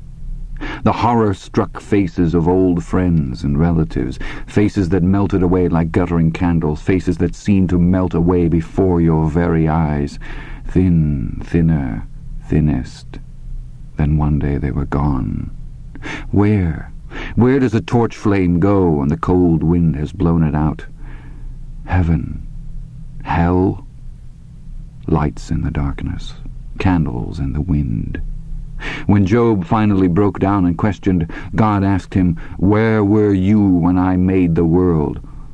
If Morris Heisel had been Job, he would have responded, "Where were you when my Ruth was dying? You potzer, you. Watching the Yankees and the Senators? If you can't pay attention to your business better than this, get out of my face." Yes, there were worse things than breaking your back, he had no doubt of it. But what sort of God would have allowed him to break his back and become paralyzed for life after watching his wife die and his daughters and his friends? No God at all. That was who. A tear trickled from the corner of his eye and ran slowly down the side of his head to his ear. Outside the hospital room, a bell rang softly. A nurse squeaked by on white crepe-soled shoes. His door was ajar, and on the far wall of the corridor outside he could read the letters NSIVECA and guessed that the whole sign must read Intensive Care. There was movement in the room, a rustle of bedclothes. Moving very carefully, Morris turned his head to the right, away from the door. He saw a night table next to him with a pitcher of water on it. There were 2 call buttons on the table. Beyond it was another bed, and in the bed was a man who looked even older and sicker than Morris felt. He was not hooked into a giant exercise wheel for gerbils like Morris was, but an IV feed stood beside his bed and some sort of monitoring console stood at its foot. The man's skin was sunken and yellow. Lines around his mouth and eyes had driven deep. His hair was yellowish white, dry and lifeless. His thin eyelids had a bruised and shiny look, and in his big nose Morris saw the burst capillaries of the lifelong drinker. Morris looked away, and then looked back. As the dawnlight grew stronger and the hospital began to wake up, he began to have the strangest feeling that he knew his roommate. Could that be? The man looked to be somewhere between 75 and 80, and Morris didn't believe he knew anyone quite that old. Except for Lydia's mother, a horror Morris sometimes believed to be older than the Sphinx, whom the woman closely resembled. Maybe the guy was someone he had known in his past. Maybe even before he, Morris, came to America. Maybe. Maybe not. And why all of a sudden did it seem to matter? For that matter, why had all his memories of the camp of Patton come flooding back tonight when he always tried to, and most times succeeded in, keeping those things buried? He broke out in a sudden rash of goose flesh, as if he had stepped into some mental, haunted house where old bodies were unquiet and old ghosts walked. Could that be? Even here and now in this clean hospital 30 years after those dark times had ended? He looked away from the old man in the other bed, and soon he had begun to feel sleepy again. It's a trick of your mind that this other man seems familiar. Only your mind amusing you in the best way it can, amusing you the way it used to try to amuse you in. But he would not think of that. He would not allow himself to think of that. Drifting into sleep, he thought of a boast he had made to Ruth, but never to Lydia. It didn't pay to boast to Lydia. She was not like Ruth, who would always smile sweetly at his harmless puffing and crowing. I never forget a face. Here was his chance to find out if that was still so. Oh, he would have a bad month or two waiting for some government agent to show up and question him about a certain document that had been found in a safety deposit box rented to Kurt Dusander, a.k.a. Arthur Denker.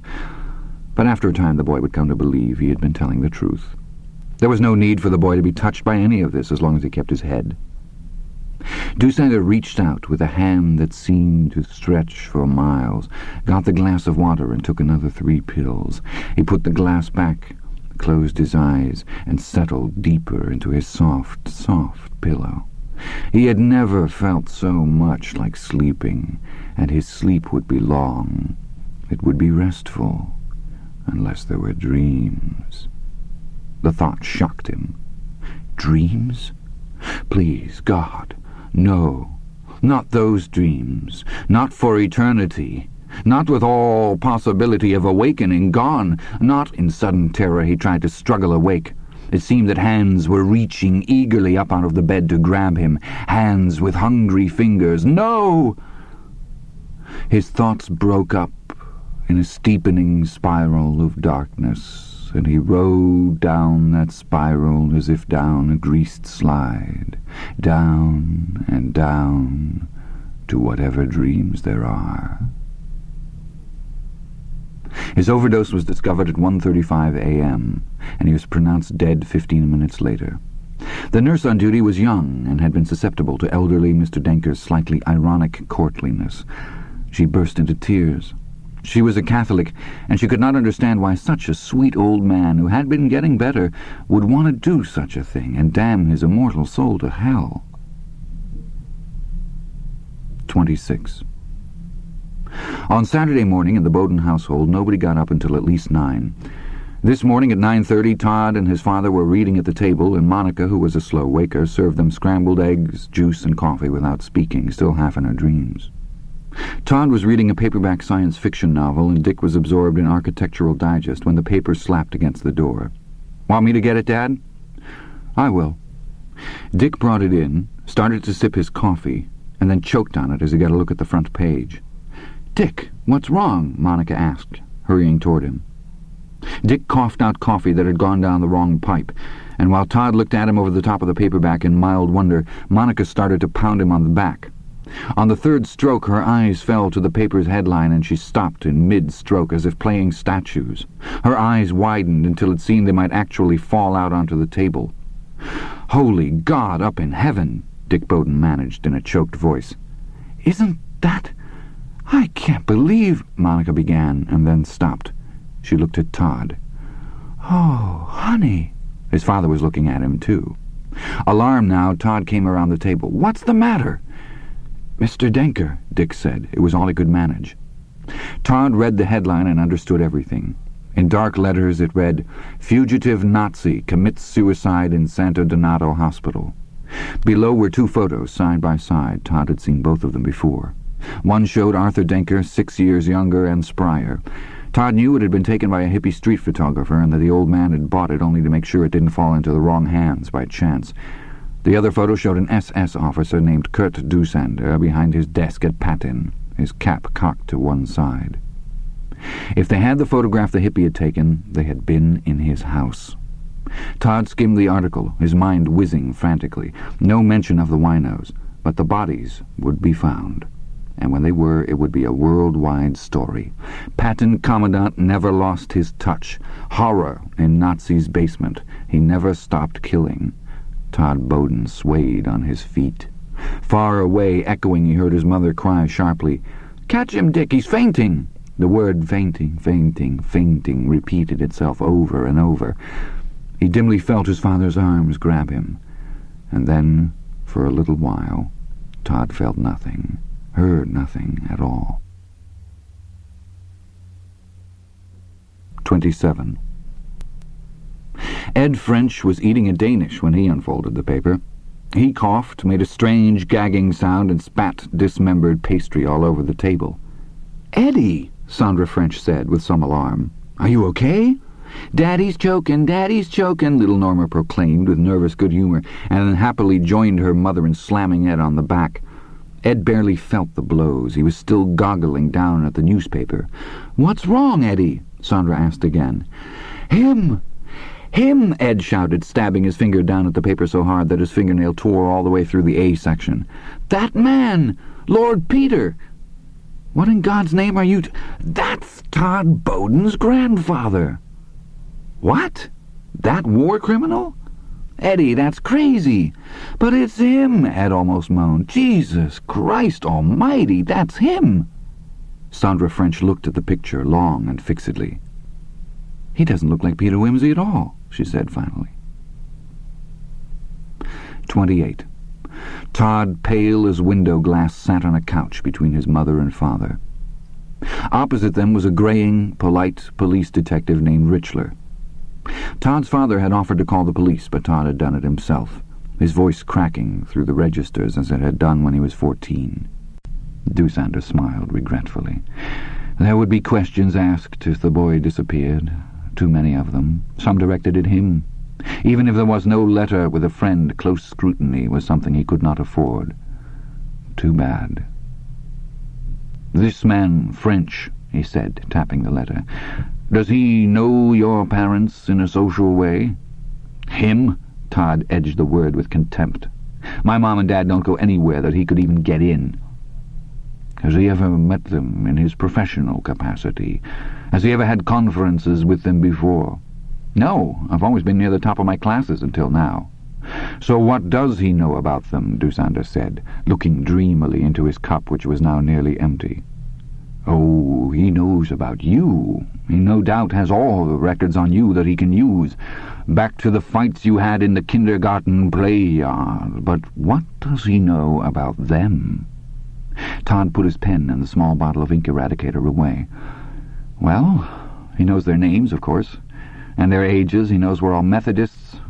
You don't have to fill that line out, but my folks always do. We don't go much, but he'd know that's what we are. He must know what my dad does for a living. That's on the forms, too. All that stuff they have to fill out every year, and I'm pretty sure that's all." "Would he know if your parents were having troubles at home?" "What's that supposed to mean?" Doosander tossed off the last of the bourbon in his cup.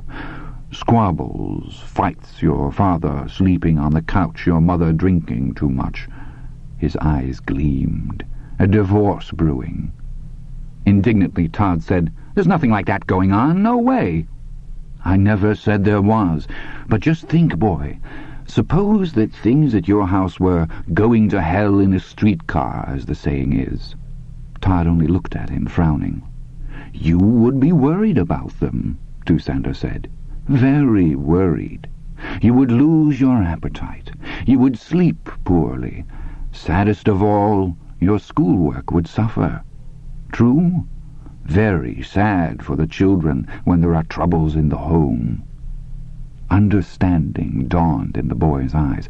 Understanding, and something like dumb gratitude. Doosander was gratified.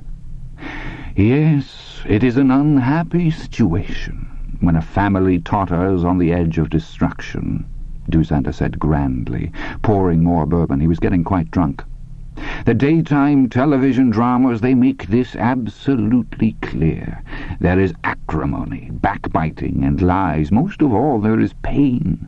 Pain, my boy. You have no idea of the hell your parents are going through. They are so swallowed up by their own troubles that they have little time for the problems of their own son. His problems seem minor compared to theirs, Some day, when the scars have begun to heal, they will no doubt take a fuller interest in him once again.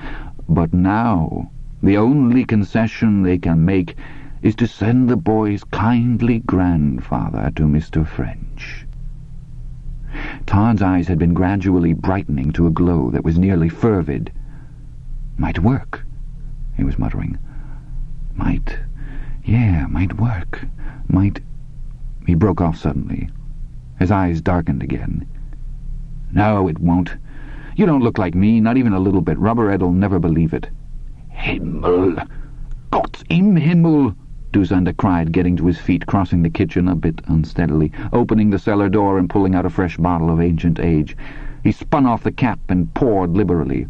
"For a smart boy, you are such a Dummkopf. When do grandfathers ever look like their grandsons? I got white hair. Do you have white hair?" Approaching the table again, he reached out with surprising quickness, snatched an abundant handful of Todd's blonde hair, and pulled briskly. "Cut it out!" Todd snapped, but he smiled a little. "Besides," Dusander said, settling back into his rocker, "you have yellow hair and blue eyes. My eyes are blue, and before my hair turned white it was yellow. You can tell me your whole family history, your aunts and uncles, the people your father works with, your mother's little hobbies. I will remember. I will study and remember. 2 days later it will all be forgotten again. These days my memory is like a cloth bag filled with water, but I will remember for long enough." He smiled grimly. "In my time I have stayed ahead of Wiesenthal and pulled the wool over the eyes of Himmler himself. If I cannot fool one American public school teacher, I will pull my winding shroud around me and crawl down into my grave." "Maybe," Todd said slowly. And Dusander could see he had already accepted it. His eyes were luminous with relief. "No, surely!" Dusander cried. He began to cackle with laughter, the rocking chair squeaking back and forth. Todd looked at him, puzzled and a little frightened, but after a bit he began to laugh too. In Dusander's kitchen they laughed and laughed. Dusander by the open window, where the warm California breeze wafted in, and Todd rocked back on the rear legs of his kitchen chair so that its back rested against the oven door, the white enamel of which was crisscrossed by the dark, charred-looking streaks made by Dusander's wooden matches as he struck them alight. The wino's voice dropped. It became a confidential, tenebrous whisper. "For a buck, I'd do you a blowjob. You never had it better. You'd cum your brains out, kid. Todd pulled his hand out of his pocket. He wasn't sure what was in it until he opened it. 2 quarters, 2 nickels, a dime, some pennies. He threw them at the wino and fled. 12. June 1975. Todd Bowden, now 14, came biking up Dusander's walk and parked his bike on the kickstand. The L.A. Times was on the bottom step. He picked it up. He looked at the bell, below which the neat legends Arthur Denker and no solicitors, no peddlers, no salesmen still kept their places. He didn't bother with the bell now, of course. He had his key. Somewhere close by was the popping, burping sound of a lawn boy. He looked at Dusander's grass and saw it could use a cutting. He would have to tell the old man to find a boy with a mower. Dusander forgot little things like that more often now. Maybe it was senility. Maybe it was just the pickling influence of ancient age on his brains. That was an adult thought for a boy of 14 to have, but such thoughts no longer struck Todd as singular. He had many adult thoughts these days. Most of them were not so great. He let himself in. He had his usual instant of cold terror as he entered the kitchen and saw Dusander slumped slightly sideways in his rocker, the cup on the table, the half-empty bottle of bourbon beside it. A cigarette had burned its entire length down to a lacy grey ash in a mayonnaise cover where several other butts had been mashed out. Dusander's mouth hung open. His face was yellow. His big hands dangled limply over the rocker's arms. He didn't seem to be breathing. "Dusander," he said, a little too harshly. "Rise and shine, Dusander." He felt a wave of relief as the old man twitched, blinked, and finally sat up. "Is it you? And so early." "They let us out early on the last day of school," Todd said. He pointed to the remains of the cigarette in the mayonnaise cover. "Someday you'll burn down the house doing that." "Maybe," Dusander said indifferently. He fumbled out his cigarettes, shot one from the pack. It almost rolled off the edge of the table before Dusander was able to catch it, and at last got it going. A protracted fit of coughing followed, and Todd winced in disgust. When the old man really got going, Todd half expected him to start spitting out grayish-black chunks of lung tissue onto the table, and he'd probably grin as he did it. At last the coughing eased enough for Dusander to say, "What have you got there?" "Report card." Dusander took it, opened it, and held it away from him at arm's length so he could read it. "English, A. American history, A. Earth science, B+. Your community and you, A. Primary French, B-. Beginning algebra, B. He put it down. "Very good. What is the slang? We have saved your bacon, boy. Will you have to change any of these averages in the last column?" "French and algebra. But no more than 8 or 9 points in all. I don't think any of this is ever going to come out. And I guess I owe that to you. I'm not proud of it, but it's the truth. So thanks." "What a touching speech," Dusander said, and began to cough again. "I guess I won't be seeing you around too much from now on," Todd said, and Dusander abruptly stopped coughing. "No?" he said, politely enough. "No," Todd said. "We're going to Hawaii for a month, starting on June 25th. In September I'll be going to school across town. It's this busing thing." "Oh, yes, the Schwarzen," Dusander said, idly watching a fly as it trundled across the red and white check of the oilcloth. "For 20 years this country has worried and whined about the Schwarzen. But we know the solution, don't we, boy?" He smiled toothlessly at Todd, and Todd looked down, feeling the old sickening lift and drop in his stomach. Terror, hate, and a desire to do something so awful it could only be fully contemplated in his dreams. "Look, I plan to go to college, in case you didn't know," Todd said. "I know that's a long time off, but I think about it. I even know what I want to major in, history."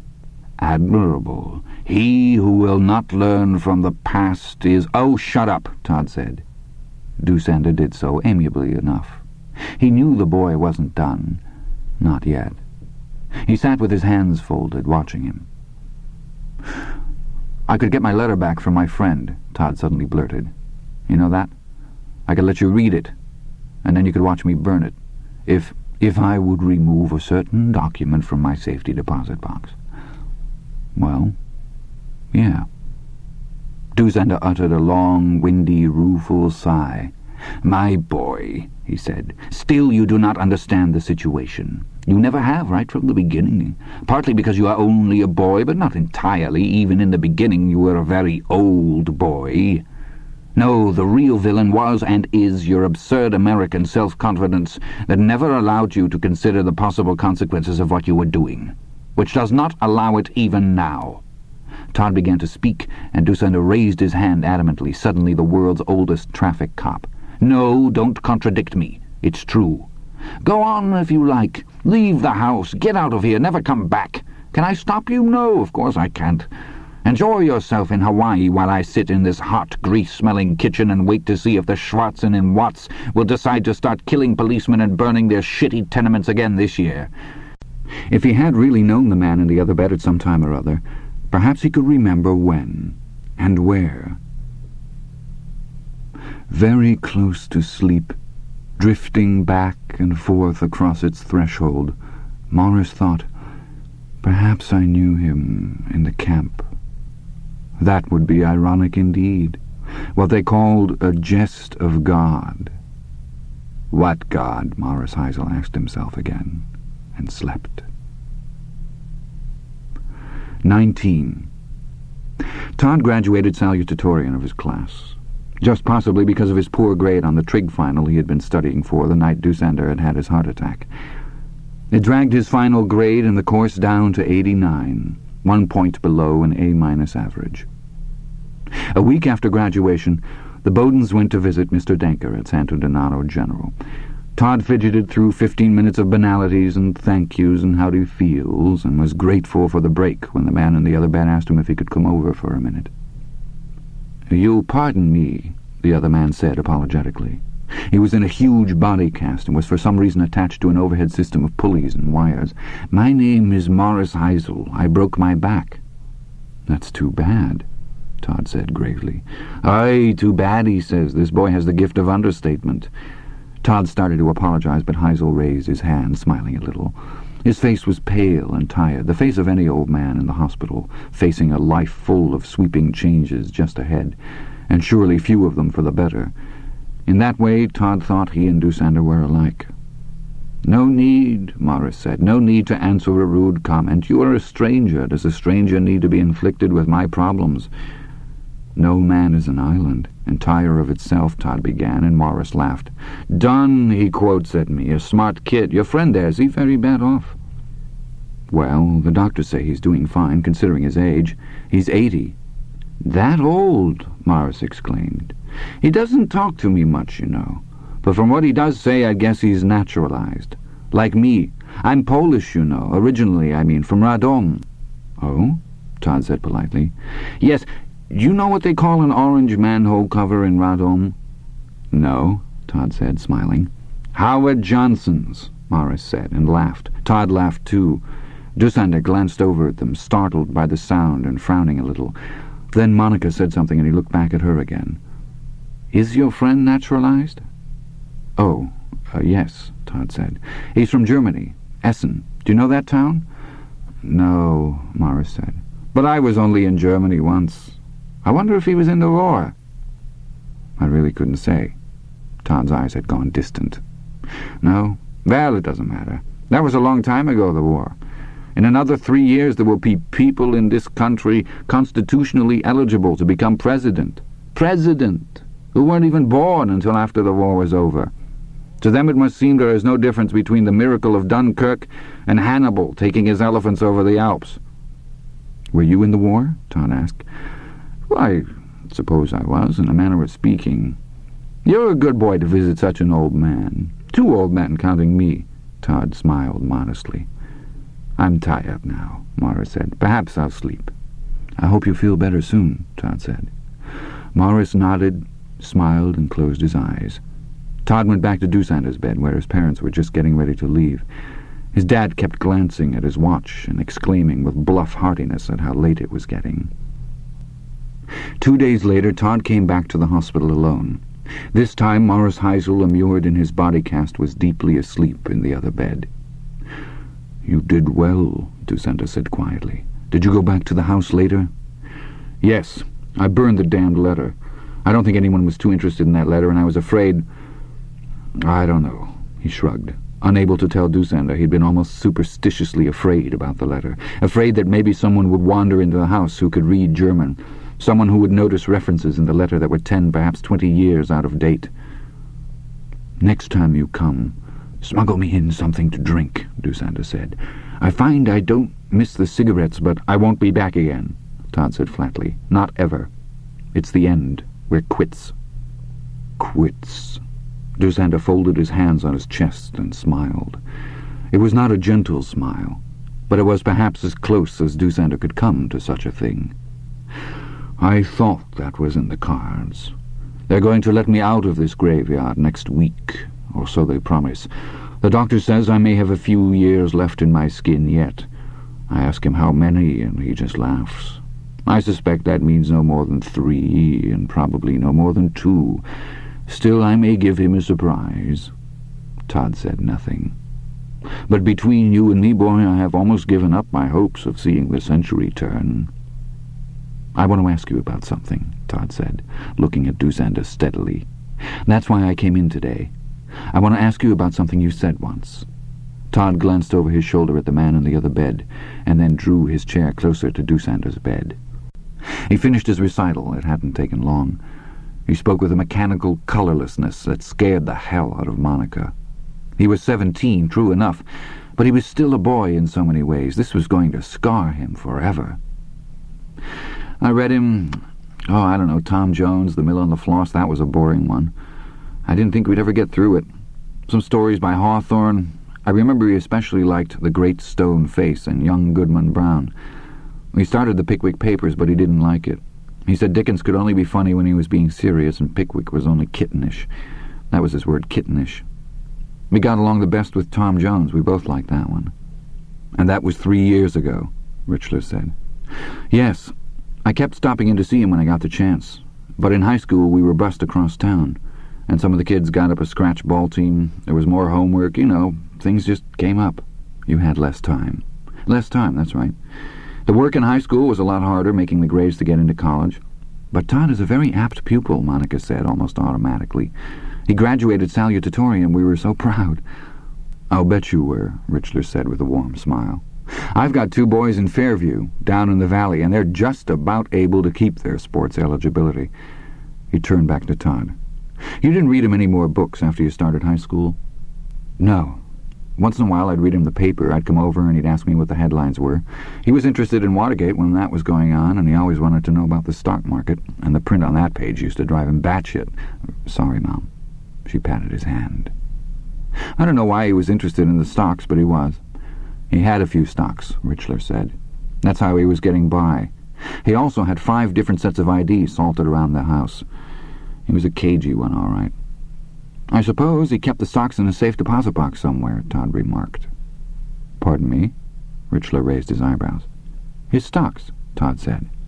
His father, who had also looked puzzled, now looked at Richler. His stock certificates, the few that were left, were in a footlocker under his bed, Richler said, along with that photo of him as Denker. Did he have a safety deposit box, son? Did he ever say he did? Todd thought, and then shook his head. I just thought that was where you kept your stocks. I don't know. This whole thing is just, it blows my wheels. He shook his head in a dazed way that was perfectly real. He really was dazed. Yet, little by little, he felt his instinct of self-preservation surfacing. He felt a growing alertness and the first stirrings of confidence. If Doosander had really taken a safety deposit box in which to store his insurance document, wouldn't he have transferred his remaining stock certificates there? And that photograph? We're working with the Israelis on this, Richler said, in a very unofficial way.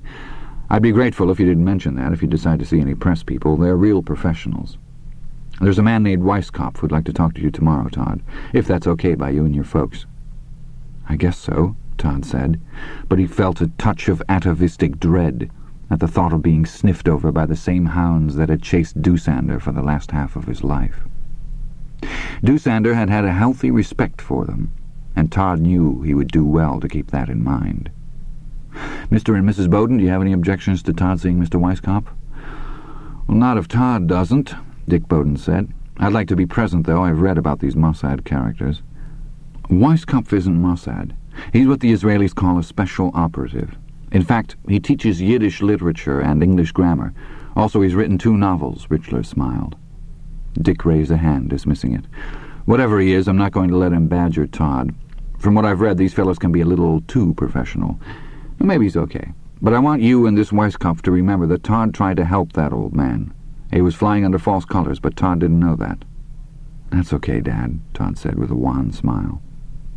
I just want you to help us all that you can, Richler said. I appreciate your concern, Mr. Bowden. I think you're going to find that Weisskopf is a pleasant, low-pressure kind of guy. I've finished my own questions, but I'll break a little ground by telling you what the Israelis are most interested in. Todd was with Doosander when he had the heart attack that landed him in the hospital. He asked me to come over and read him a letter, Todd said. We know. Richler leaned forward, elbows on his knees, tie swinging out to form a plumb line to the floor. The Israelis want to know about that letter. Doosander was a big fish, but he wasn't the last one in the lake. Or so Sam Weisskopf says, and I believe him. They think Doosander might have known about a lot of the other fish. Most of those still alive are probably in South America, but there may be others in a dozen countries, including the United States. Did you know they collared a man who had been an Unterkommandant at Buchenwald in the lobby of a Tel Aviv hotel? Really? Monica said, her eyes widening. Really, Richler nodded. 2 years ago. The point is just that the Israelis think the letter Doosander wanted Todd to read might have been from one of those other fish. Maybe they're right, maybe they're wrong. Either way, they want to know. He came back into the room, slippers whispering. He held 2 green plastic glasses that looked like the premiums they sometimes gave out at gas station openings. When you filled your tank, you got a free glass. Doosander thrust a glass at Todd. I lived adequately on the stock portfolio this Dufresne had set up for me for the first 5 years I was here. But then I sold my diamond match stock in order to buy this house and a small cottage not far from Big Sur. Then inflation, recession. I sold the cottage, and one by one I sold the stocks, many of them at fantastic profits. I wish to God I had bought more, but I thought I was well protected in other directions. The stocks were, as you Americans say, a flyer. He made a toothless, hissing sound and snapped his fingers. Todd was bored. He had not come here to listen to Doosander whine about his money or mutter about his stocks. The thought of blackmailing Doosander had never even crossed Todd's mind. Money? What would he do with it? He had his allowance, he had his paper route. If his monetary needs went higher than what these could provide during any given week, there was always someone who needed his lawn mowed. Todd lifted his milk to his lips and then hesitated. His smile shone out again, an admiring smile. He extended the gas station premium glass to Doosander. "You have some of it," he said slyly. Doosander stared at him for a moment, uncomprehending, and then rolled his bloodshot eyes. "Grüß Gott!" He took the glass, swallowed twice, and handed it back. "No gasping for breath, no clawing at the throat, no smell of bitter almonds. It is milk, boy, milk from the Dairy Lee Farms. On the carton is a picture of a smiling cow."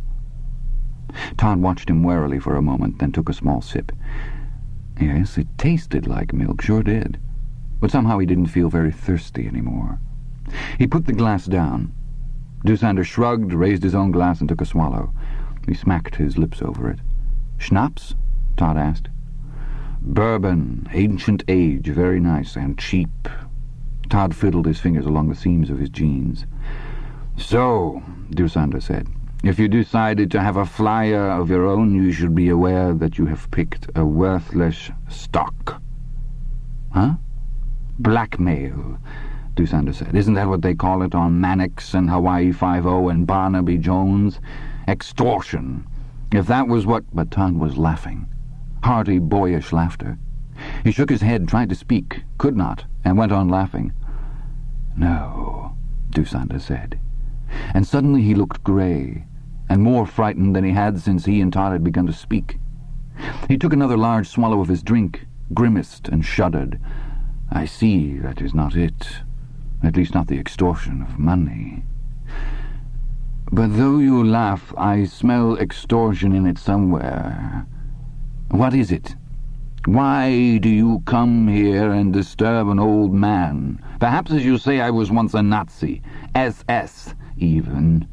Now I am only old, and to have a bowel movement I have to use a suppository. So what do you want?" Todd had sobered again. He stared at Doosander with an open and appealing frankness. "Why, I want to hear about it. That's all. That's all I want, really." "Hear about it?" Doosander echoed. He looked utterly perplexed. Todd leaned forward, tanned elbows on blue-jeaned knees. "Sure. The firing squads, the gas chambers, the ovens, the guys who had to dig their own graves and then stand on the ends so they'd fall into them, His tongue came out and wetted his lips. "The examinations, the experiments, everything, all the gushy stuff." Doosander stared at him with a certain amazed detachment, the way a veterinarian might stare at a cat who was giving birth to a succession of 2-headed kittens. "You are a monster," he said softly. Todd sniffed. "According to the books I read from my report, you're the monster, Mr. Doosander, not me. You sent them to the ovens, not me.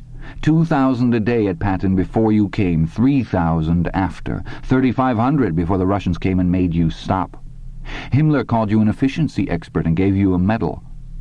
So you call me a monster? Oh, boy." "All of that is a filthy American lie," Doosander said, stung. He set his glass down with a bang, slopping bourbon onto his hand and the table. The problem was not of my making, nor was the solution.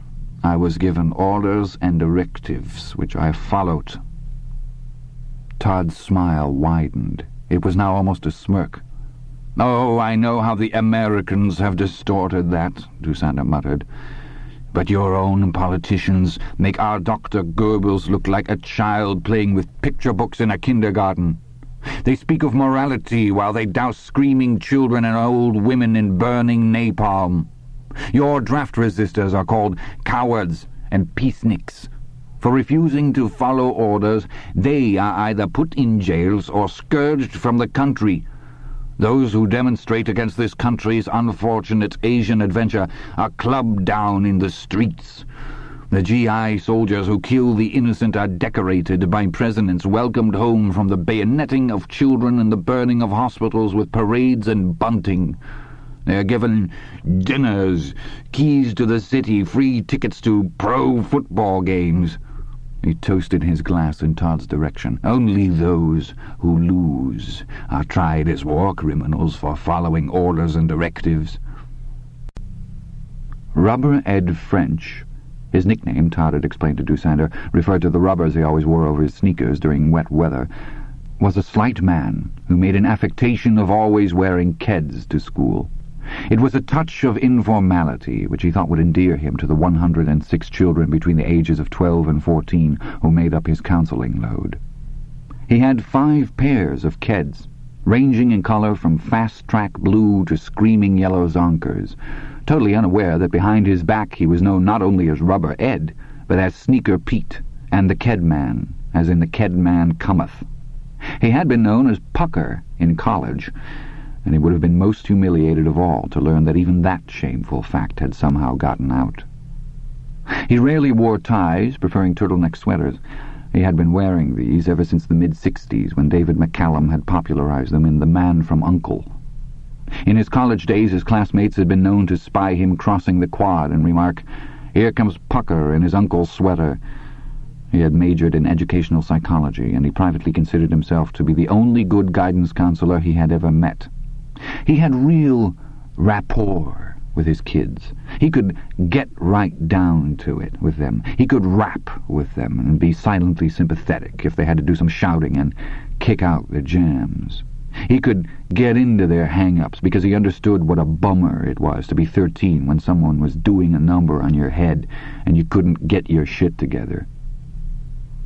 The thing was, he had a damned hard time remembering what it had been like to be 13 himself. He supposed that was the ultimate price you had to pay for growing up in the 50s. That and traveling into the brave new world of the 60s nicknamed Pucker.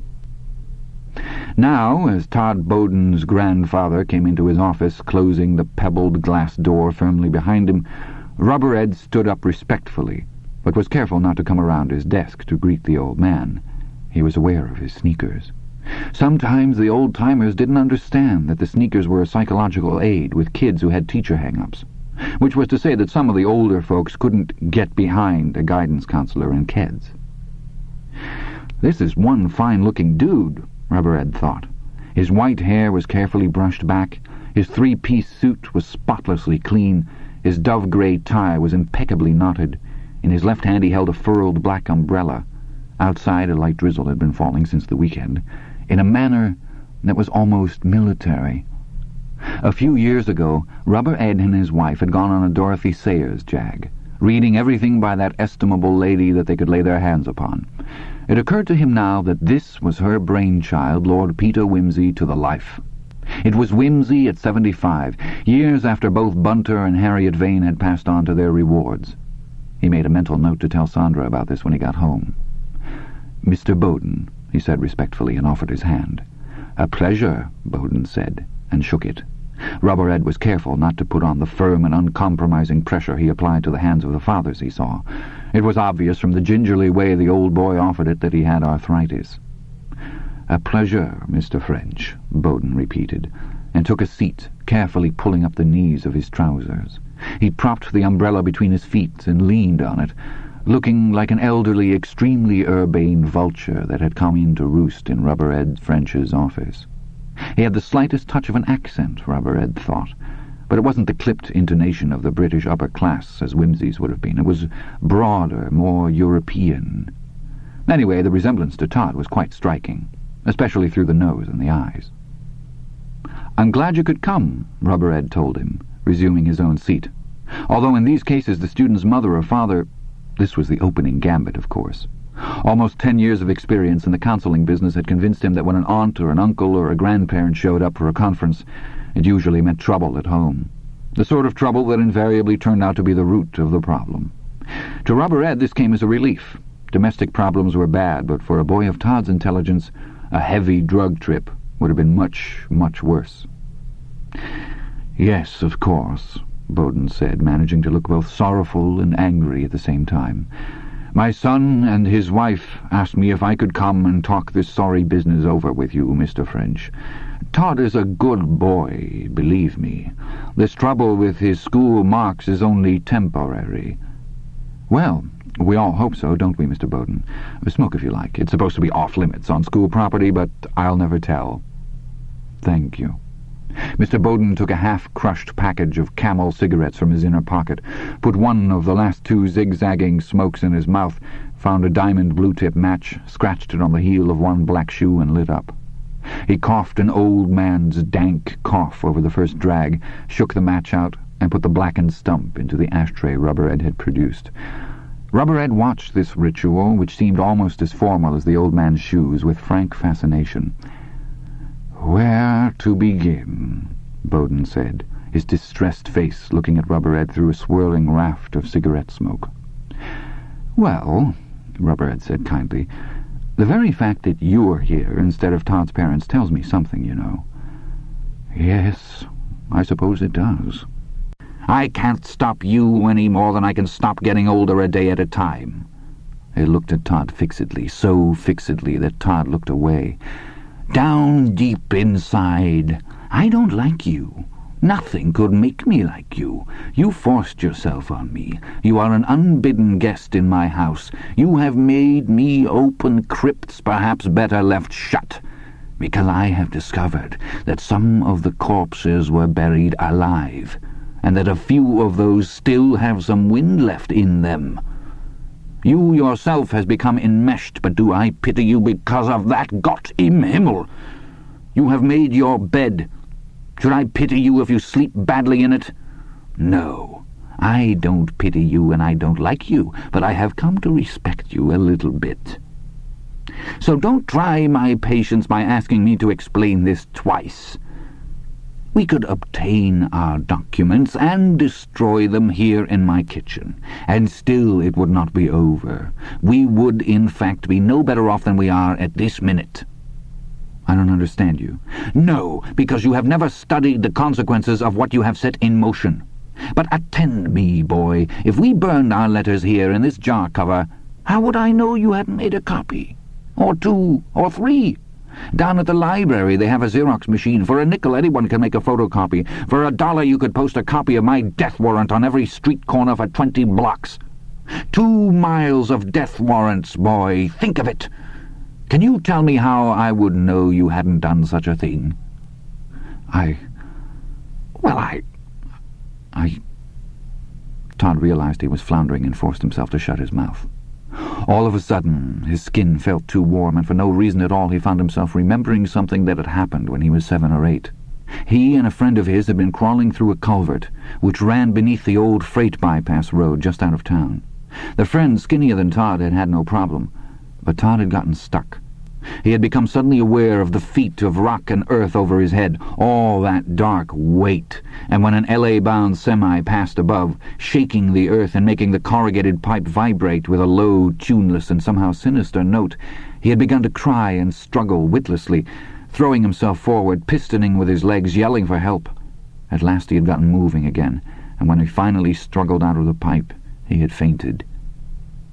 Dusender had just outlined a piece of duplicity so fundamental that it had never even crossed his mind.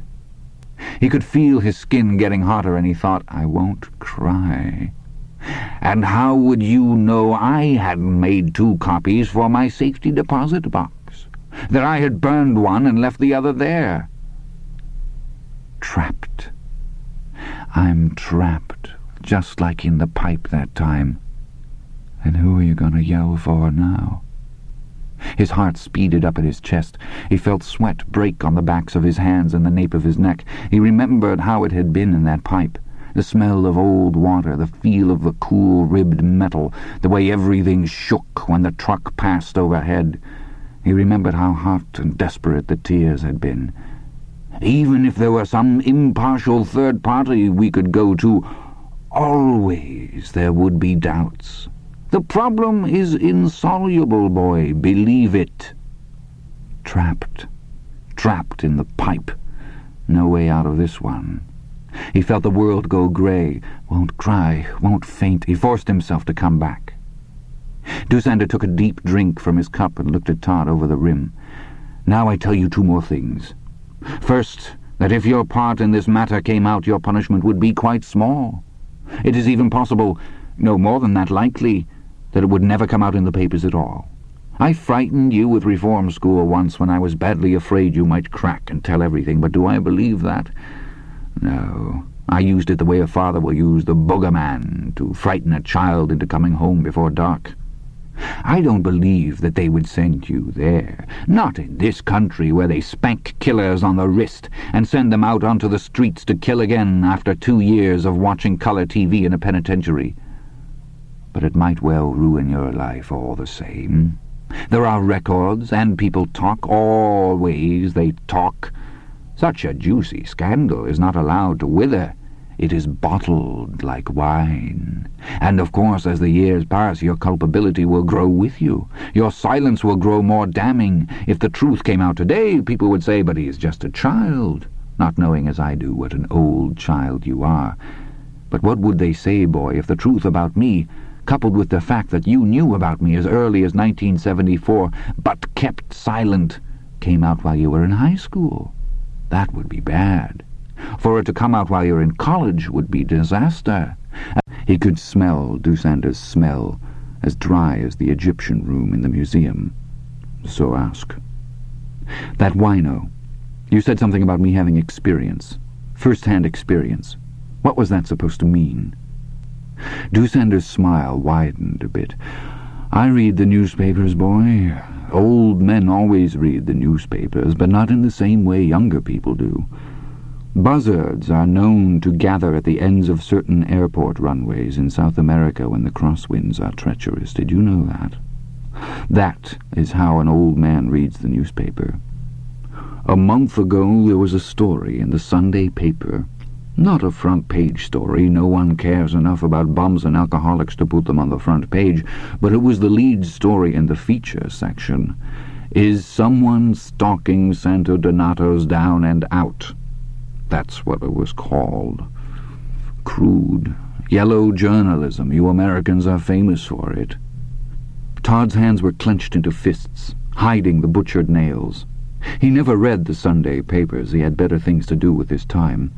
He had, of course, checked the papers every day for at least a week following each of his little adventures, and none of his stew bums had ever gotten beyond page 3.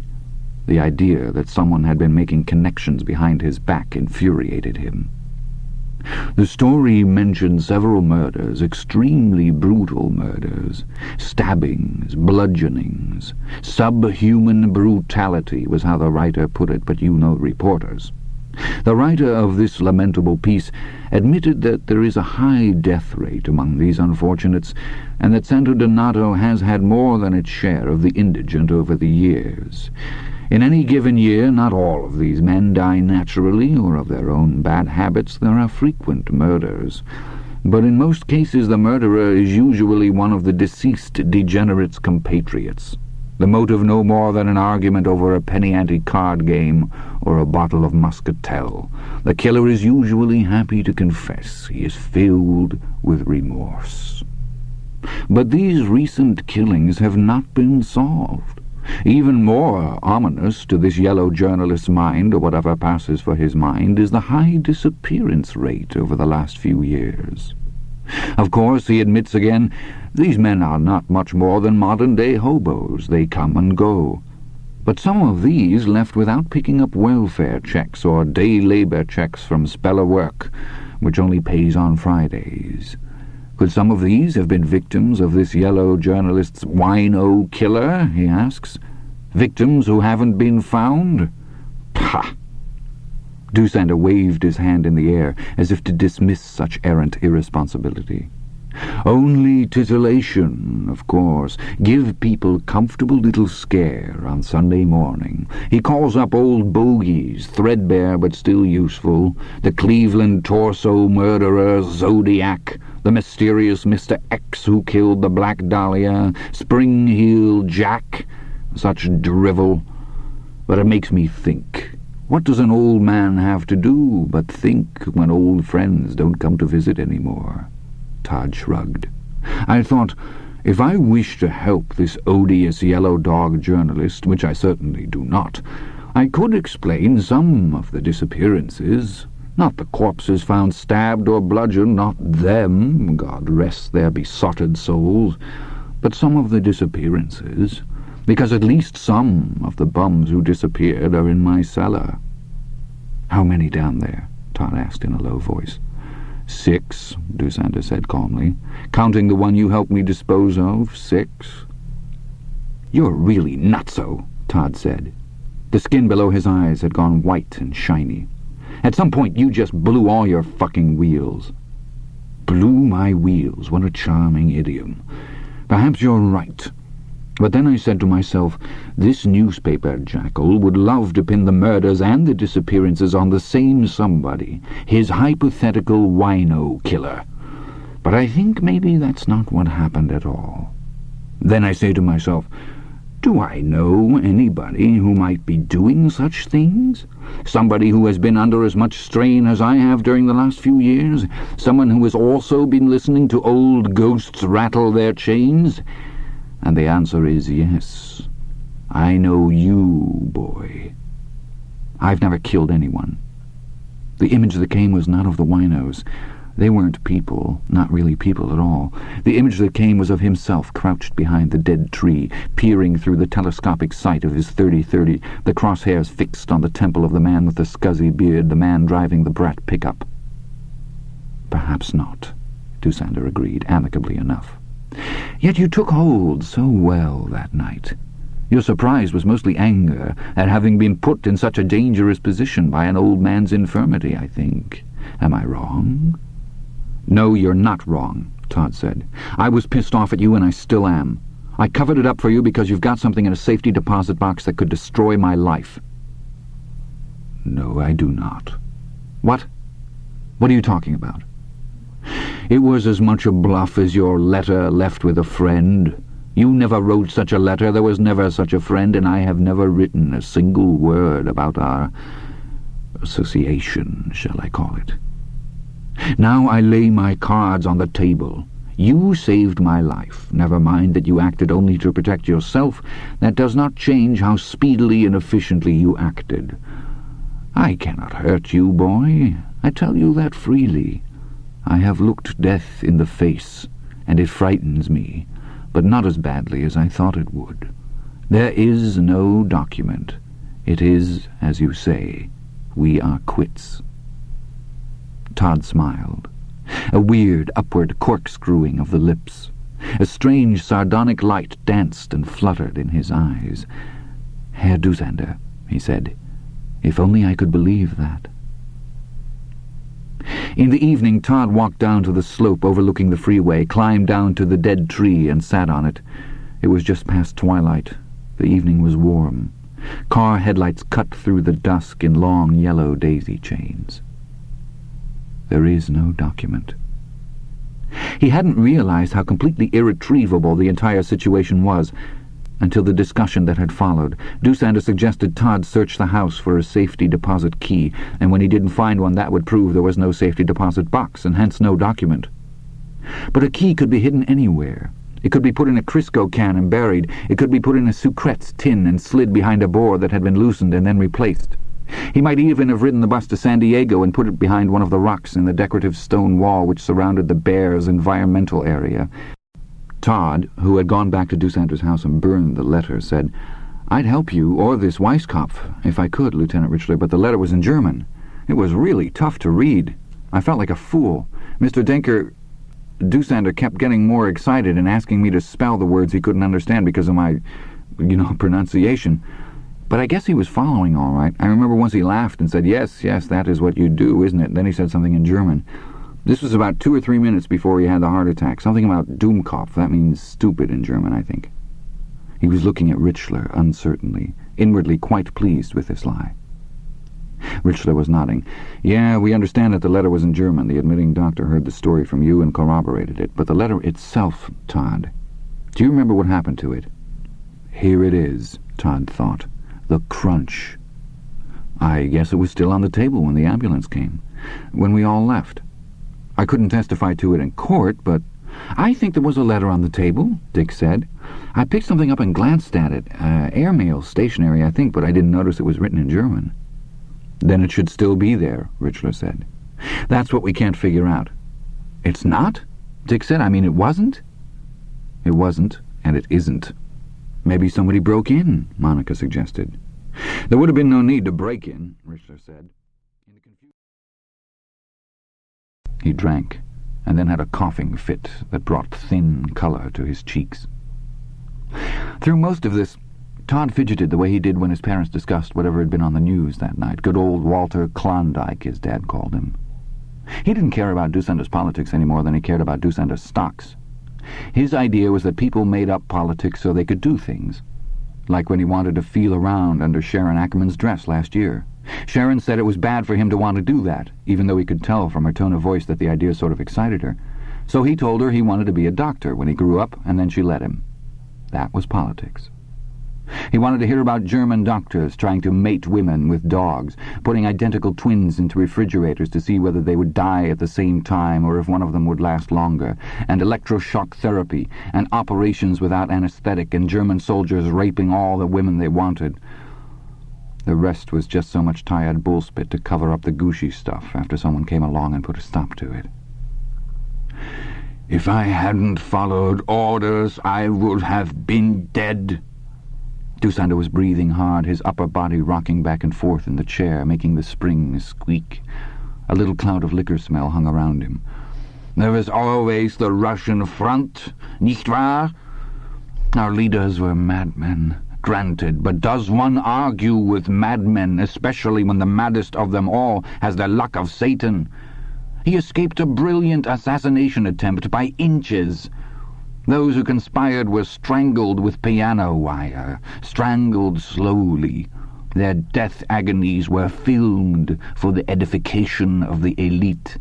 Yeah, neat, Todd cried impulsively. Did you see that movie? Yes, I saw. We all saw what happened to those unwilling or unable to run before the wind and wait for the storm to end. What we did then was the right thing. For that time and that place it was the right thing. I would do it again, but... His eyes dropped to the glass.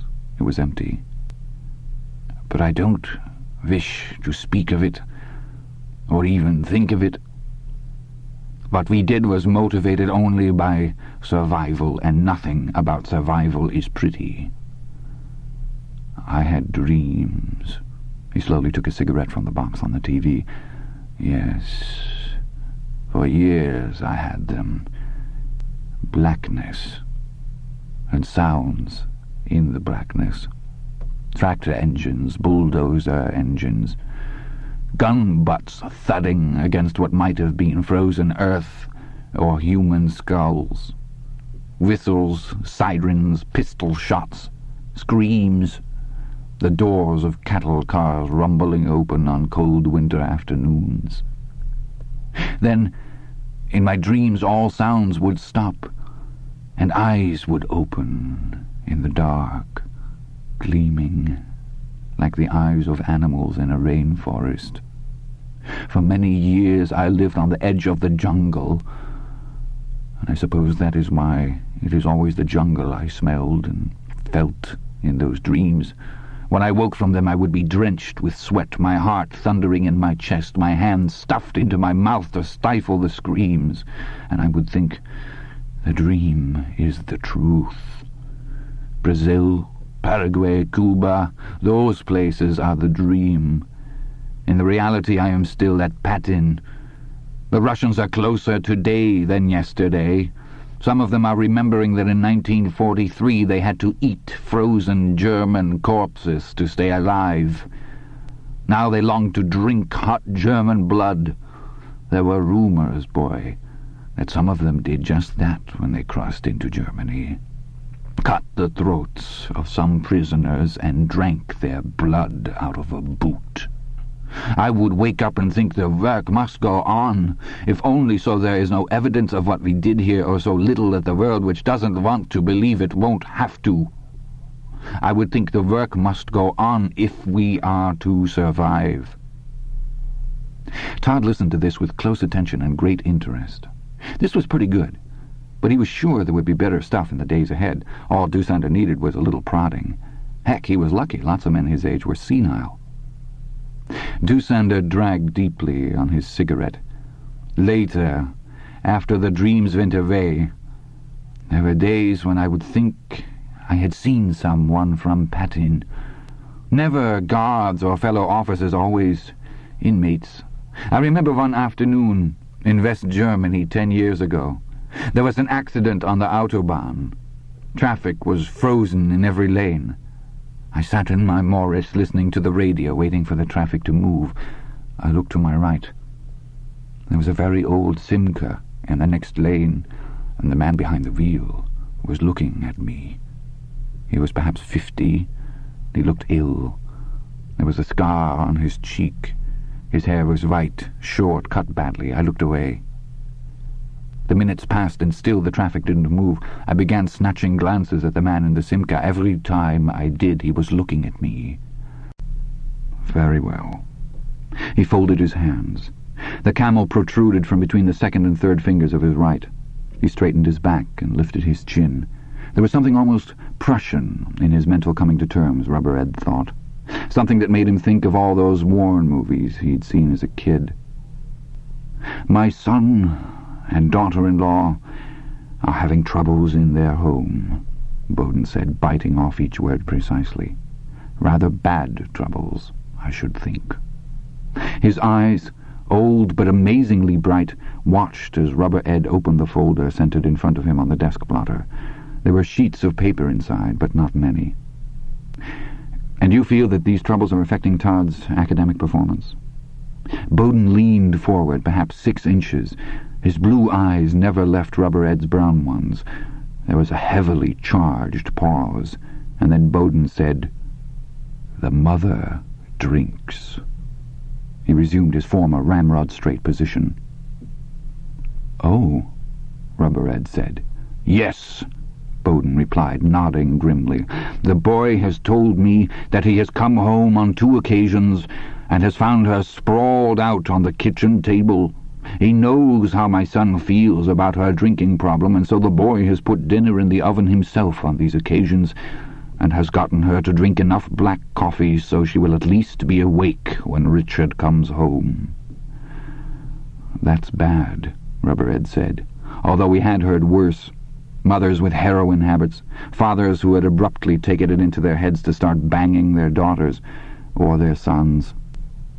"Has Mrs. Bowden thought about getting professional help for her problem?" "The boy has tried to persuade her that that would be the best course. She is much ashamed, I think.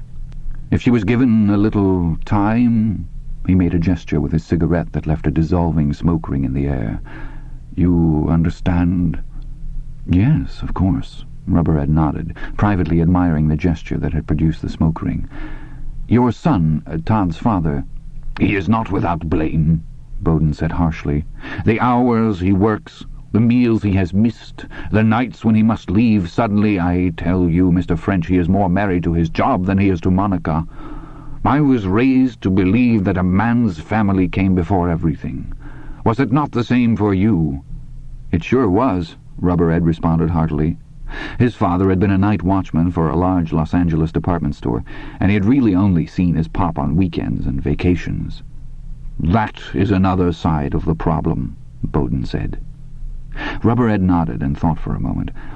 "What about your other son, Mr. Bowden?" He looked down at the folder. "Harold, Todd's uncle." "Harry and Deborah are in Minnesota now," Bowden said quite truthfully. "He has a position there at the University Medical School. It would be quite difficult for him to leave, and very unfair to ask him." His face took on a righteous cast. "Harry and his wife are quite happily married." "I see." Rubberhead looked at the file again for a moment and then closed it. "Mr. Bowden, I appreciate your frankness. I'll be just as frank with you." "Thank you," Bowden said stiffly. "We can't do as much for our students in the counseling area as we would like. There are 6 counselors here, and we're each carrying a load of over 100 students. My newest colleague, Hepburn, has 115. At this age in our society, all children need help." "Of course." Bowden mashed his cigarette brutally into the ashtray and folded his hands once more. "Sometimes bad problems get by us. Home, environment, and drugs are the 2 most common. At least Todd isn't mixed up with speed or mescaline or PCP." "God forbid." "Sometimes," Rubberhead went on, "there's simply nothing we can do. It's depressing, but it's a fact of life. Usually the ones that are first to get spit out of the machine we're running here are the class troublemakers, the sullen, uncommunicative kids, the ones who refuse to even try. They are simply warm bodies waiting for the system to buck them up through the grades, or waiting to get old enough so they can quit without their parents' permission and join the army, or get a job at the Speedy Boy car wash, or marry their boyfriends. You understand, I'm being blunt. Our system is, as they say, not all it's cracked up to be. I appreciate your frankness. But it hurts when you see the machine starting to mash up someone like Todd. He ran out a 92 average for last year's work, and that puts him in the 95th percentile. His English averages are even better. He shows a flair for writing, and that's something special in a generation of kids that think culture begins in front of the TV and ends in the neighborhood movie theater. I was talking to the woman who had Todd in comp last year. She said Todd passed in the finest term paper she'd seen in 20 years of teaching. It was on the German death camps during World War II. She gave him the only A+ she's ever given a composition student. "I have read it," Bowden said. "It is very fine." He has also demonstrated above-average ability in the life sciences and social sciences, and while he's not going to be one of the great math whizzes of the century, all the notes I have indicate that he's given it the good old college try, until this year. Until this year. That's the whole story, in a nutshell. Yes. I'd hate like hell to see Todd go down the tubes this way, Mr. Bowden. And summer school... Well, I said I'd be frank. Summer school often does a boy like Todd more harm than good. Your usual junior high school summer session is a zoo. All the monkeys and the laughing hyenas are in attendance, plus a full complement of dodo birds. Bad company for a boy like Todd. Certainly. So, let's get to the bottom line, shall we? I suggest a series of appointments for Mr. and Mrs. Bowden at the counseling center downtown. Everything in confidence, of course. The man in charge down there, Harry Ackerman, is a good friend of mine, and I don't think Todd should go to them with the idea. I think you should. Rubber Ed smiled widely. Maybe we can get everybody back on track by June. It's not impossible. But Bowden looked positively alarmed by this idea. I believe they might resent the boy if I took that proposal to them now, he said. Things are very delicate. They could go either way. The boy has promised me he will work harder in his studies. He is very alarmed at the drop in his marks. He smiled thinly, a smile Ed French could not quite interpret. More alarmed than you know. But, and they would resent me, Bowden pressed on quickly. God knows they would. Monica already regards me as something of a meddler. I try not to be, but you see the situation. As a young man just starting out in business, Armageddon. You understand this first thing? Todd was silent, but Dusander seemed satisfied. He nodded. Still nodding, he said, Second, I don't believe you have a letter. Todd strove to keep a poker face, but he was terribly afraid his eyes had widened in shock. Dusander was studying him avidly, and Todd was suddenly, nakedly aware that this old man had interrogated hundreds, perhaps thousands of people. He was an expert.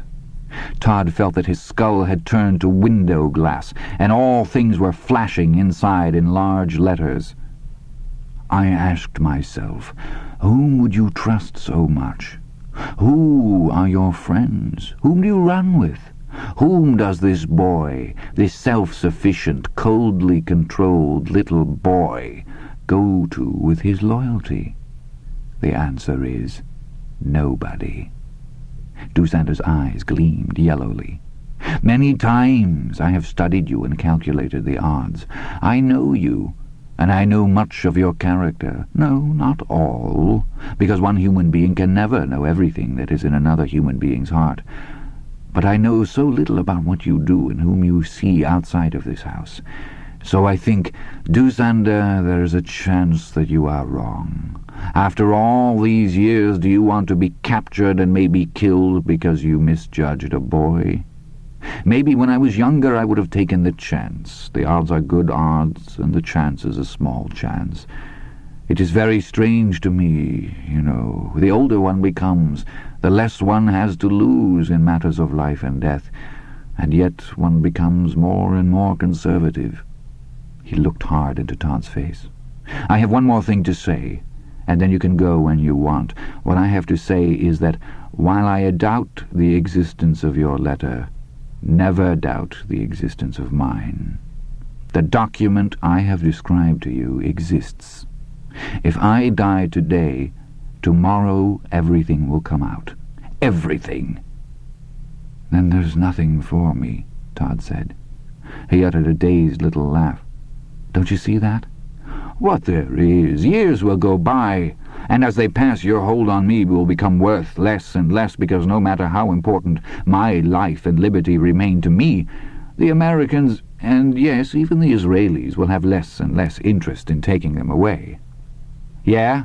Then why don't they let that guy Hess go? If the Americans had sole custody of him, the Americans who let killers out with a spank on the wrist, they would have let him go, Dusander said.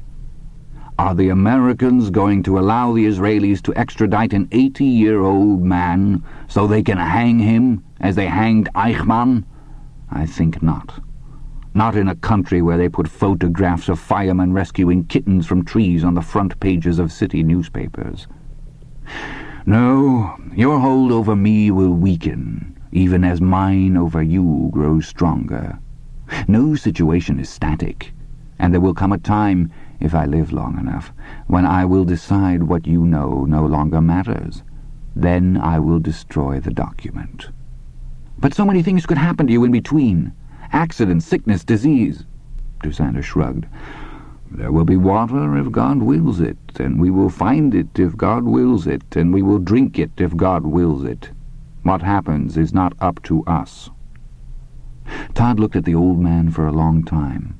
For a very long time. There were flaws in Dusander's arguments. There had to be. A way out. An escape hatch, either for both of them or for Todd alone. A way to cry it off. Times, guys, I hurt my foot. Ollie in free. A black knowledge of the years ahead trembled somewhere behind his eyes. He could feel it there, waiting to be born as conscious thought. Everywhere he went, everything he did. He thought of a cartoon character with an anvil suspended over its head. By the time he graduated from high school, Dusander would be 81, and that would not be the end. By the time he collected his B.A., Dusander would be 85, and he would still feel that he wasn't old enough. He would finish his master's thesis in graduate school the year Dusander turned 87, and Dusander still might not feel safe. No, Todd said thickly. What you're saying, I can't face that. My boy, Dusander said gently, and Todd heard for the first time, and with dawning horror, the slight accent the old man had put on the first word. My boy, you must. Todd stared at him, his tongue swelling and thickening in his mouth, until it seemed it must fill his throat and choke him. Then he wheeled and blundered out of the house. Dusander watched all of this with no expression at all. And when the door had slammed shut and the boy's running footsteps stopped, meaning that he had mounted his bike, he lit a cigarette. There was, of course, no safe deposit box, no document. But the boy believed those things existed. He had believed utterly. He was safe. It was ended. But it was not ended. That night they both dreamed of murder, and both of them awoke in mingled terror and exhilaration. Todd awoke with the now familiar stickiness of his lower belly. Doosander, too old for such things, put on the SS uniform and then lay down again, waiting for his racing heart to slow. The uniform was cheaply made and already beginning to fray. In Doosander's dream, he had finally reached the camp at the top of the hill. The wide gate slid open for him and then rumbled shut on its steel track once he was inside. Both the gate and the fence surrounding the camp were electrified. His scrawny, naked pursuers threw themselves against the fence in wave after wave. Doosander had laughed at them, and he had strutted back and forth, his chest thrown out, his cap cocked at exactly the right angle. The high, whiny smell of burning flesh filled the black air, and he had awakened in Southern California, thinking of jack-o'-lanterns and the night when vampires seek the blue flame. 2 days before the Bowdens were scheduled to fly to Hawaii, Todd went back to the abandoned train yard where folks had once boarded trains for San Francisco, Seattle, and Las Vegas, where other older folks had once boarded the trolley for Los Angeles. It was nearly dusk when he got there. On the curve of the freeway 900 yards away, most of the cars were now showing their parking lights. Although it was warm, Todd was wearing a light jacket. Tucked into his belt under it was a butcher knife wrapped in an old hand towel. He had purchased the knife in a discount department store, one of the big ones surrounded by acres of parking lot. He looked under the platform where the wino had been the month before. His mind turned and turned, but it turned on nothing. Everything inside him at that moment was shades of black on black. What he found was the same wino, or possibly another. They all looked pretty much the same.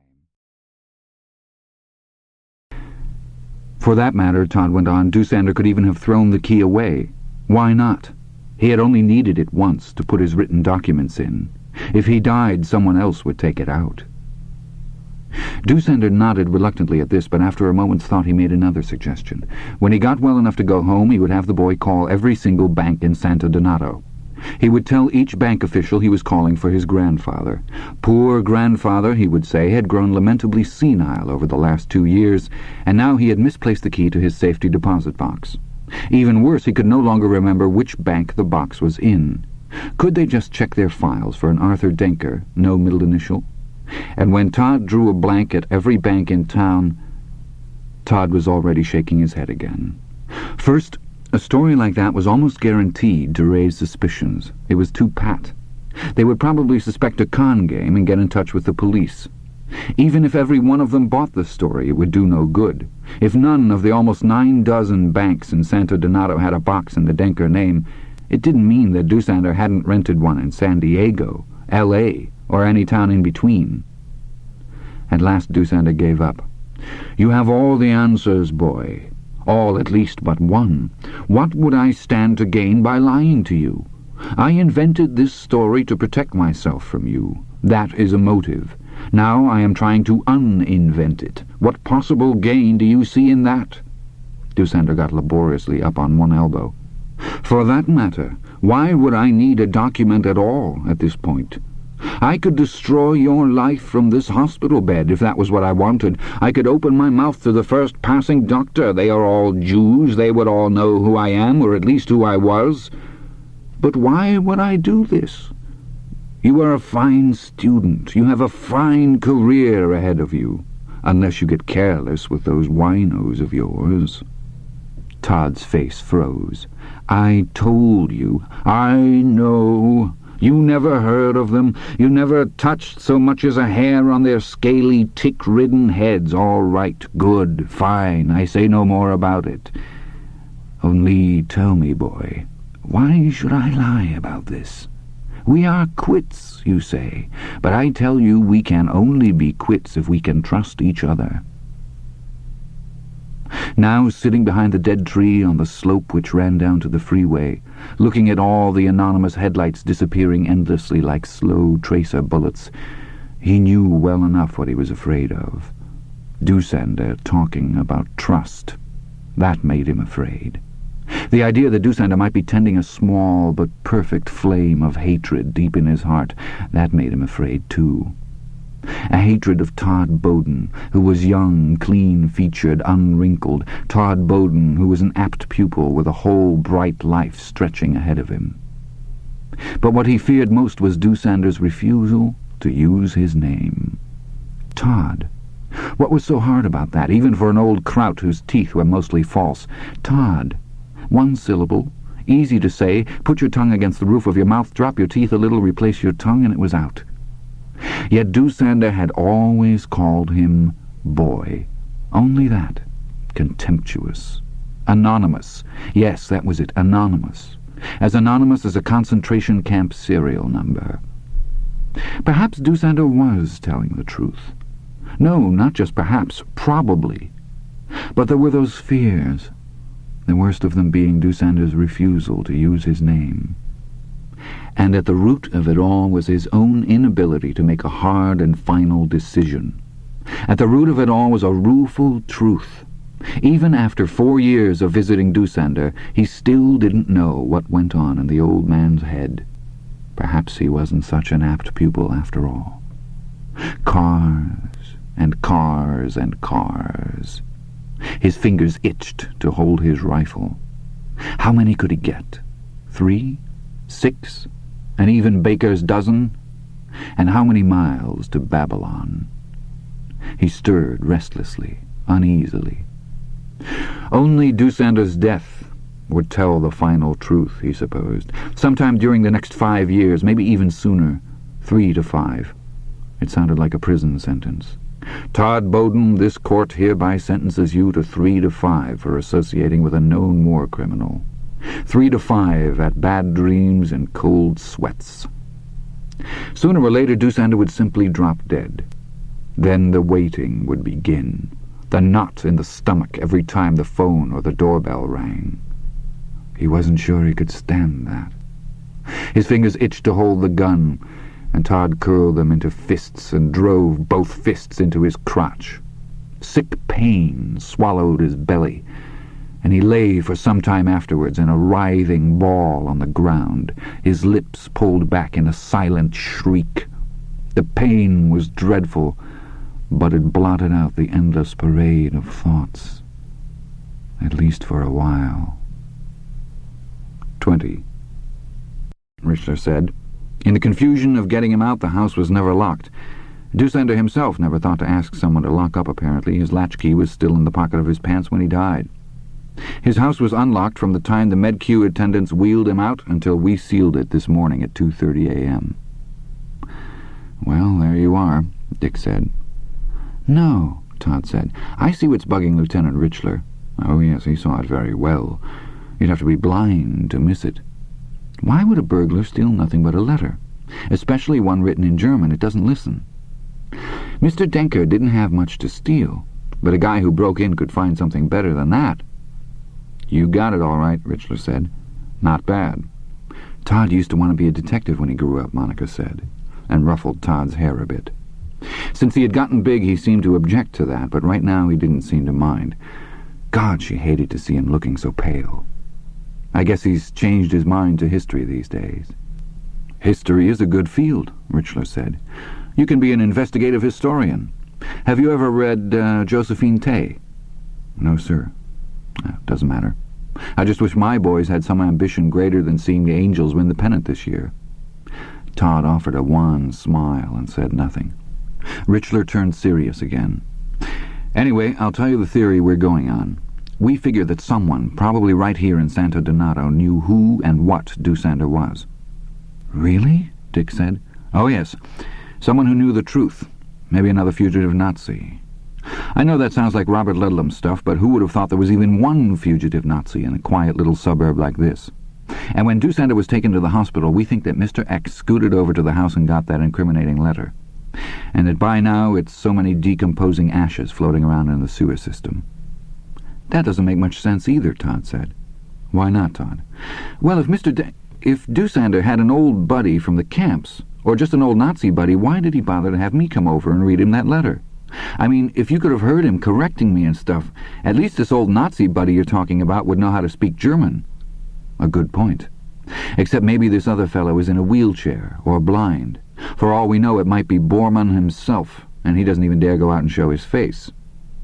Guys that are blind or in wheelchairs aren't that good at scooting out to get letters, Todd said. Richler looked admiring again.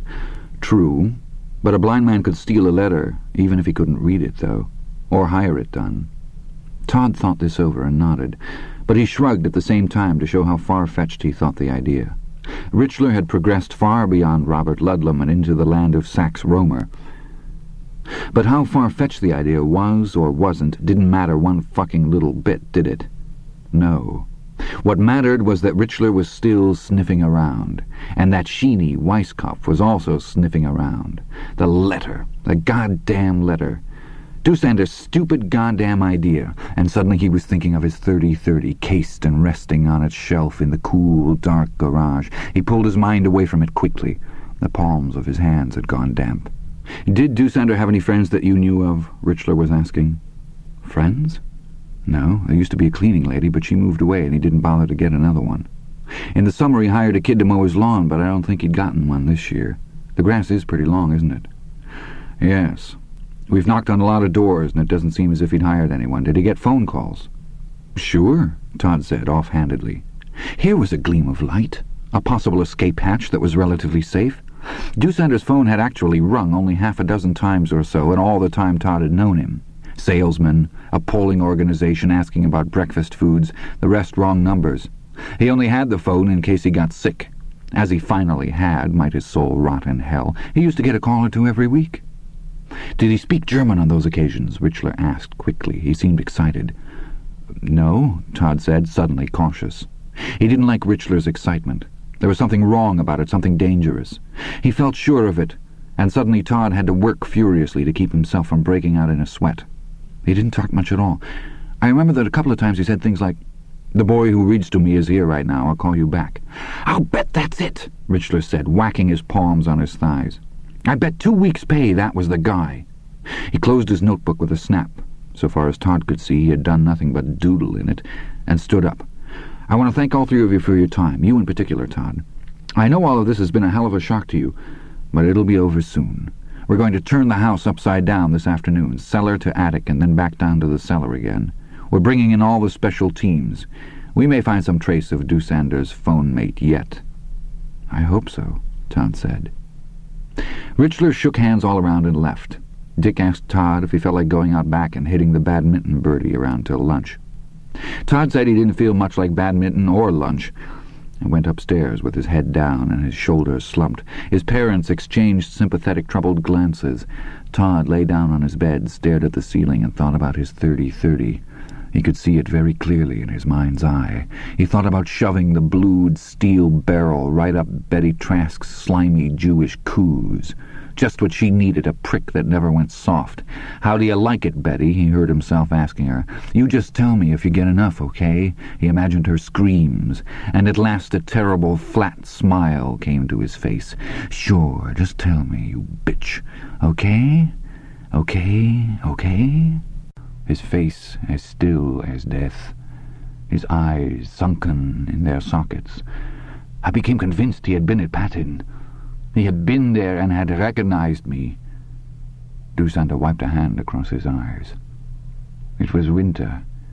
The man was wearing an overcoat, but I was convinced that if I got out of my car and went to him, made him take off his coat and push up his shirt sleeves, I would see the number on his arm.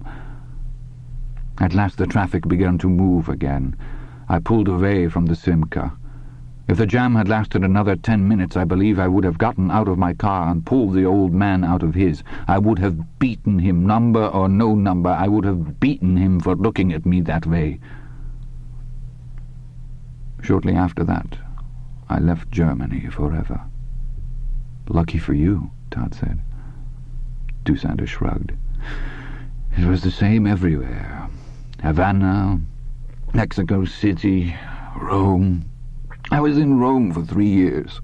I would see a man looking at me over his cappuccino in a cafe. A woman in a hotel lobby who seemed more interested in me than in her magazine.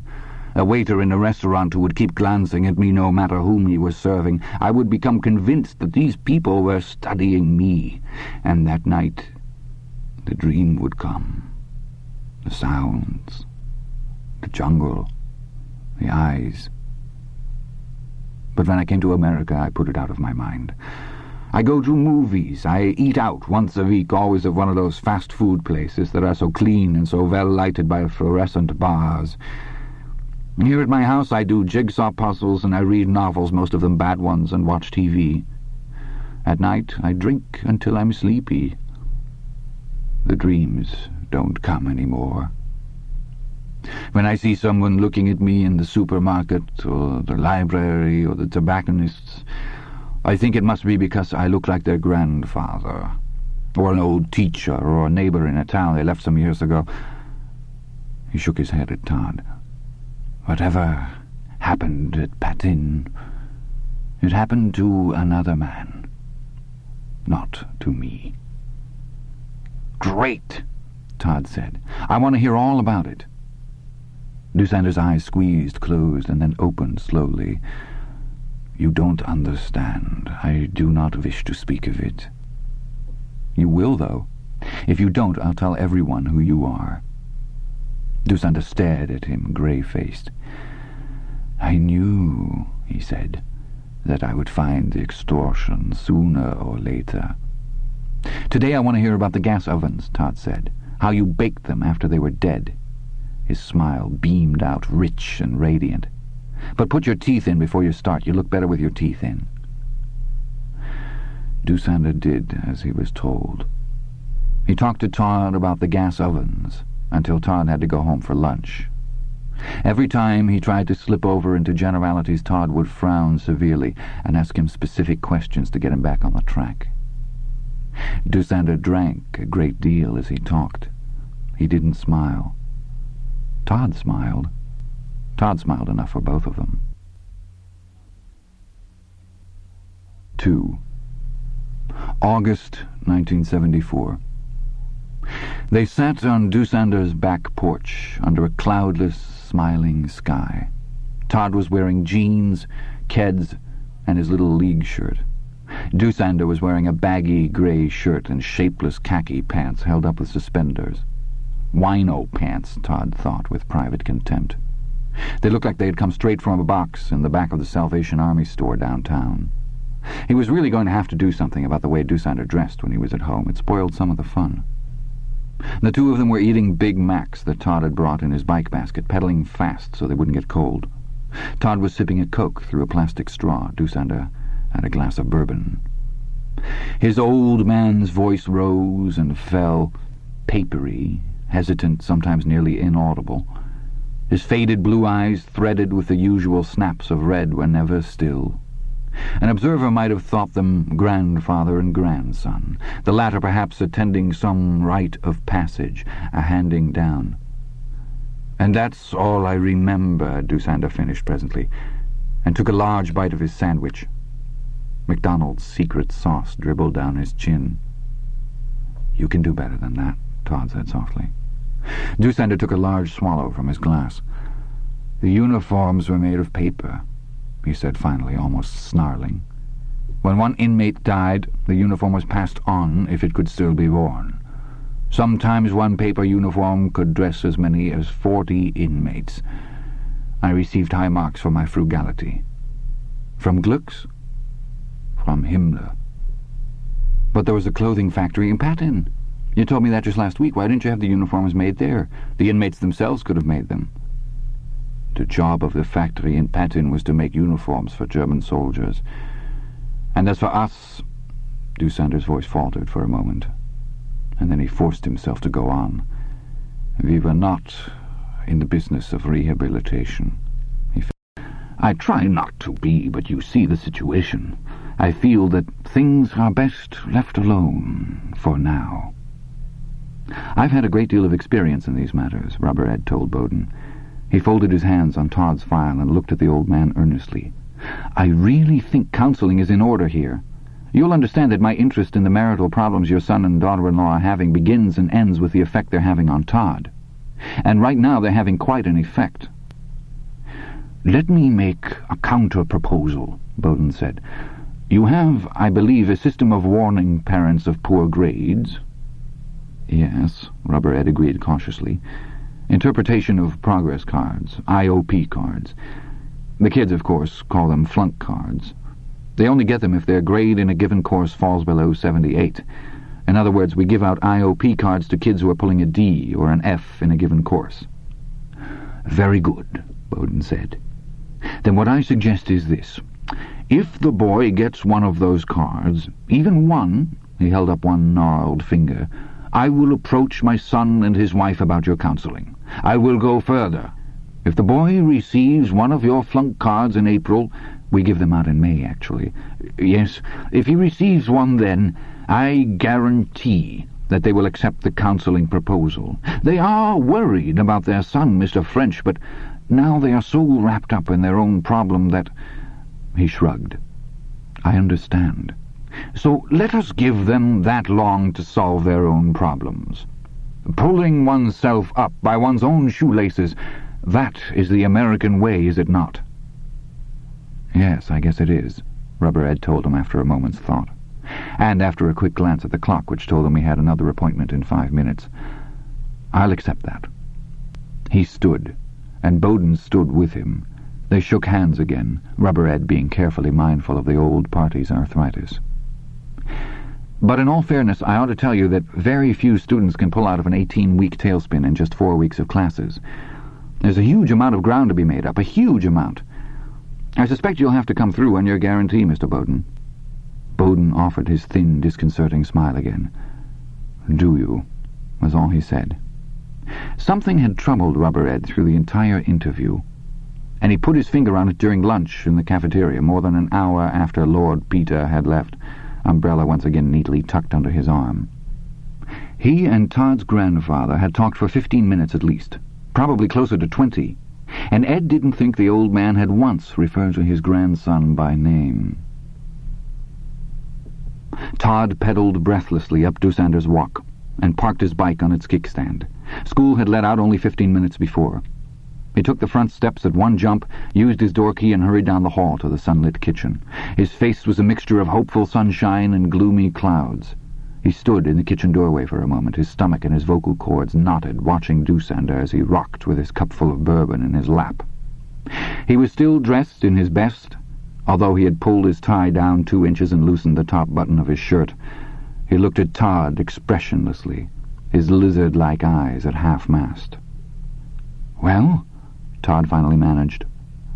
Dusander left him hanging a moment longer, a moment that seemed at least 10 years long to Todd.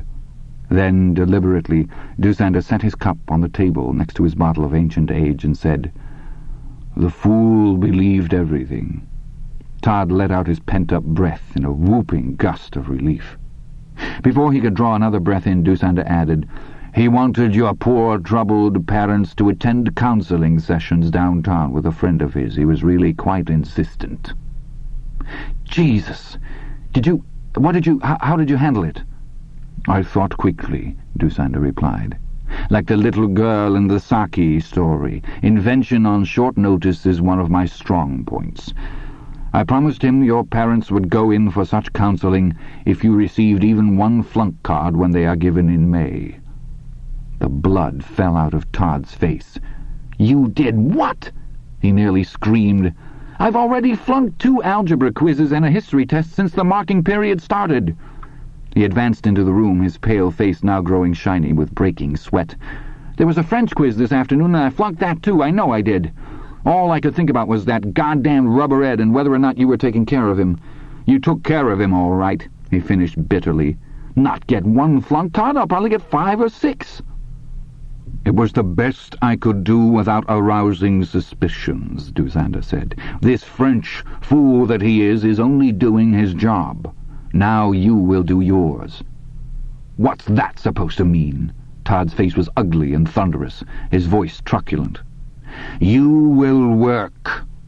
In the next 4 weeks, you will work harder than you have ever worked in your life. Furthermore, on Monday, you will go to each of your instructors and apologize them for your poor showing thus far. You will— It's impossible, Todd said. You don't get it, man. It's impossible. I'm at least 5 weeks behind in science and history. In algebra, it's more like 10. Nevertheless, Dusander said. He poured more bourbon. You think you're pretty smart, don't you? Todd shouted at him. Well, I don't take orders from you. The days when you gave orders are long over. Do you get it? He lowered his voice abruptly. The most lethal thing you've got around the house these days is a shell no-pest strip.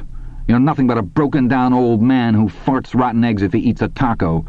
I bet you even pee in your bed. Listen to me, snot-nose, Dusander said quietly. Todd's head jerked angrily around at that. Before today, Dusander said carefully, it was possible, just barely possible, that you could have denounced me and come out clean yourself. I don't believe you would have been up to the job with your nerves in their present state. What he found was the same wino, or possibly another. They all looked pretty much the same. Hey, Todd said. Hey, you want some money? The wino turned over, blinking. He saw Todd's wide, sunny grin, and began to grin back. A moment later, the butcher knife descended, all wicker snicker and chrome white, slicker slicing through the stubbly right cheek. Blood sprayed. Todd could see the blade in the wino's opening mouth, and then its tip caught for a moment in the left corner of the wino's lips, pulling his mouth into an insanely cockeyed grin. Then it was the knife that was making the grin. He was carving the wino like a Halloween pumpkin. He stabbed the wino 37 times. He kept count. 37, counting the first strike, which went through the wino's cheek and then turned his tentative smile into a great grisly grin. The wino stopped trying to scream after the 4th stroke. He stopped trying to scramble away from Todd after the 6th. Todd then crawled all the way under the platform and finished the job. On his way home, he threw the knife into the river. His pants were blood-stained. He tossed them into the washing machine and set it to wash cold. There were still faint stains on the pants when they came out, but that didn't concern him. They would fade in time. He found the next day that he could barely lift his right arm to the level of his shoulder. He told his father he must have strained it throwing pepper with some of the guys in the park. "It'll get better in Hawaii," Dick Bowden said, ruffling Todd's hair. And it did. By the time they came home, it was as good as new. 13. It was July again. Dusander, carefully dressed in one of his 3 suits, not his best, was standing at the bus stop and waiting for the last local of the day to take him home. It was 10:45 p.m. He had been to a film, a light and frothy comedy that he had enjoyed a great deal. He had been in a fine mood ever since the morning mail. There had been a postcard from the boy, a glossy color photo of Waikiki Beach with bone-white high-rise hotels standing in the background. There was a brief message on the reverse. "Dear Mr. Denker, boy, this sure is some place. I've been swimming every day. My dad caught a big fish, and my mom is catching up on her reading. Joke. Tomorrow we're going to a volcano. I'll try not to fall in. Hope you're okay. Stay healthy, Todd." He was still smiling faintly at the significance of that last, when a hand touched his elbow. "Mister?" "Yes?" He turned, on his guard. Even in Santo Donato, muggers were not unknown, and then winced at the aroma. It seemed to be a combination of beer, halitosis, dried sweat, and possibly musterol. It was a bum in baggy pants. It wore a flannel shirt and very old loafers that were currently being held together with dirty bands of adhesive tape. The face looming above this motley costume looked like the death of God. "You got an extra dime, mister? Gotta get to L.A., me. Got a job opportunity. I need just a dime more for the express bus. Wouldn't ask if it wasn't a big chance for me." Dusander had begun to frown, but now his smile reasserted itself. "Is it really a bus ride you wish?" The wino smiled sickly, not understanding. "Suppose you ride the bus home with me," Dusander proposed. I can offer you a drink, a meal, a bath, and a bed. All I ask in return is a little conversation. I am an old man. I live alone. Company is sometimes very welcome." The drunk's smile abruptly grew more healthy as the situation clarified itself. Here was a well-to-do old faggot with a taste for slumming. "All by yourself. Bitch, innit?" Doosander answered the broad, insinuating grin with a polite smile. "I only ask that you sit away from me on the bus. You smell rather strongly." "Maybe you don't want me stinking up your place, then," the drunk said with sudden, tipsy dignity. "Come, the bus will be here in a minute. Get off one stop after I do, and then walk back 2 blocks. I'll wait for you on the corner. In the morning I will see what I can spare. Perhaps $2. Maybe even 5, the drunk said brightly. His dignity, tipsy or otherwise, had been forgotten. Perhaps, Doosander said impatiently. He could now hear the low diesel drone of the approaching bus. He pressed a quarter, the correct bus fare, into the bum's grimy hand and strolled a few paces away without looking back. For Morris Heisel, that Sunday was a day of miracles. The Atlanta Braves, his favorite baseball team, swept a doubleheader from the high and mighty Cincinnati Reds by scores of 7-1 and 8-0. Lydia, who boasted smugly of always taking care of herself and whose favorite saying was, "An ounce of prevention is worth a pound of cure," slipped on her friend Janet's wet kitchen floor and sprained her hip. She was at home in bed. It wasn't serious, not at all, and thank God, what God, for that. But it meant she wouldn't be able to visit him for at least 2 days, maybe as long as 4. 4 days without Lydia. 4 days that he wouldn't have to hear about how she had warned him that the stepladder was wobbly and how he was up too high on it in the bargain. 4 days when he wouldn't have to listen to her tell him how she'd always said the Rogans' pup was going to cause them grief, always chasing Loverboy that way. 4 days without Lydia asking him if he wasn't glad now that she had kept after him about sending in that insurance application, for if she had not, they would surely be on their way to the poorhouse now. 4 days without having Lydia tell him that many people live perfectly normal lives, almost anyway, paralyzed from the waist down. Why, every museum and gallery in the city had wheelchair ramps as well as stairs, and there were even special buses. After the observation, Lydia would smile bravely and then inevitably burst into tears. Morris drifted off into a contented late-afternoon nap. When he woke up, it was 5:30 in the afternoon. His roommate was asleep. He still hadn't placed Denker, but all the same he felt sure that he had known the man at some time or other.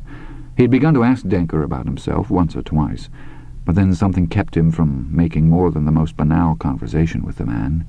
The weather, the last earthquake, the next earthquake, and the guide says Myron Florin is going to come back for his special guest appearance this week on the Welk Show. Morris told himself he was holding back because it gave him a mental game to play, and when you were in a body cast from your shoulders to your hips, mental games can come in handy. If you had a little mental contest going on, you didn't have to spend quite so much time wondering how it was going to be pissing through a catheter for the rest of your life. If he came right out and asked Denker, the mental game would probably come to a swift and unsatisfying conclusion. They would narrow their pasts down to some common experience, a train trip, a boat ride, possibly even the camp. Denker might have been in Patton. There had been plenty of German Jews there. On the other hand, one of the nurses had told him Denker would probably be going home in a week or 2. If Morris couldn't figure it out by then, he would mentally declare the game lost and ask the man straight out. Say, "I've had the feeling I know you." But there was more to it than just that, he admitted to himself.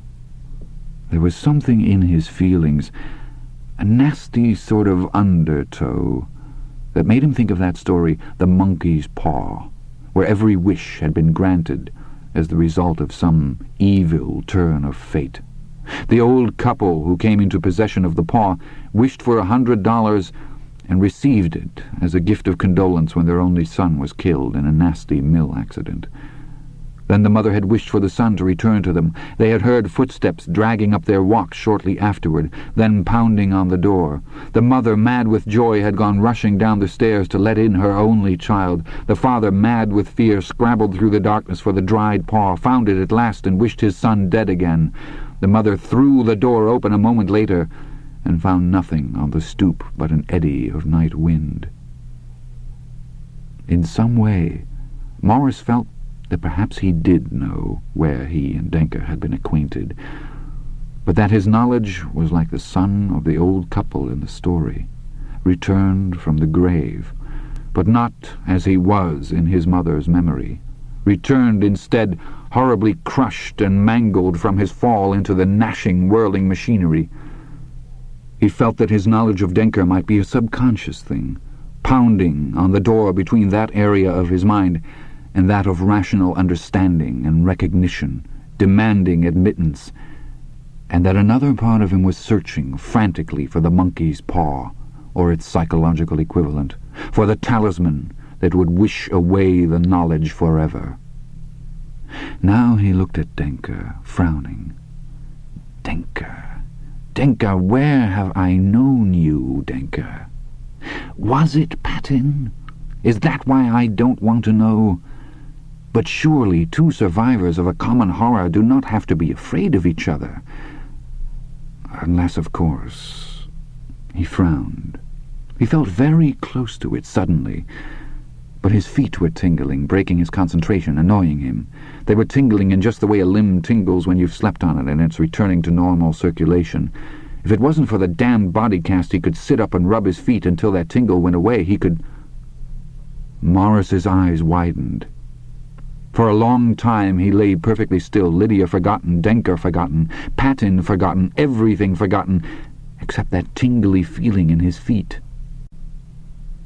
"So what do you think?" Weisskopf asked Richler when Richler picked him up at a luncheonette 3 blocks from the boat and home. "Oh, I think the kid was in on it somehow," Richler said. "Some way, to some degree. But is he cool? If you poured hot water into his mouth, I think he'd spit out ice cubes. I tripped him up a couple of times, but I've got nothing I could use in court. And if I'd gone much further, some smart lawyer might be able to get him off on entrapment a year or two down the road, even if something does pull together. I mean, the courts are still going to look at him as a juvenile. The kid's only 17.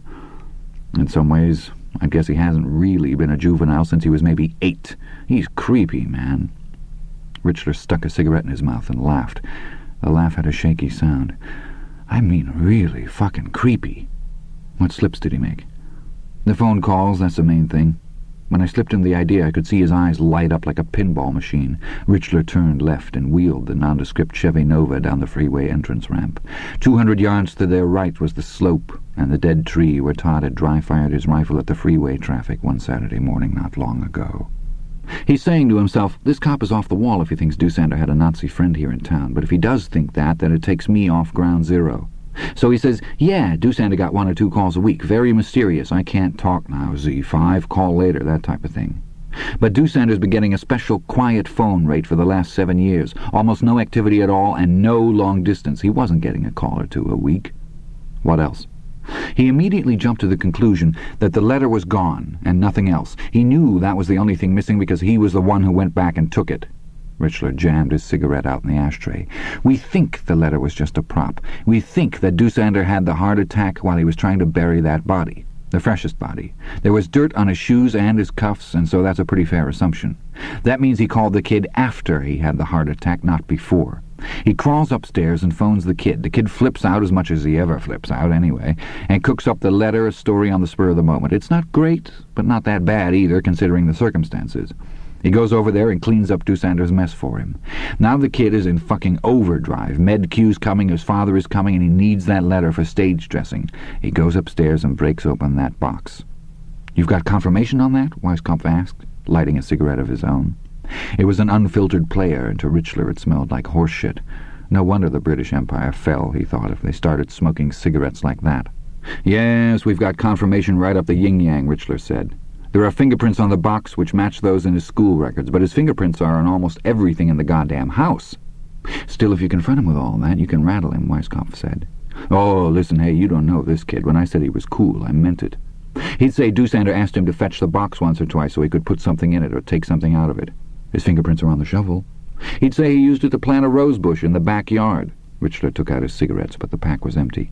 Weisskopf offered him a player. Richler took 1 puff and began coughing. "They taste as bad as they smell," he choked.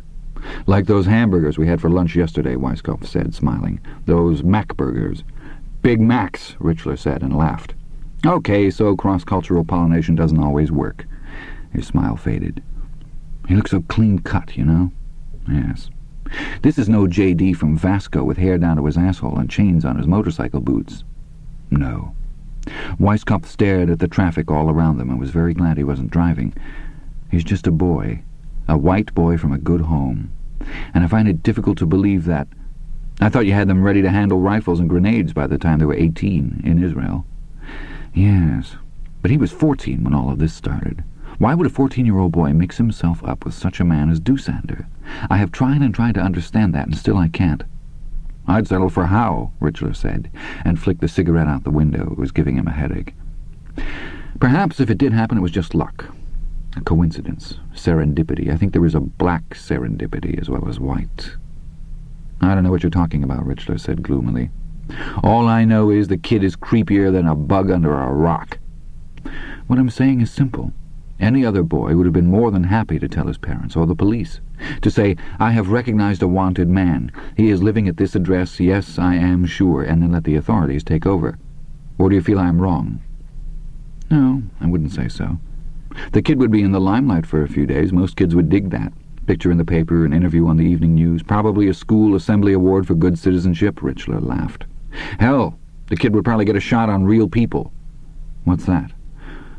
Never mind, Richler said. He had to raise his voice slightly because 10-wheelers were passing the Nova on either side. Weisskopf looked nervously from one to the other. You don't want to know. But you're right about most kids. Most kids. But not this kid, Weisskopf said. This boy, probably by dumb luck alone, penetrates Doosander's cover, yet instead of going to his parents or the authorities, he goes to Doosander. Why? You say you don't care, but I think you do. I think it haunts you, just as it does me. Not blackmail, Richler said, that's for sure. That kid's got everything a kid could want. There was a dune buggy in the garage, not to mention an elephant gun on the wall. And even if he wanted to squeeze Doosander just for the thrill of it, Doosander was practically unsqueezable except for those few stocks he didn't have a pot to piss in. Finished. Todd smiled his broad smile. Enough for today, please. My throat is sore. You shouldn't smoke so much then, Todd said, continuing to smile. Tell me some more about the uniforms. Which? Inmate or SS? Doosander's voice was resigned. Smiling, Todd said, Both. 3. September 1974. Todd was in the kitchen of his house making himself a peanut butter and jelly sandwich. You got to the kitchen by going up half a dozen redwood steps to a raised area that gleamed with chrome and stainless steel. His mother's electric typewriter had been going steadily ever since Todd had gotten home from school. She was typing a master's thesis for a grad student. The grad student had short hair, wore thick glasses, and looked like a creature from outer space, in Todd's humble opinion.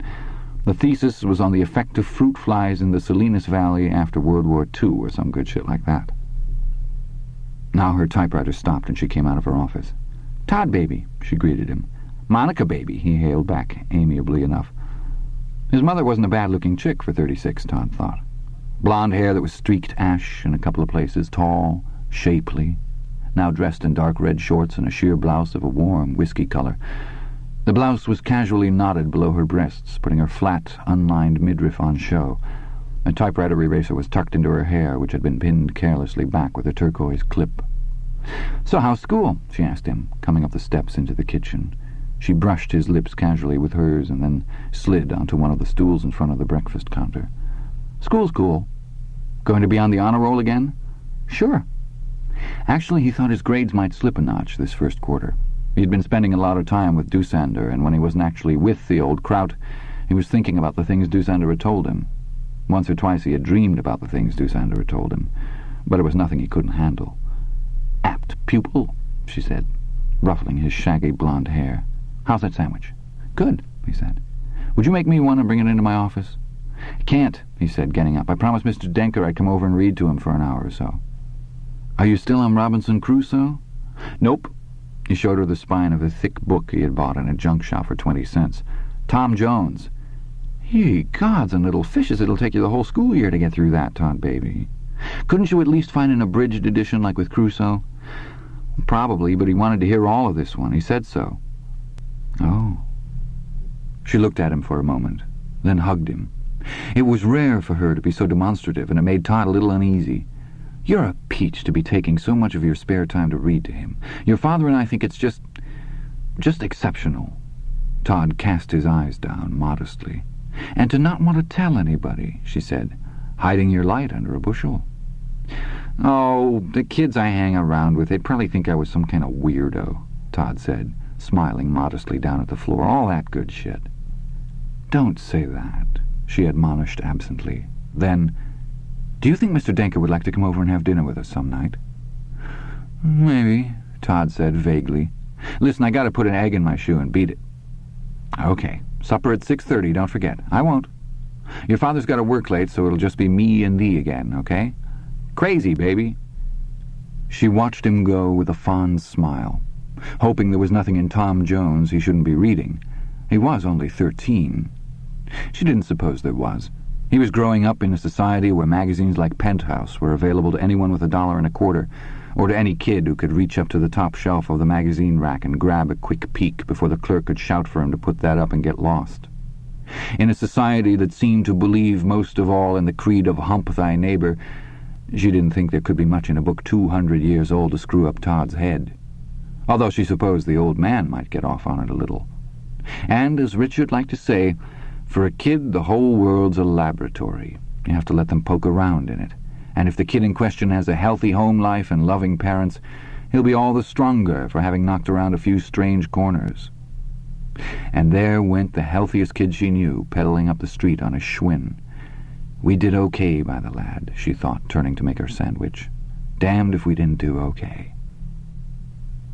4. October 1974. Doosander had lost weight. They sat in the kitchen, the shop-worn copy of Tom Jones between them on the oilcloth-covered table. Todd, who tried never to miss a trick, had purchased the Cliff's Notes on the book with part of his allowance, and had carefully read the entire summary against the possibility that his mother or father might ask him questions about the plot. Todd was eating a ring-ding he had bought at the market. He had bought one for Doosander, but Doosander hadn't touched it. He only looked at it morosely from time to time as he drank his bourbon. Todd hated to see anything as tasty as ring-dings go to waste. If he didn't eat it pretty quick, Todd was going to ask him if he could have it. "So how did the stuff get to Patton?" he asked Doosander. "In railroad cars," Doosander said. "In railroad cars labeled medical supplies. It came in long crates that looked like coffins, fitting, I suppose. The inmates offloaded the crates and stacked them in the infirmary. Later, our own men stacked them in the storage sheds. They did it at night. The storage sheds were behind the showers." "Was it always Zyklon B?" "No. From time to time we would be sent something else. Experimental gases. The High Command was always interested in improving efficiency. But never mind that. It would have been technically possible. But now things have changed. Today I impersonated your grandfather, one Victor Bowden. No one can have the slightest doubt that I did it with, how is the word, your connivance. If it comes out now, boy, you will look blacker than ever, and you will have no defense. I took care of that today." "I wish, you wish, Doosander roared. "Never mind your wishes. Your wishes make me sick. Your wishes are no more than little piles of dog shit in the gutter. All I want from you is to know if you understand the situation we are in." "I understand it," Todd muttered. His fists had been tightly clenched while Doosander shouted at him. He was not used to being shouted at. Now he opened his hands and dully observed that he had dug bleeding half-moons into his palms. The cuts would have been worse, he supposed, but in the last 4 months or so he had taken up biting his nails. "Good. And you will make your sweet apologies, and you will study. In your free time at school you will study. During your lunch hours you will study. After school you will come here and study, and on your weekends you will come here and do more of the same." "Not here," Todd said quickly. "At home." "No. At home you will dawdle and daydream as you have all along. If you are here, I can stand over you if I have to and watch you. I can protect my own interests in this matter. I can quiz you. I can listen to your lessons. If I don't want to come here, you can't make me." Dussander drank. "That is true. Things will then go on as they have. You will fail. This guidance person, French, will expect me to make good on my promise. When I don't, he will call your parents. They will find out that kindly Mr. Denker impersonated your grandfather at your request. They will find out about the altered grades. Oh, shut up, I'll come. You're already here. Begin with algebra." "No way, it's Friday afternoon. You study every afternoon now," Dussander said softly. "Begin with algebra." Todd stared at him, only for a moment, before dropping his eyes and fumbling his algebra text out of his book bag. And Dussander saw murder in the boy's eyes. Not figurative murder, literal murder. It had been years since he had seen that dark, burning, speculative glance, but one never forgot it. He supposed he would have seen it in his own eyes if there had been a mirror at hand on the day he had looked at the white and defenseless nape of the boy's neck. "I must protect myself," he thought with some amazement. "One underestimates at one's own risk." He drank his bourbon and rocked and watched the boy study.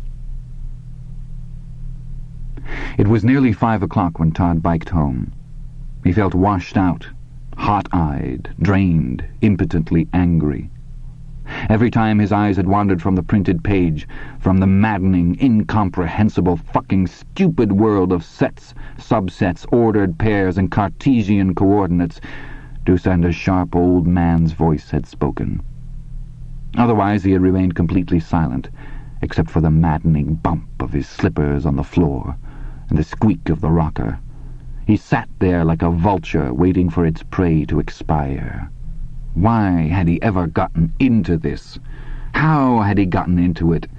This was a mess, a terrible mess. He had picked up some ground this afternoon. Some of the set theory that had stumped him so badly just before the Christmas break had fallen into place with an almost audible click. But it was impossible to think he could pick up enough to scrape through next week's algebra test with even a D. It was 4 weeks until the end of the world. On the corner he saw a blue jay lying on the sidewalk, its beak slowly opening and closing. It was trying vainly to get onto its birdie feet and hop away. One of its wings had been crushed, and Todd supposed a passing car had hit it and flipped it up onto the sidewalk like a tiddlywink. One of its beady eyes stared up at him. Todd looked at it for a long time, holding the grips of his bike's ape-hanger handlebars lightly. Some of the warmth had gone out of the day, and the air felt almost chilly.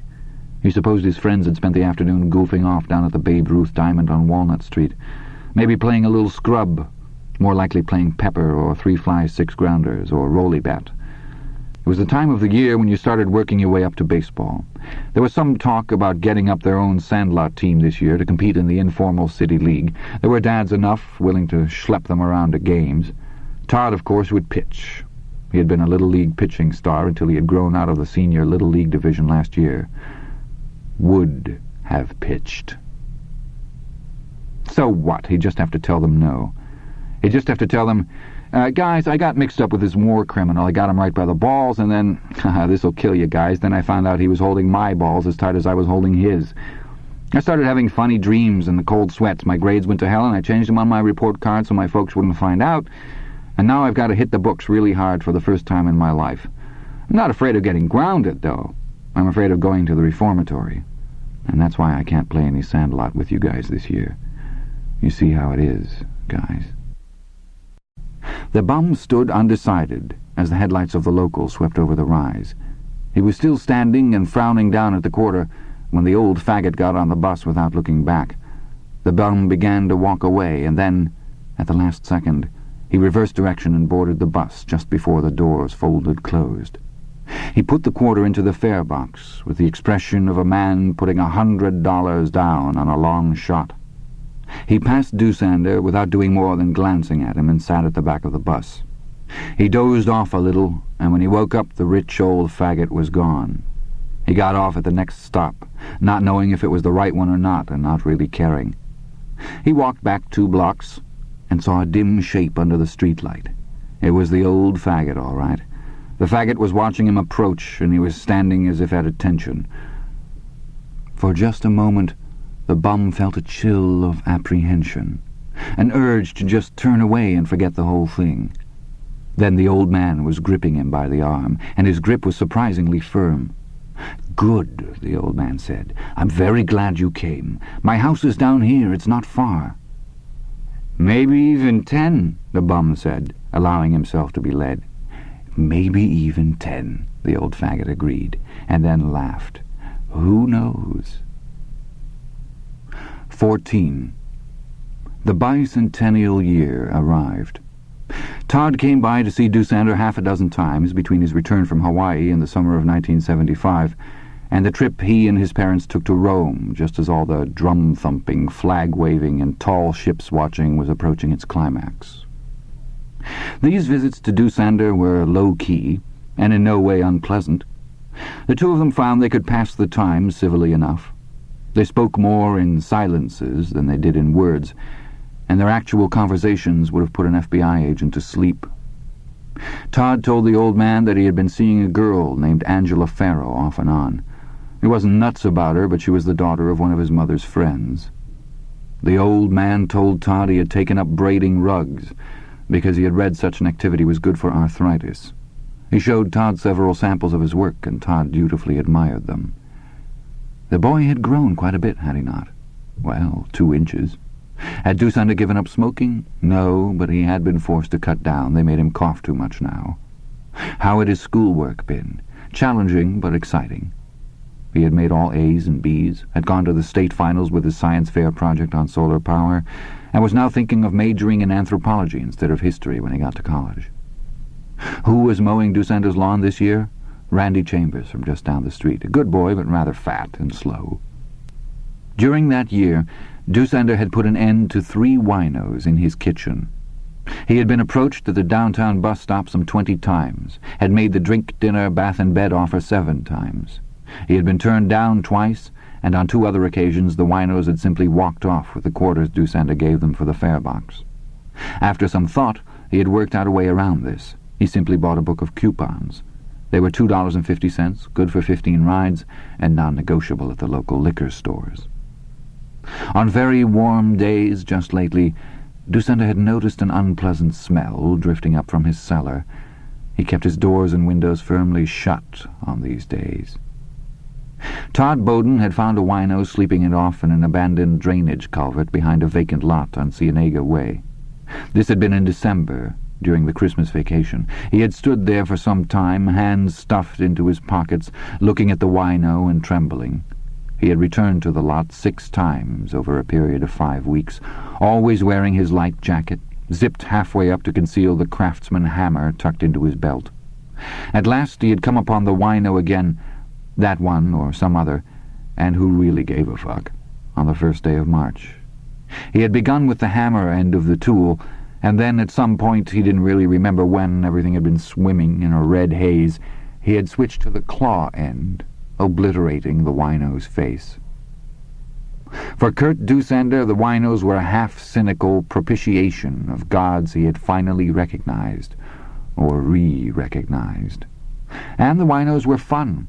They made him feel alive. He was beginning to feel that the years he had spent in Santo Donato, the years before the boy had turned up on his doorstep with his big blue eyes and his wide American grin, had been years spent being old before his time. He had been just past his mid-60s when he came here, and he felt much younger than that now. The idea of propitiating gods would have startled Todd at first, but it might have gained eventual acceptance.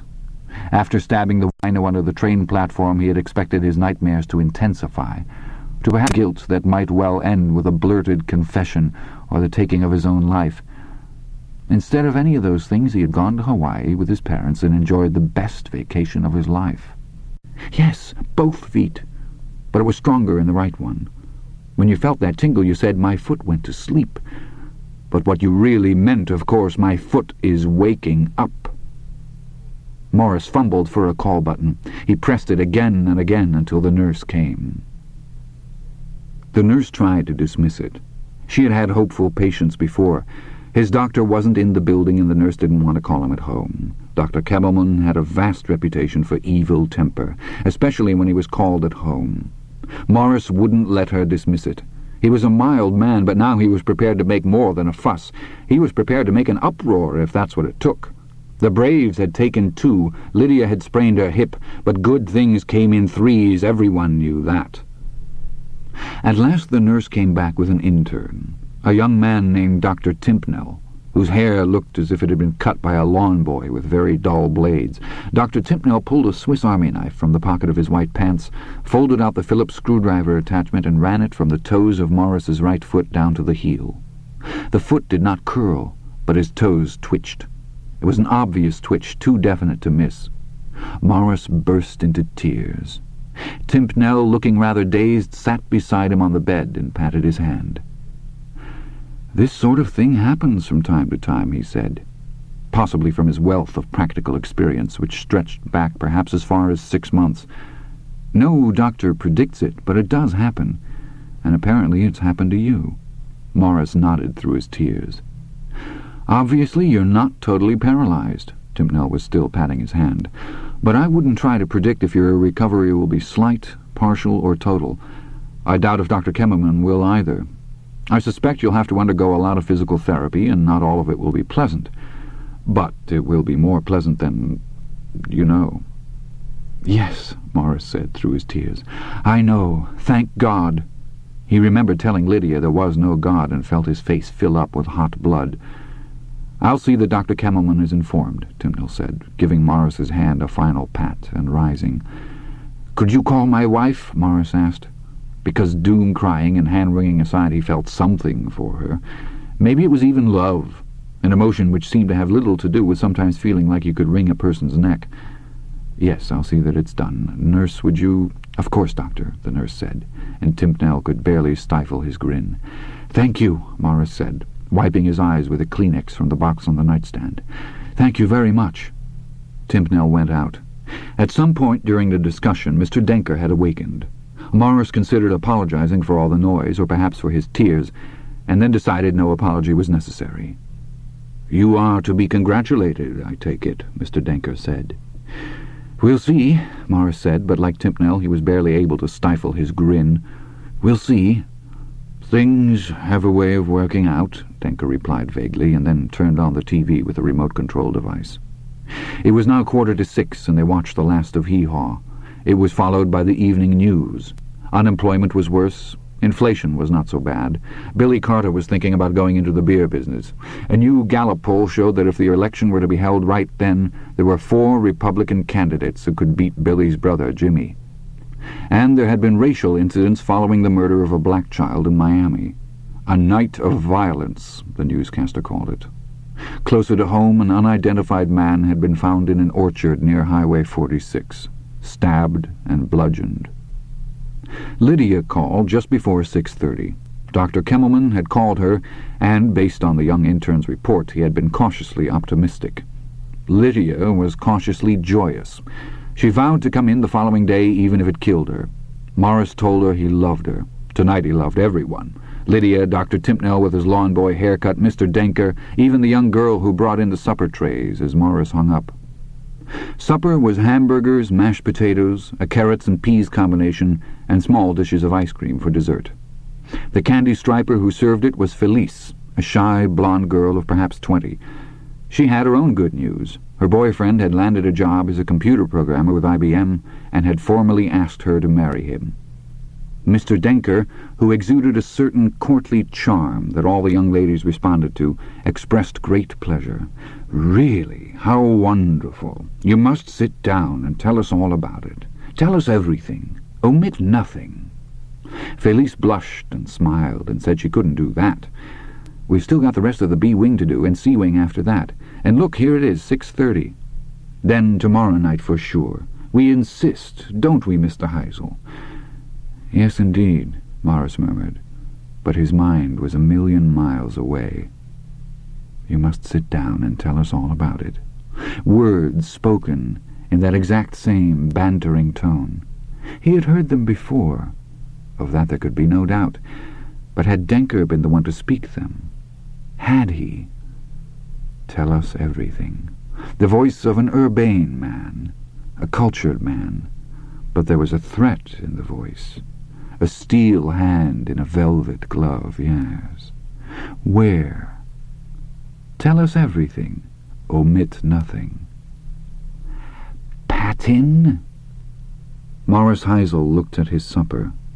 Mr. Denker had already fallen to with a will. The encounter with Felice had left him in the best of spirits. The way he had been after the young boy with the blonde hair came to visit him. "A nice girl," Denker said, his words muffled by a mouthful of carrots and peas. "Oh, yes, you must sit down. Felice, you mean, she's—" "And tell us all about it." "How sure are you that the boy doesn't know you found the bodies?" "Oh, I'm sure. Maybe I'll go back this afternoon and hit him with that. Right now it looks like our best shot." Richler struck the steering wheel lightly. "If all of this had come out even one day sooner, I think I would have tried for a search warrant." "The clothes the boy was wearing that night?" "Yeah. If we could have found soil samples on his clothes that matched the dirt in Dusander's cellar, I almost think we could break him. But the clothes he was wearing that night have probably been washed 6 times since then." "What about the other dead winos, the ones your police department has been finding around the city?" "Those belong to Dan Bozeman. I don't think there's any connection anyhow. Dusander just wasn't that strong, and more to the point, he had such a neat little racket already worked out. Promise him a drink and a meal, take him home on the city bus, the fucking city bus, and waste him right in his kitchen." Weisskopf said quietly, "It wasn't Dusander I was thinking of." "What do you mean by the—" Richler began, and then his mouth snapped suddenly closed. There was a long, unbelieving moment of silence, broken only by the drone of the traffic all around them.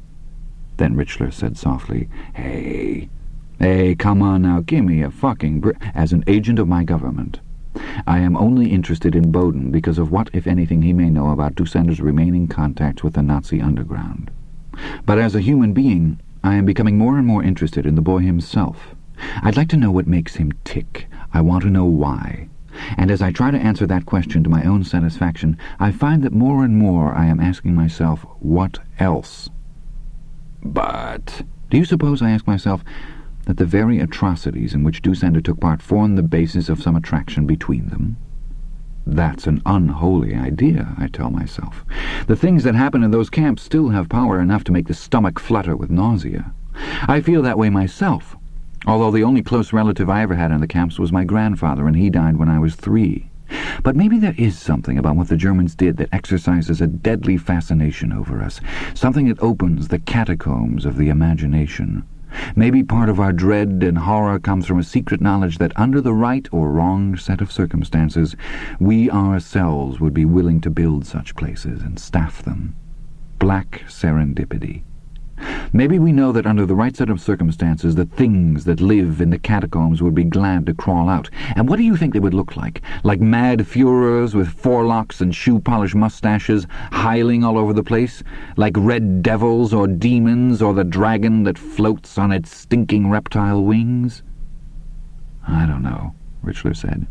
I think most of them would look like ordinary accountants, Weisskopf said. Little mind men with graphs and flowcharts and electronic calculators, all ready to start maximizing the kill ratio so that the next time they could perhaps kill 20 or 30 millions instead of only 6. And some of them might look like Todd Bowden. You're damn near as creepy as he is, Richler said. Weisskopf nodded. It's a creepy subject. Finding those dead men and animals in Dusander's cellar, that was creepy, huh? We ever thought that maybe this boy began with a simple interest in the camps? An interest not much different from the interest of boys who collect coins or stamps, or who like to read about Wild West desperados? And that he went to Dusander to get his information straight from the horse's head? Mouth, Richler said automatically. Man, at this point I could believe anything. Maybe, Weisskopf muttered. It was almost lost in the roar of another 10-wheeler passing them. Budweiser was printed on the side in letters 6 feet tall. What an amazing country, Weisskopf thought, and lit a fresh cigarette. They don't understand how we can live surrounded by half-mad Arabs, but if I lived here for 2 years I would have a nervous breakdown. Maybe. And maybe it isn't possible to stand close to murder piled on murder and not be touched by it. 29. The short guy who entered the squad room brought stench after him like a wake. He smelled like rotten bananas and wild root cream oil and cockroach shit in the inside of a city garbage truck at the end of a busy morning. He was dressed in a pair of aging herringbone pants, a ripped grey institutional shirt, and a faded blue warm-up jacket from which most of the zipper hung loose, like a string of pygmy teeth. The uppers of his shoes were bound to the lowers with crazy glue. A pestiferous hat sat on his head. "Oh, Christ, get out of here," the duty sergeant cried. "You're not under arrest, Hap. I swear to God, I swear it on my mother's name. Get out of here. I want to breathe again." "I want to talk to Lieutenant Bozeman." "He died, Hap. It happened yesterday. We're all really fucked up over it, so get out and let us mourn in peace." "I want to talk to Lieutenant Bozeman," Hap said, more loudly. His breath drifted fragrantly from his mouth, a juicy, fermenting mixture of pizza, Hall's mentholyptus lozenges, and sweet red wine. "He had to go to Siam on a case, Hap. So why don't you just get out of here, go someplace and eat a light bulb?" "I want to talk to Lieutenant Bozeman, and I ain't leaving until I do." The duty sergeant fled the room. He returned about 5 minutes later with Bozeman, a thin, slightly stooped man of 50. "Take him into your office, okay, Dan?" the duty sergeant begged. "Won't that be all right?" Once they sent us a gas code named Pegasus. A nerve gas. Thank God they never sent it again. Dusander saw Todd lean forward, saw those eyes sharpen, and he suddenly stopped and gestured casually with his gas station premium glass. "It didn't work very well," he said. "It was quite boring." But Todd was not fooled, not in the least. What did it do? It killed them. What did you think it did? Made them walk on water? It killed them, that's all. "Tell me." "No," Dusander said, now unable to hide the horror he felt. He hadn't thought of Pegasus in how long? 10 years? 20? "I won't tell you. I refuse."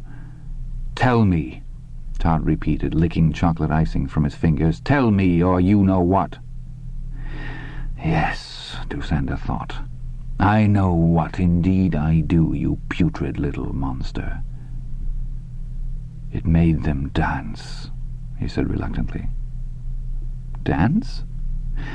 "Like the Zyklon B, it came in through the shower heads, and they began to leap about.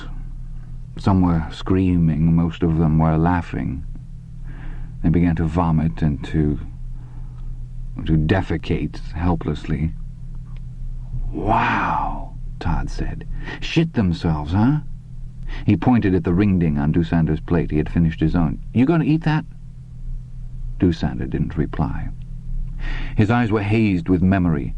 His face was far away and cold, like the dark side of a planet which does not rotate.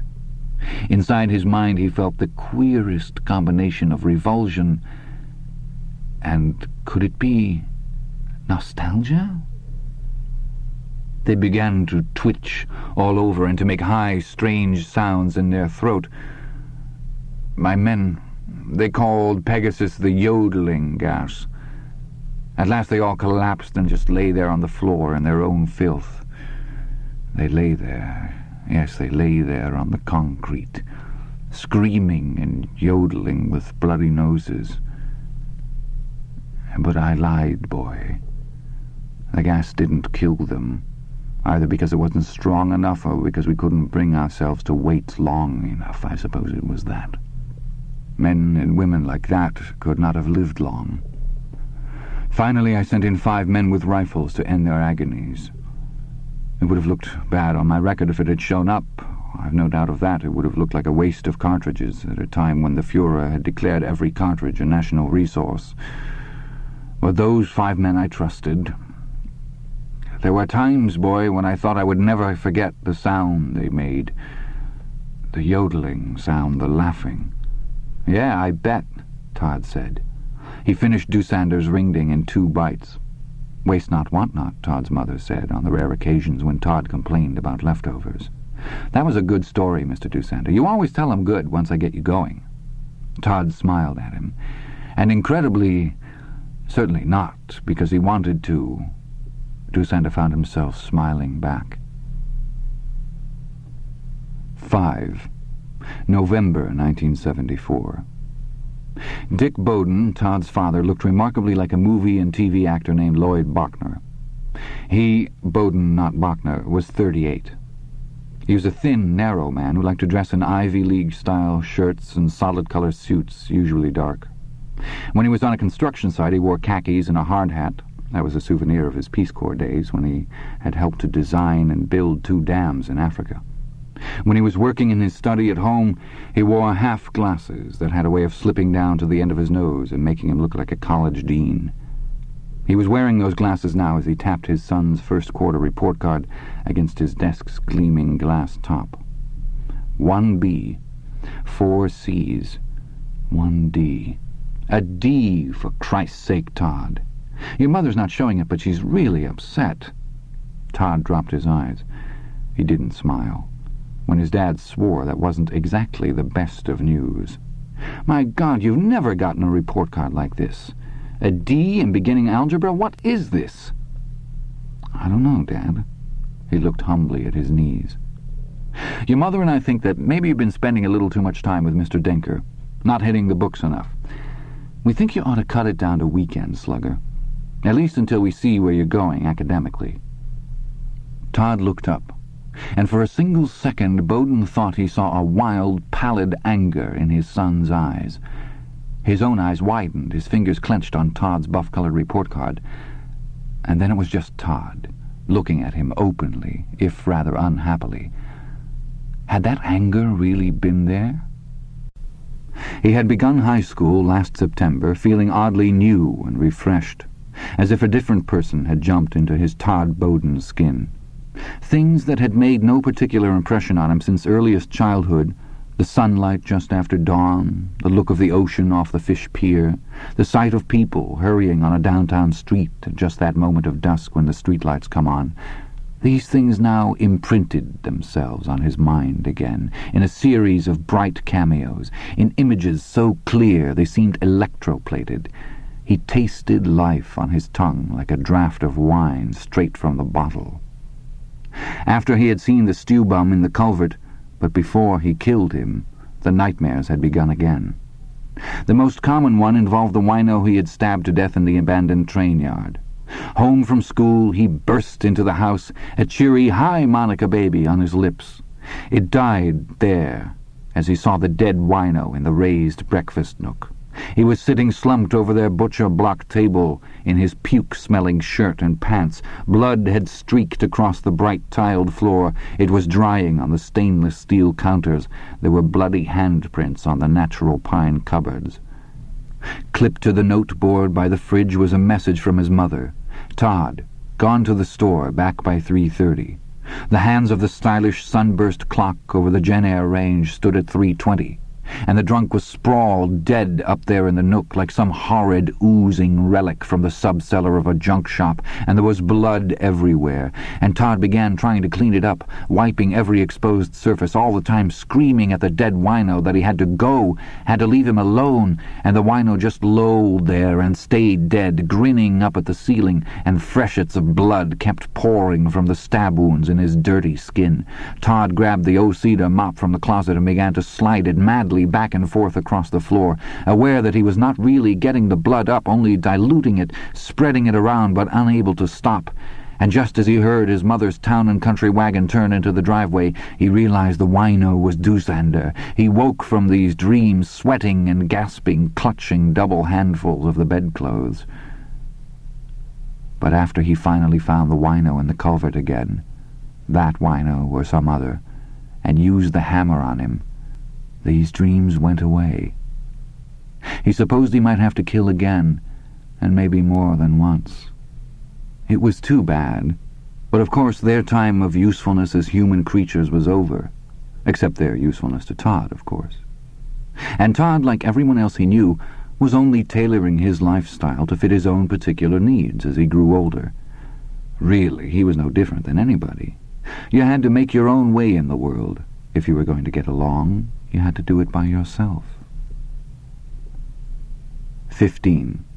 In the fall of his junior year, Todd played varsity tailback for the Santa Donato Cougars and was named all-conference. And in the second quarter of that year, the quarter which ended in late January of 1977, he won the American Legion Patriotic Essay Contest. This contest was open to all city high school students who were taking American history courses. Todd's piece was called An American's Responsibility. During the baseball season that year, he was the school's star pitcher, winning 4 and losing none. His batting average was .361. At the awards assembly in June, he was named Athlete of the Year and given a plaque by Coach Haynes. Coach Haynes, who had once taken him aside and told him to keep practicing his curve, because none of these niggers can hit a curveball, Bowden, not one of them. Monica Bowden burst into tears when Todd called her from school and told her he was going to get the award. Dick Bowden strutted around his office for 2 weeks following the ceremony, trying not to boast. That summer they rented a cabin in Big Sur and stayed there for 2 weeks, and Todd snorkeled his brains out. During that same year, Todd killed 4 derelicts. He stabbed 2 of them and bludgeoned 2 of them. He had taken to wearing 2 pairs of pants on what he now acknowledged to be hunting expeditions. Sometimes he rode the city buses looking for likely spots. The best 2 he found were the Santo Donato Mission for the Indigent on Douglas Street and around the corner from the Salvation Army on Euclid. He would walk slowly through both of these neighborhoods, waiting to be panhandled. When a wino approached him, Todd would tell him that he, Todd, wanted a bottle of whiskey, and if the wino would buy it, Todd would share the bottle. He knew a place, he said, where they could go. It was a different place every time, of course. He resisted a strong urge to go back either to the train yard or to the culvert behind the vacant lot on Cienega Way.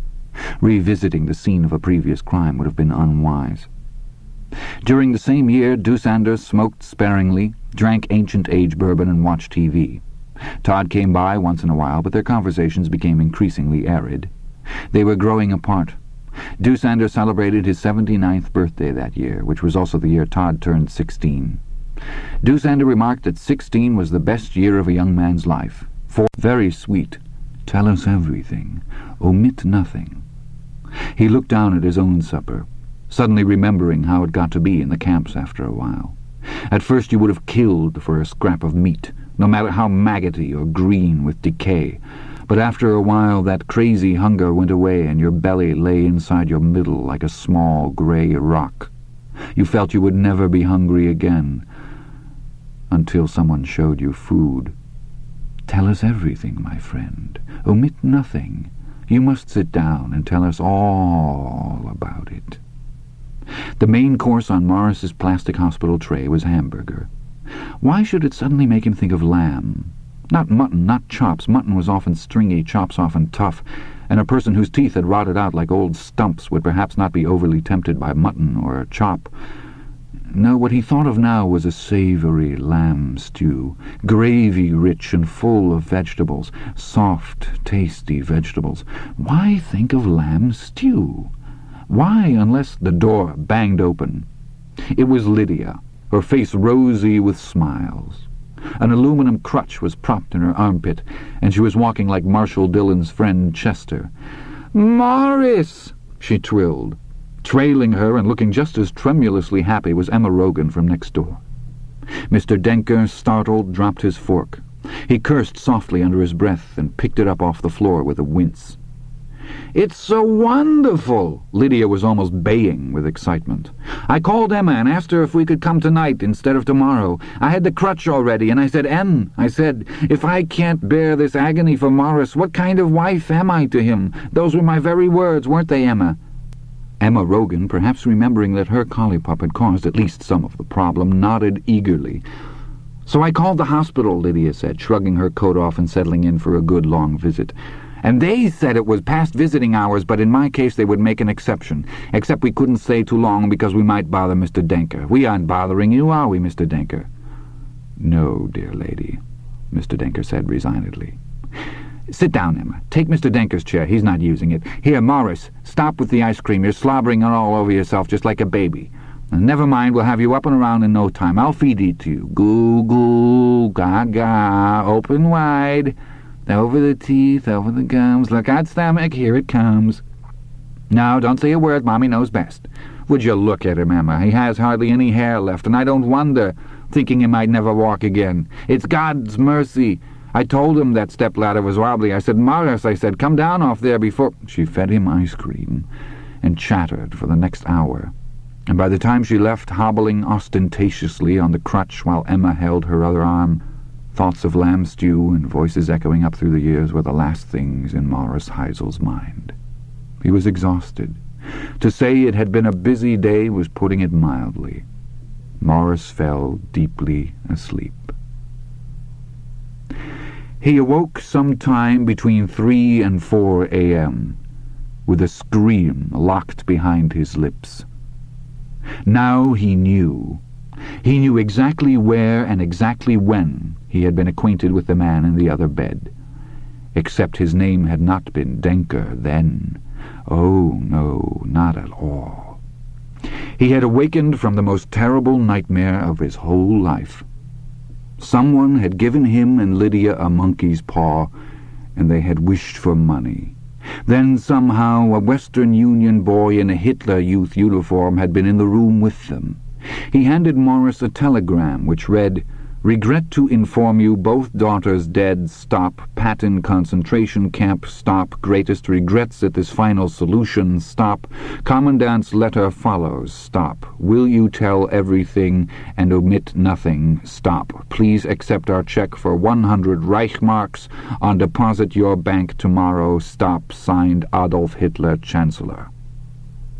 A great wail from Lydia, and although she had never even seen Morris's daughters, she held the monkey's paw high and wished for them to be returned to life. The room went dark, and suddenly from outside came the sound of dragging, lurching footfalls. Morris was down on his hands and knees in a darkness that suddenly stank of smoke and gas and death. He was searching for the paw. One wish left. If he could find the paw, he could wish this dreadful dream away. He would spare himself the sight of his daughters, thin as scarecrows, their eyes deep wounded holes, their numbers burning on the scant flesh of their arms. Hammering on the door. In the nightmare his search for the paw became ever more frenzied, but it bore no fruit. It seemed to go on for years, and then, behind him, the door crashed open. "No," he thought, "I won't look. I'll close my eyes. Rip them from my head if I have to, but I won't look." "Come on, Hap," Bozeman said. And a minute later they were in the 3-sided stall that was Bozeman's office. Bozeman prudently opened his only window and turned on his fan before sitting down. "Do something for you, Hap?" "You still on those murders, Lieutenant Bozeman?" "The derelicts? Yeah, I guess that's still mine." "Well, I know who greased 'em." "Is that so, Hap?" Bozeman asked. He was busy lighting his pipe. He rarely smoked the pipe, but neither the fan nor the open window was quite enough to overwhelm Hap's smell. Soon, Bozeman thought, the paint would begin to blister and peel. He sighed.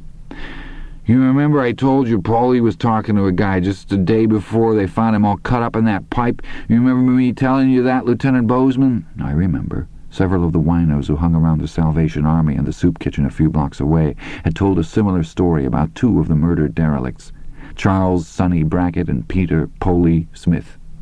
They had seen a guy hanging around, a young guy talking to Sonny and Poley. Nobody knew for sure if Sonny had gone off with the guy, but Hap and 2 others claimed to have seen Poley Smith walk off with him. They had the idea that the guy was underage and willing to spring for a bottle of muskie in exchange for some juice. Several other winos claimed to have seen a guy like that around.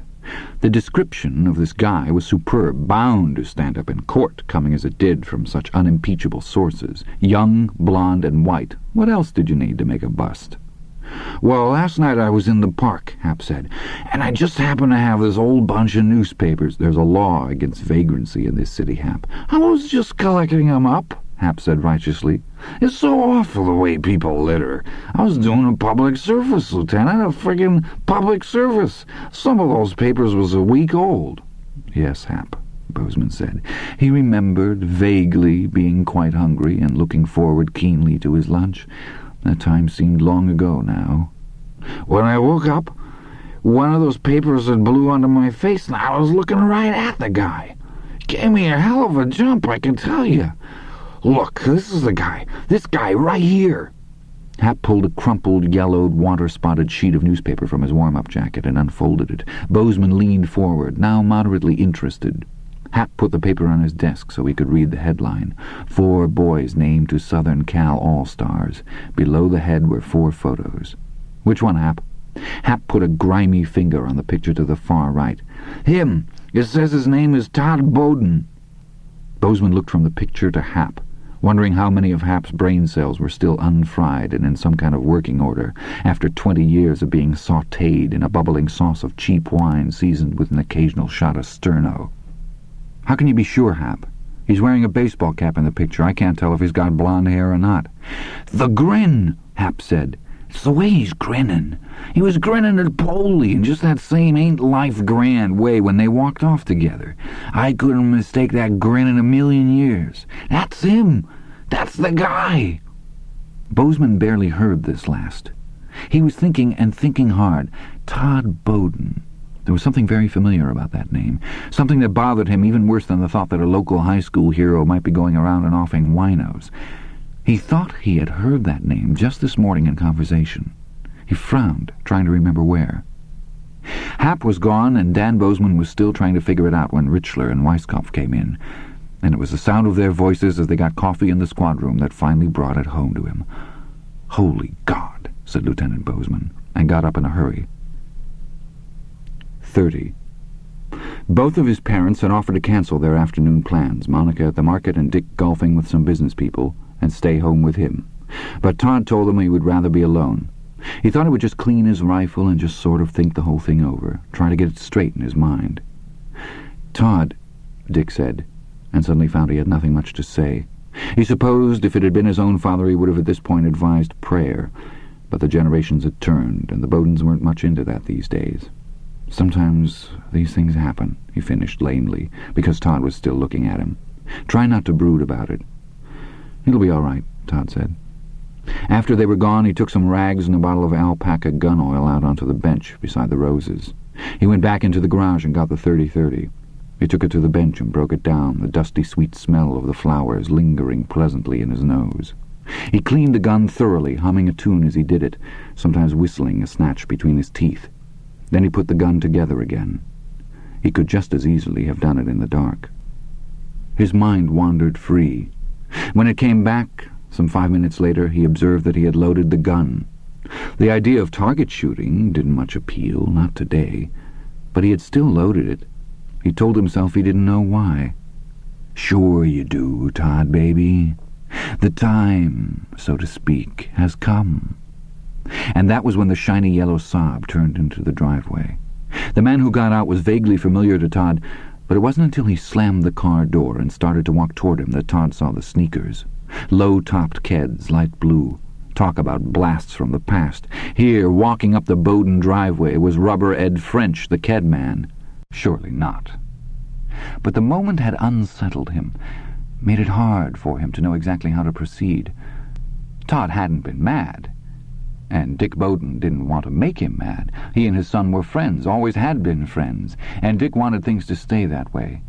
They had no secrets from each other, none at all, except for the fact that Dick Bowden was sometimes unfaithful with his secretary, but that wasn't exactly the sort of thing you told your 13-year-old son, was it?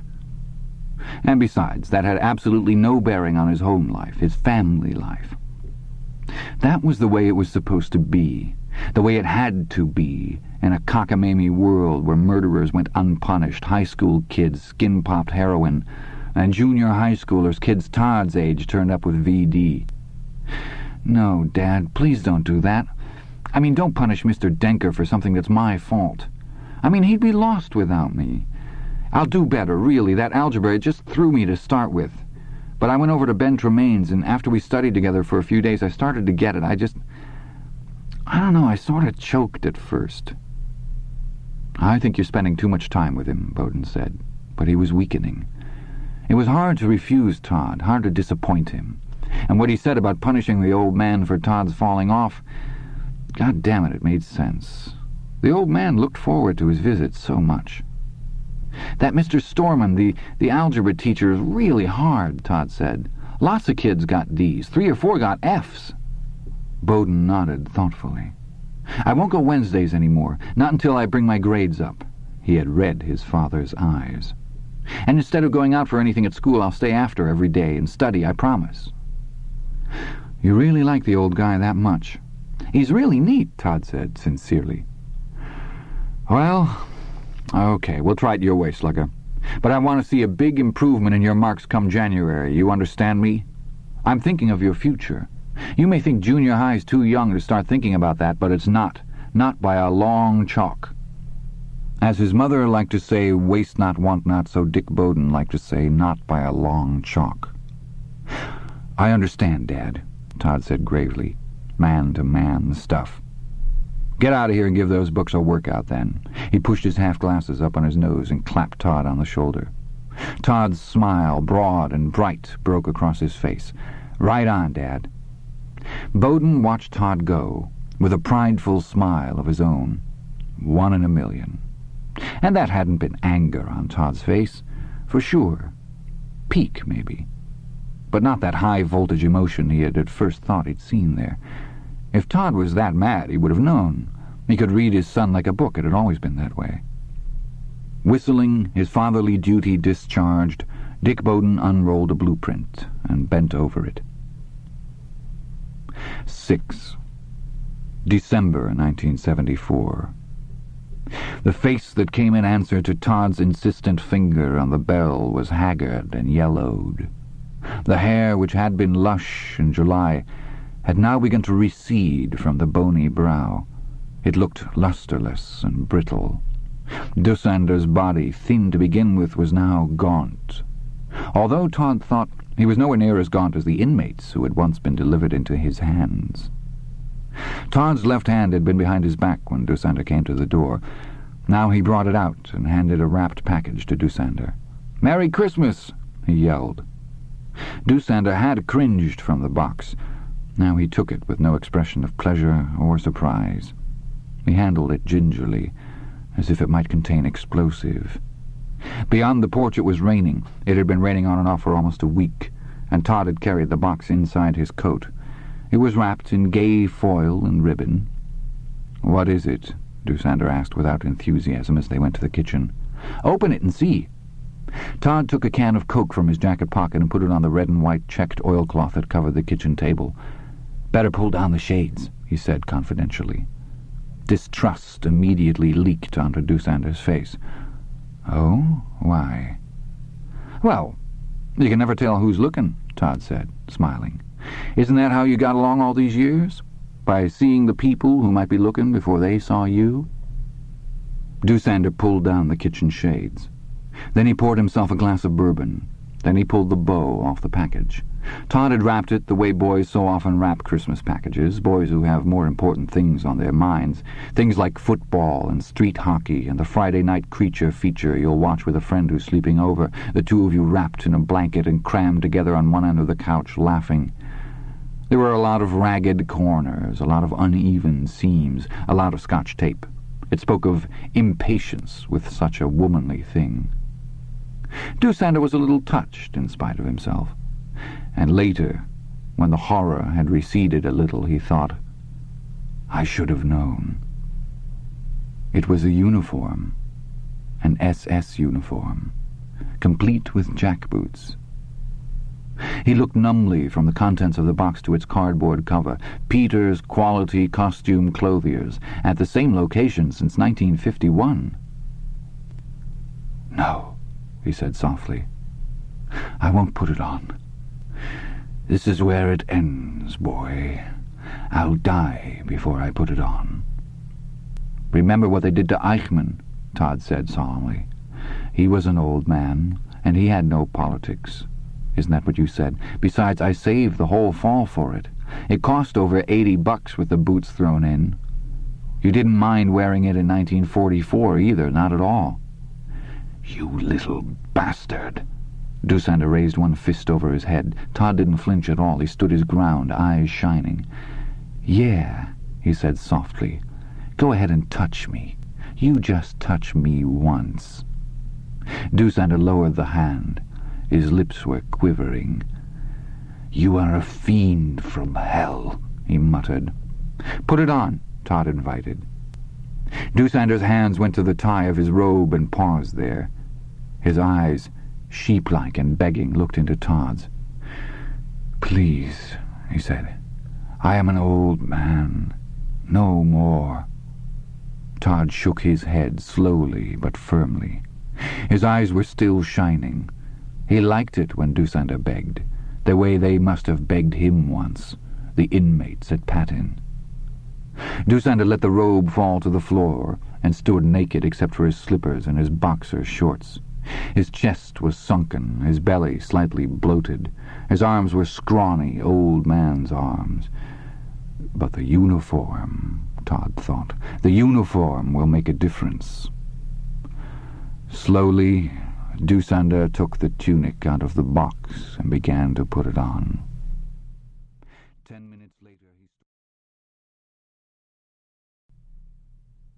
10 minutes later he stood fully dressed in the SS uniform. The cap was slightly askew, the shoulders slumped, but still the death's head insignia stood out clearly. Doosander had a dark dignity, at least in Todd's eyes, that he had not possessed earlier. In spite of his slump, in spite of the cockeyed angle of his feet, Todd was pleased. For the first time, Doosander looked to Todd as Todd believed he should look. Older, yes, defeated, certainly, but in uniform again.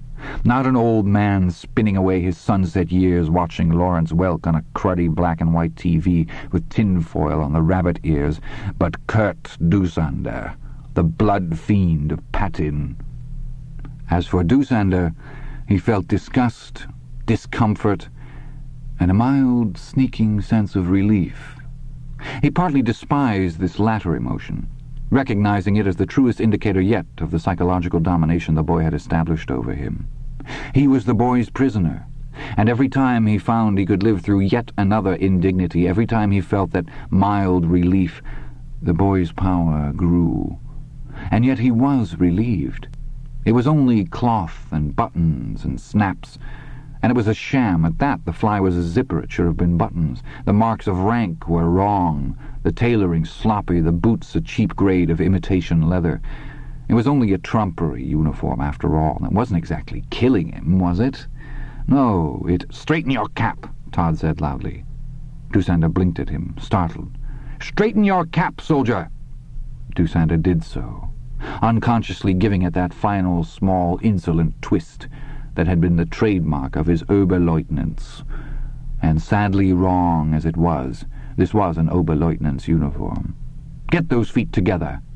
He did so, bringing the heels together with a smart rap, doing the correct thing with hardly a thought, doing it as if the intervening years had slipped off along with his bathrobe. "Achtung!" He snapped to attention, and for a moment Todd was scared. Really scared. He felt like the sorcerer's apprentice, who had brought the brooms to life, but who had not possessed enough wit to stop them once they got started. The old man, living in genteel poverty, was gone. Doosander was here. Then his fear was replaced by a tingling sense of power. "About face!" Doosander pivoted neatly, the bourbon forgotten, the torment of the last 4 months forgotten. He heard his heels click together again as he faced the grease-splattered stove. Beyond it he could see the dusty parade ground of the military academy where he had learned his soldier's trade. "About face!" He whirled again, this time not executing the order as well, losing his balance a little. Once it would have been 10 demerits and the butt of a swagger stick in his belly, sending his breath out in a hot and agonized gust. Inwardly he smiled a little. The boy didn't know all the tricks. No, indeed. "Now march!" Todd cried. His eyes were hot, glowing. The iron went out of Doosander's shoulders. He slumped forward again. "No," he said, "please. March! March! March, I said!" With a strangled sound, Doosander began to goose-step across the faded linoleum of his kitchen floor. He right-faced to avoid the table, right-faced again as he approached the wall. His face was up-tilted slightly, expressionless. His legs rammed out before him, then crashed down, making the cheap china rattle in the cabinet over the sink. His arms moved in short arcs. The image of the walking brooms recurred to Todd, and his fright recurred with it. It suddenly struck him that he didn't want Doosander to be enjoying any part of this, and that perhaps, just perhaps, he had wanted to make Doosander appear ludicrous even more than he had wanted to make him appear authentic. But somehow, despite the man's age and the cheap dime-store furnishings of the kitchen, he didn't look ludicrous in the least. He looked frightening. For the first time, the corpses and the ditches and the crematorium seemed to take on their own reality for Todd. The photographs of the tangled arms and legs and torsos, fish-belly white in the cold spring rains of Germany, were not something staged like a scene in a horror film, a pile of bodies created from department store dummies, say, to be picked up by the grips and prop men when the scene was done, but simply a real fact, stupendous and inexplicable and evil. For a moment it seemed to him that he could smell the bland and slightly smoky odour of decomposition. Terror gathered him in. "Stop!" he shouted. Dussander continued to goose-step, his eyes blank and far away. His head had come up even more, pulling the scrawny chicken tendons of his throat tight, tilting his chin at an arrogant angle. His nose, blade-thin, jutted obscenely. Todd felt sweat in his armpits. "Halt!" he cried out. Dussander halted. Right foot forward, left coming up and then down beside the right with a single piston-like stamp. For a moment the cold lack of expression held on his face, robotic, mindless, and then it was replaced by confusion. Confusion was followed by defeat. He slumped. Todd let out a silent breath of relief, and for a moment he was furious with himself. Who's in charge here, anyway? Then his self-confidence flooded back in. I am, that's who, and he better not forget it. He began to smile again. "Pretty good, but with a little practice I think you'll be a lot better." Dussander stood mute, panting, his head hanging. "You can take it off now," Todd added generously, and couldn't help wondering if he really wanted Dussander to put it on again. For a few seconds there... This ends Side 2 of Cassette 1 of Apt Pupil. Please fast forward to the end before loading Cassette 2.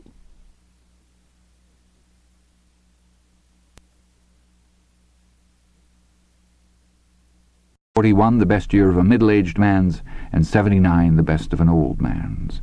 Todd nodded politely. Dussander had been quite drunk and cackled in a way that made Todd distinctly uneasy. Dussander had dispatched 2 winos during Todd's academic year of 1976 and 77. The second had been livelier than he looked. Even after Dussander had gotten the man soddenly drunk, he had tottered around the kitchen with the haft of a steak knife jutting from the base of his neck, gushing blood down the front of his shirt and onto the floor. The wino had rediscovered the front hall after 2 staggering circuits of the kitchen, and had almost escaped the house. Dussander had stood in the kitchen, eyes wide with shocked unbelief, watching the wino grunt and puff his way toward the door, rebounding from one side of the hall to the other, and knocking cheap Currier and Ives reproductions to the floor. His paralysis had not broken until the wino was actually groping for the doorknob. Then Dussander had bolted across the room, jerked open the utility drawer, and pulled out his meat fork. He ran down the hall with the meat fork held out in front of him and drove it into the wino's back. Dussander had stood over him, panting, his old heart racing in a frightening way, racing like that of a heart attack victim on that Saturday night TV program he enjoyed, Emergency. But at last it had slowed back into a normal rhythm, and he knew he was going to be all right. There had been a great deal of blood to clean up. That had been 4 months ago, and since then he had not made his offer at the downtown bus stop. He was frightened of the way he had almost bungled the last one, but when he remembered the way he had handled things at the last moment, pride rose in his heart. In the end, the wino had never made it out the door, and that was the important thing. 16. In the fall of 1977, during the first quarter of his senior year, Todd joined the Rifle Club. By June of 1978, he had qualified as a marksman. He made all-conference in football again, won 5 and lost 1 during the baseball season, the loss coming as the result of 2 errors and 1 unearned run, and made the 3rd highest merit scholarship score in the school's history. He applied to Berkeley and was promptly accepted. By April he knew he would either be valedictorian or salutatorian on graduation night. He very badly wanted to be valedictorian. This ends Side 2 of Cassette 3 of Apt Pupil. But he did look. He had to look. In the dream it was as if huge hands had grasped his head and wrenched it around. It was not his daughter standing in the doorway. It was Denker, a much younger Denker, a Denker who wore a Nazi SS uniform, the cap with its death's head insignia cocked rakishly to one side. His buttons gleamed heartlessly. His boots were polished to a killing gloss. Clasped in his arms was a huge and slowly bubbling pot of lamb stew. And the dream Denker, smiling his dark, suave smile, said, "You must sit down and tell us all about it, as one friend to another, huh? We have heard that gold has been hidden, that tobacco has been hoarded, that it was not food poisoning with Schneibel at all, but powdered glass in his supper 2 nights ago. You must not insult our intelligence by pretending you know nothing. You knew everything, so tell it all. Omit nothing." "Hi, Todd. Long time no see." Todd leaned the rifle against the side of the bench and offered his wide and winsome grin. "Hi, Mr. French. What are you doing out here on the wild side of town? Are your folks home?" "Gee, no. Did you want them for something?" "No," Ed French said after a long, thoughtful pause. "No, I guess not. I guess maybe it would be better if just you and I talked, for starters anyway. You may be able to offer a perfectly reasonable explanation for all this, although God knows I doubt it." He reached into his hip pocket and brought out a news clipping. Todd knew what it was even before Rubber Ed passed it to him, and for the second time that day he was looking at the side-by-side pictures of Doosander. The one the street photographer had taken had been circled in black ink. The meaning was clear enough to Todd. French had recognized Todd's grandfather. And now he wanted to tell everyone in the world all about it. He wanted to midwife the good news, good old Rubber Ed, with his jive talk and his motherfucking sneakers. The police would be very interested, but of course they already were. He knew that now. The sinking feeling had begun about 30 minutes after Richler left. It was as if he had been riding high in a balloon filled with happy gas. Then a cold steel arrow had ripped through the balloon's fabric, and now it was sinking steadily. The phone calls, that was the biggie. Richler had trotted that out just as slick as warm owl shit. "Sure," he had said, practically breaking his neck to rush into the trap. "He gets 1 or 2 calls a week. Let them go ranting all over Southern California looking for geriatric ex-Nazis. Fine. Except maybe they had gotten a different story from Ma Bell. Todd didn't know if the phone company could tell how much your phone got used. But there had been a look in Richler's eyes. Then there was the letter. He had inadvertently told Richler that the house hadn't been burgled, and Richler had no doubt gone away thinking that the only way Todd could have known that was if he had been back, as he had been not just once but 3 times, first to get the letter and twice more looking for anything incriminating. There had been nothing. Even the SS uniform was gone, disposed of by Doosander sometime during the last 4 years. And then there were the bodies. Richler had never mentioned the bodies. At first Todd had thought that was good. Let them hunt a little longer while he got his own head, not to mention his story, straight. No fear about the dirt that had gotten on his clothes burying the body. They had all been cleaned later that same night. He ran them through the washer-dryer himself, perfectly aware that Doosander might die and then everything might come out. "You can't be too careful, boy," as Doosander himself would have said. Then, little by little, he had realized it was not good. The weather had been warm, and the warm weather always made the cellar smell worse. On his last trip to Doosander's house, it had been a rank presence. Surely the police would have been interested in that smell and would have tracked it to its source. So why had Richler withheld the information? Was he saving it for later? Saving it for a nasty little surprise? And if Richler was into planning nasty little surprises, it could only mean that he suspected. Todd looked up from the clipping and saw that Rubber Ed had half turned away from him. He was looking into the street, although not much was happening out there. Richler could suspect, but suspicion was the best he could do. Unless there was some sort of concrete evidence binding Todd to the old man. Exactly the sort of evidence Rubber Ed French could give. Ridiculous man, in a pair of ridiculous sneakers. Such a ridiculous man hardly deserved to live. Todd touched the barrel of the .30-30. Yes, Rubber Ed was a link they didn't have. They could never prove that Todd had been an accessory to one of Doosander's murders. But with Rubber Ed's testimony they could prove conspiracy. And would even that end it? Oh, no. They would get his high school graduation picture next, and start showing it to the stew-bums down in the Mission District. A long shot, but one Richler could ill afford not to play. If we can't pin one bunch of winos on him, maybe we can get him for the other bunch. What next? Court next. His father would get him a wonderful bunch of lawyers, of course, and the lawyers would get him off, of course. Too much circumstantial evidence. He would make too favourable an impression on the jury. But by then his life would be ruined anyway, just as Dussander had said it would be. It would all be dragged through the newspapers, dug up and brought into the light, like the half-decayed bodies in Dussander's cellar. "The man in that picture is the man who came to my office when you were in the 9th grade, Ed told him, abruptly turning to Todd again.